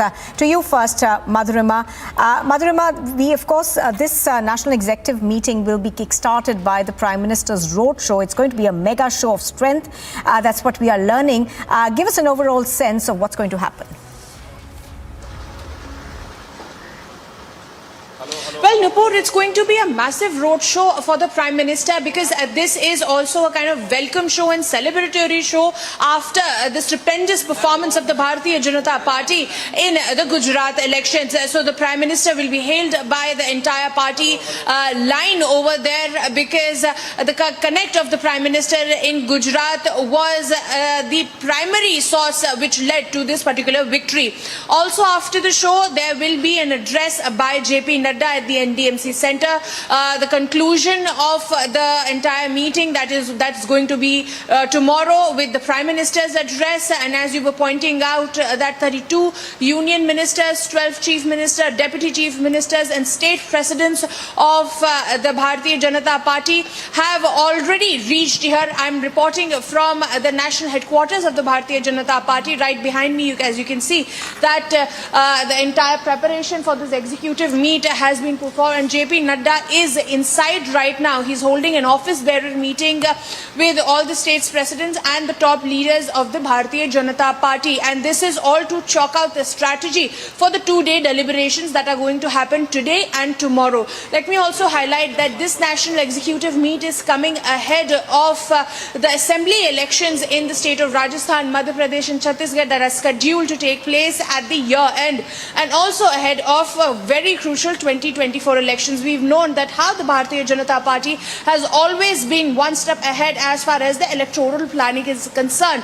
And with the extension of JP Nadda that will be announced either today or tomorrow in this executive meeting, the entire plan, the political strategy will be mapped out, and all these leaders, the state presidents, the general secretaries, the chief ministers, the union minister will be allotted the duty that they need to follow, Nupur. So we'll have to wait and watch as to what really comes out of the high, the highest order deliberation that will happen today and tomorrow.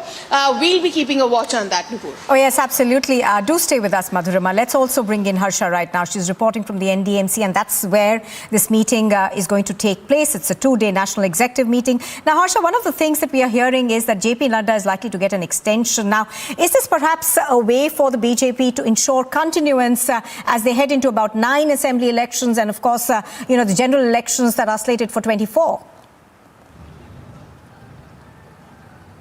Exactly, Nupur, rightly stated, because the extension or the tenure of JP Nadda ends on 20th of January, and the party and the core members of BJP think that it could be in the guidance of JP Nadda if general elections and assembly election could be done in his guidance, and that is the reason where many are endorsing that the extension should be granted, and therefore we're expecting that in this national executive meeting an extension would be granted to JP Nadda of 1 year, so that after general elections, if it need to be, then extension or not extension will be there. But till the general election, JP Nadda could be the national president of BJP, and therefore the all preparations are also underway, Nupur. As you can see here clearly, the theme, the entrance of the convention center is right now based on the government initiative, the startup, the power, the strengthening of India, the old construction icons, what initiatives government has done in the entire period after 2014, that has been projected at the entrance of this NDMC convention center,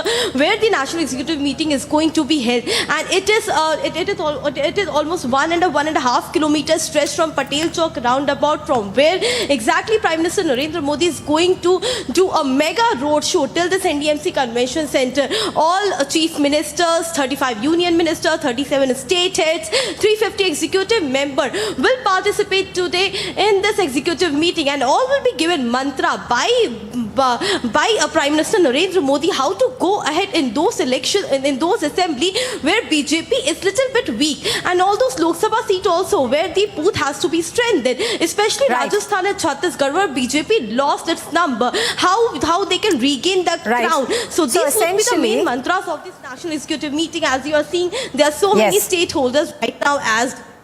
Absolutely. So as you're saying, Harsha, obviously this is going to be a stock-taking exercise as well as a planning exercise that we're going to see from the BJP. Thank you, Madhurima, as well as Harsha, for joining us for the moment.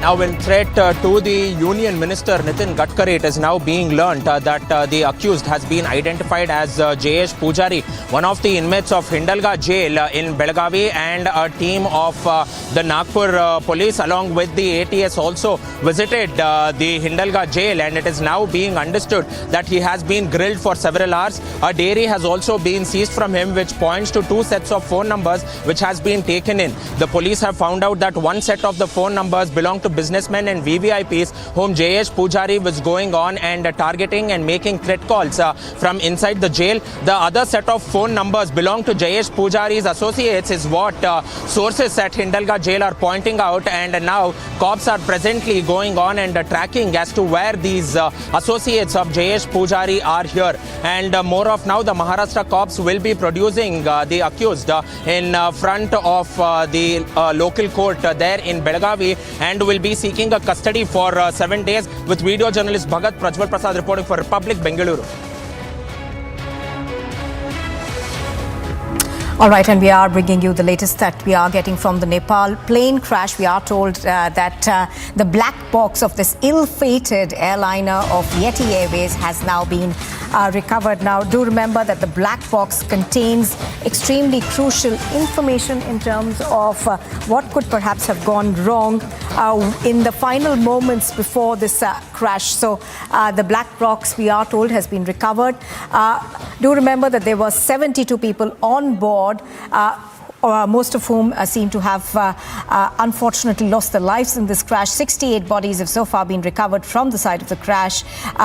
And search and rescue operations, of course, are still continuing for the 4 others. Now, 4 out of the 5 Indians who were on board this ill-fated airliner unfortunately also lost their lives. Pictures on your screen are of the massive ball of fire that this aircraft essentially erupted into on its landing. Tanisha is joining us live from the news pit in New Delhi.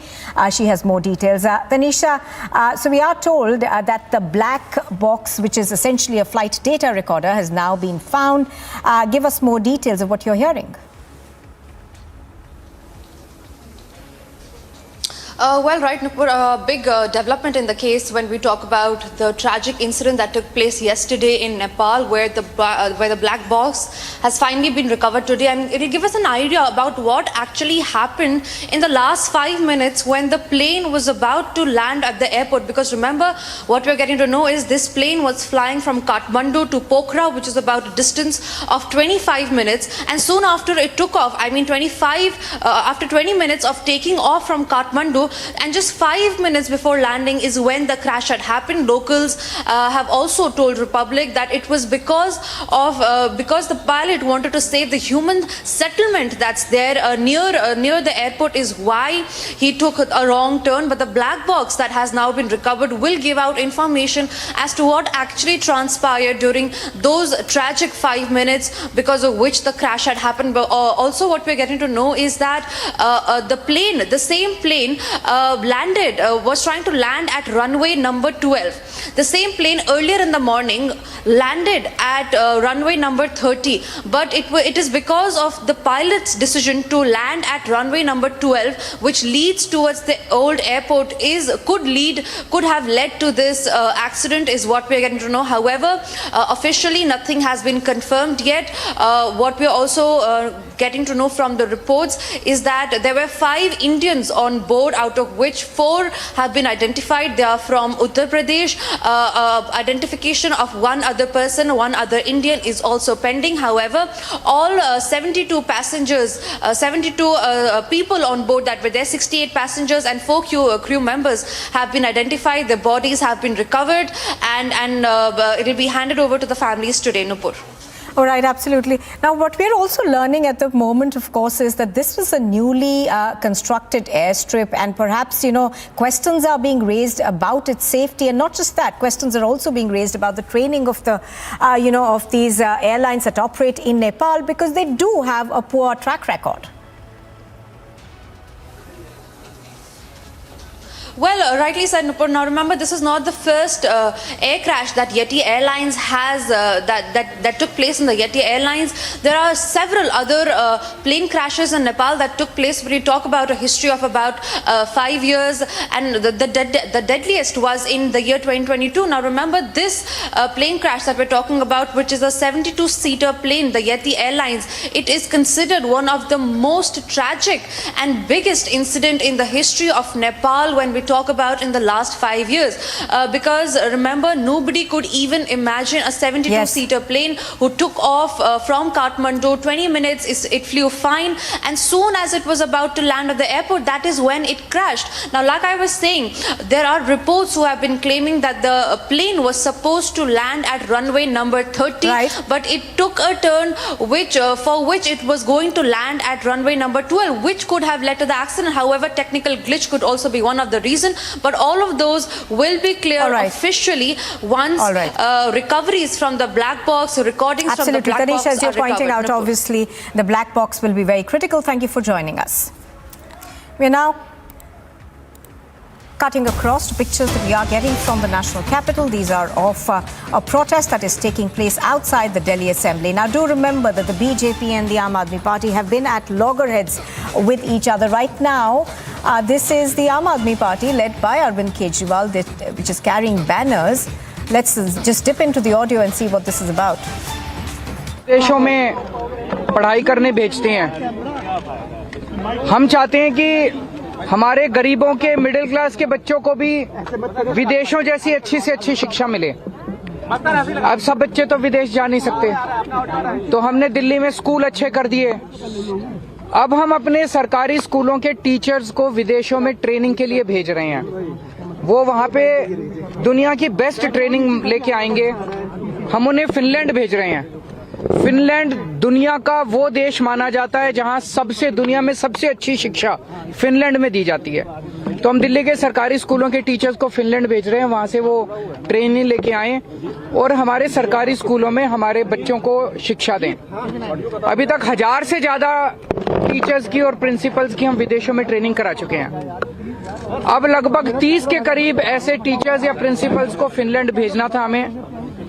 LG साहब ने order कर दिया कि ये Finland नहीं जाएंगे और देखो अगर इनको इंडिया में ही कहीं ट्रेनिंग करा दो। ये तो ठीक नहीं है, ये तो बिल्कुल गलत है। एलजी साहब को क्या प्रॉब्लम है?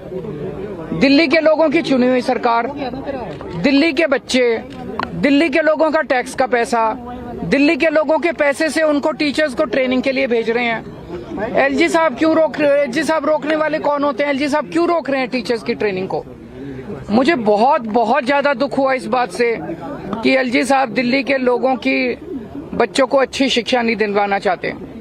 मैं आपको पकड़ना एक बार, मैं सुप्रीम कोर्ट का ऑर्डर लेके आया हूँ। ये सुप्रीम कोर्ट का ऑर्डर है, ये देखो, सारे जने कैमरे पे दिखा दो, ये सुप्रीम कोर्ट का ऑर्डर है। इस ऑर्डर में लिखा है, सुप्रीम कोर्ट ने 4 जुलाई 2018 को बोला था, lieutenant governor of Delhi has not been interested with any independent decision making power.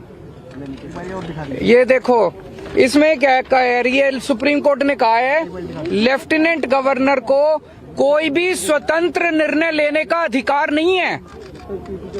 ये 2 बार लिखा, उनको पता था एलजी एक बार में नहीं मानेंगे।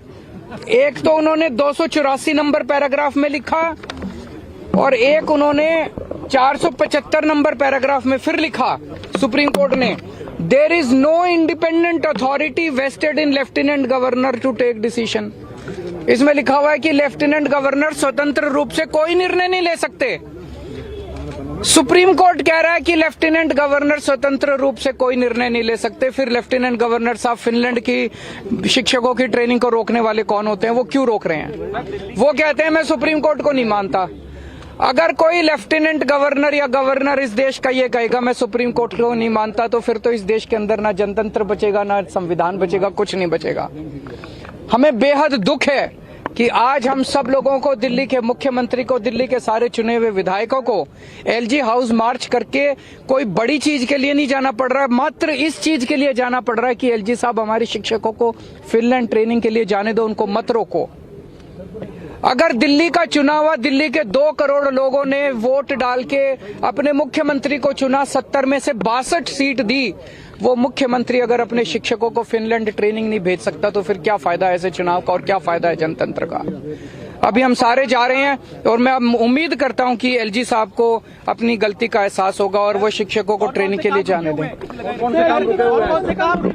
बहुत सारे काम इन दिनों में एलजी साहब ने, जैसे मैंने अभी आपको दिखाया, एलजी साहब ने दिल्ली में योगा क्लासेस रोक दी।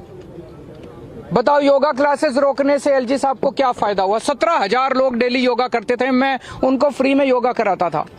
एलजी साहब ने अफसरों को बोल के दिल्ली के सारे मोहल्ला क्लिनिक्स की सारी पेमेंट रुकवा दी, दवाइयां रुकवा दी, टेस्ट रुकवा दिए, डॉक्टरों की तनख्वाह रुकवा दी, मोहल्ला क्लिनिक का रेंट रुकवा दिया, मोहल्ला क्लिनिक का बिजली का बिल रुकवा दिया, दिल्ली जल बोर्ड की सारी पेमेंट्स रुकवा दी। इस बार हम चाहते थे 24 घंटे पानी और यमुना की सफाई के ऊपर मिशन मोड में काम करना, तो हमने कई हजार करोड़ रुपए जल बोर्ड के लिए रखे थे, कोई पेमेंट नहीं होने दी दिल्ली जल बोर्ड की। एलजी साहब ने डीटीसी के बस मार्शल, जो हमने महिलाओं की सुरक्षा के लिए बस मार्शल लगाए हैं डीटीसी की बसों में, उनकी 3 महीने से पेमेंट नहीं होने दी। पता नहीं कितने सारे काम एलजी साहब ने रोक दिए। तो ये सुप्रीम कोर्ट के ऑर्डर की कोई वैल्यू ही नहीं है। सुप्रीम कोर्ट कह रहा है एलजी साहब कोई एक्शन नहीं ले सकते, कोई स्वतंत्र रूप से निर्णय नहीं ले सकते, तो फिर एलजी साहब ये सारे काम कैसे रुकवा सकते हैं? क्या मांगे आपकी? अभी एलजी साहब के पास जा रहे हैं और मैं उम्मीद करता हूं कि एलजी साहब सुप्रीम कोर्ट, मेरी अपील एलजी साहब से एक ही अपील है, संविधान को माने, सुप्रीम कोर्ट के ऑर्डर को माने। जब मैं परसों मिला, कहते हैं ये सुप्रीम कोर्ट की राय है। मैं एलजी साहब से कहूंगा एक अच्छा एडवाइजर रखें जो संविधान समझता हो और जो कॉन्स्टिट्यूशन और सुप्रीम कोर्ट को समझता हो। एलजी, सुप्रीम कोर्ट के ऑर्डर सुप्रीम कोर्ट की राय नहीं होती है। सुप्रीम कोर्ट के ऑर्डर सबके ऊपर बाध्य होते हैं, बाइंडिंग होते हैं। सीधे यहीं से चल रहे हैं, कोशिश करेंगे। परसों आप मिले थे तो उन्होंने इसे राय बताया। एक कैमरा लग जाओ फटाक से उस पे यार। Kejriwal over there laying out a litany of complaints against the Lieutenant Governor.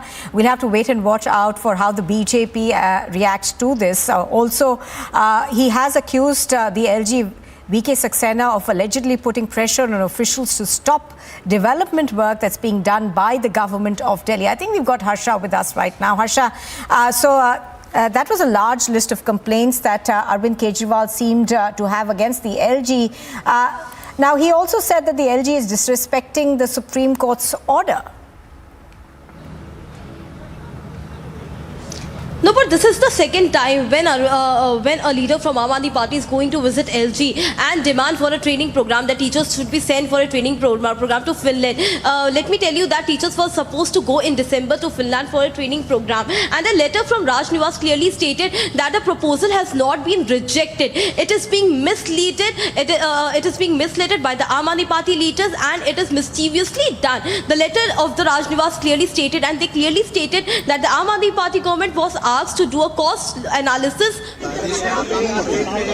ठीक नहीं है। अगर दिल्ली के मुख्यमंत्री चाहते हैं कि उनके टीचर्स, सरकारी टीचर्स फिनलैंड जाएं ट्रेनिंग के लिए, तो एलजी साहब के पास में रोकने का कोई अधिकार नहीं है। दिल्ली सरकार को एक ही लड़ाई लड़नी पड़ रही है, तमाम विधायक। ये गलत है ना। एलजी साहब को सुप्रीम कोर्ट को मानना चाहिए, एलजी साहब को कॉन्स्टिट्यूशन को मानना चाहिए। दिल्ली के रुके सर, आप कौन कौन से रुके हैं? All right, that was Manish Sisodia over there also saying the same thing. But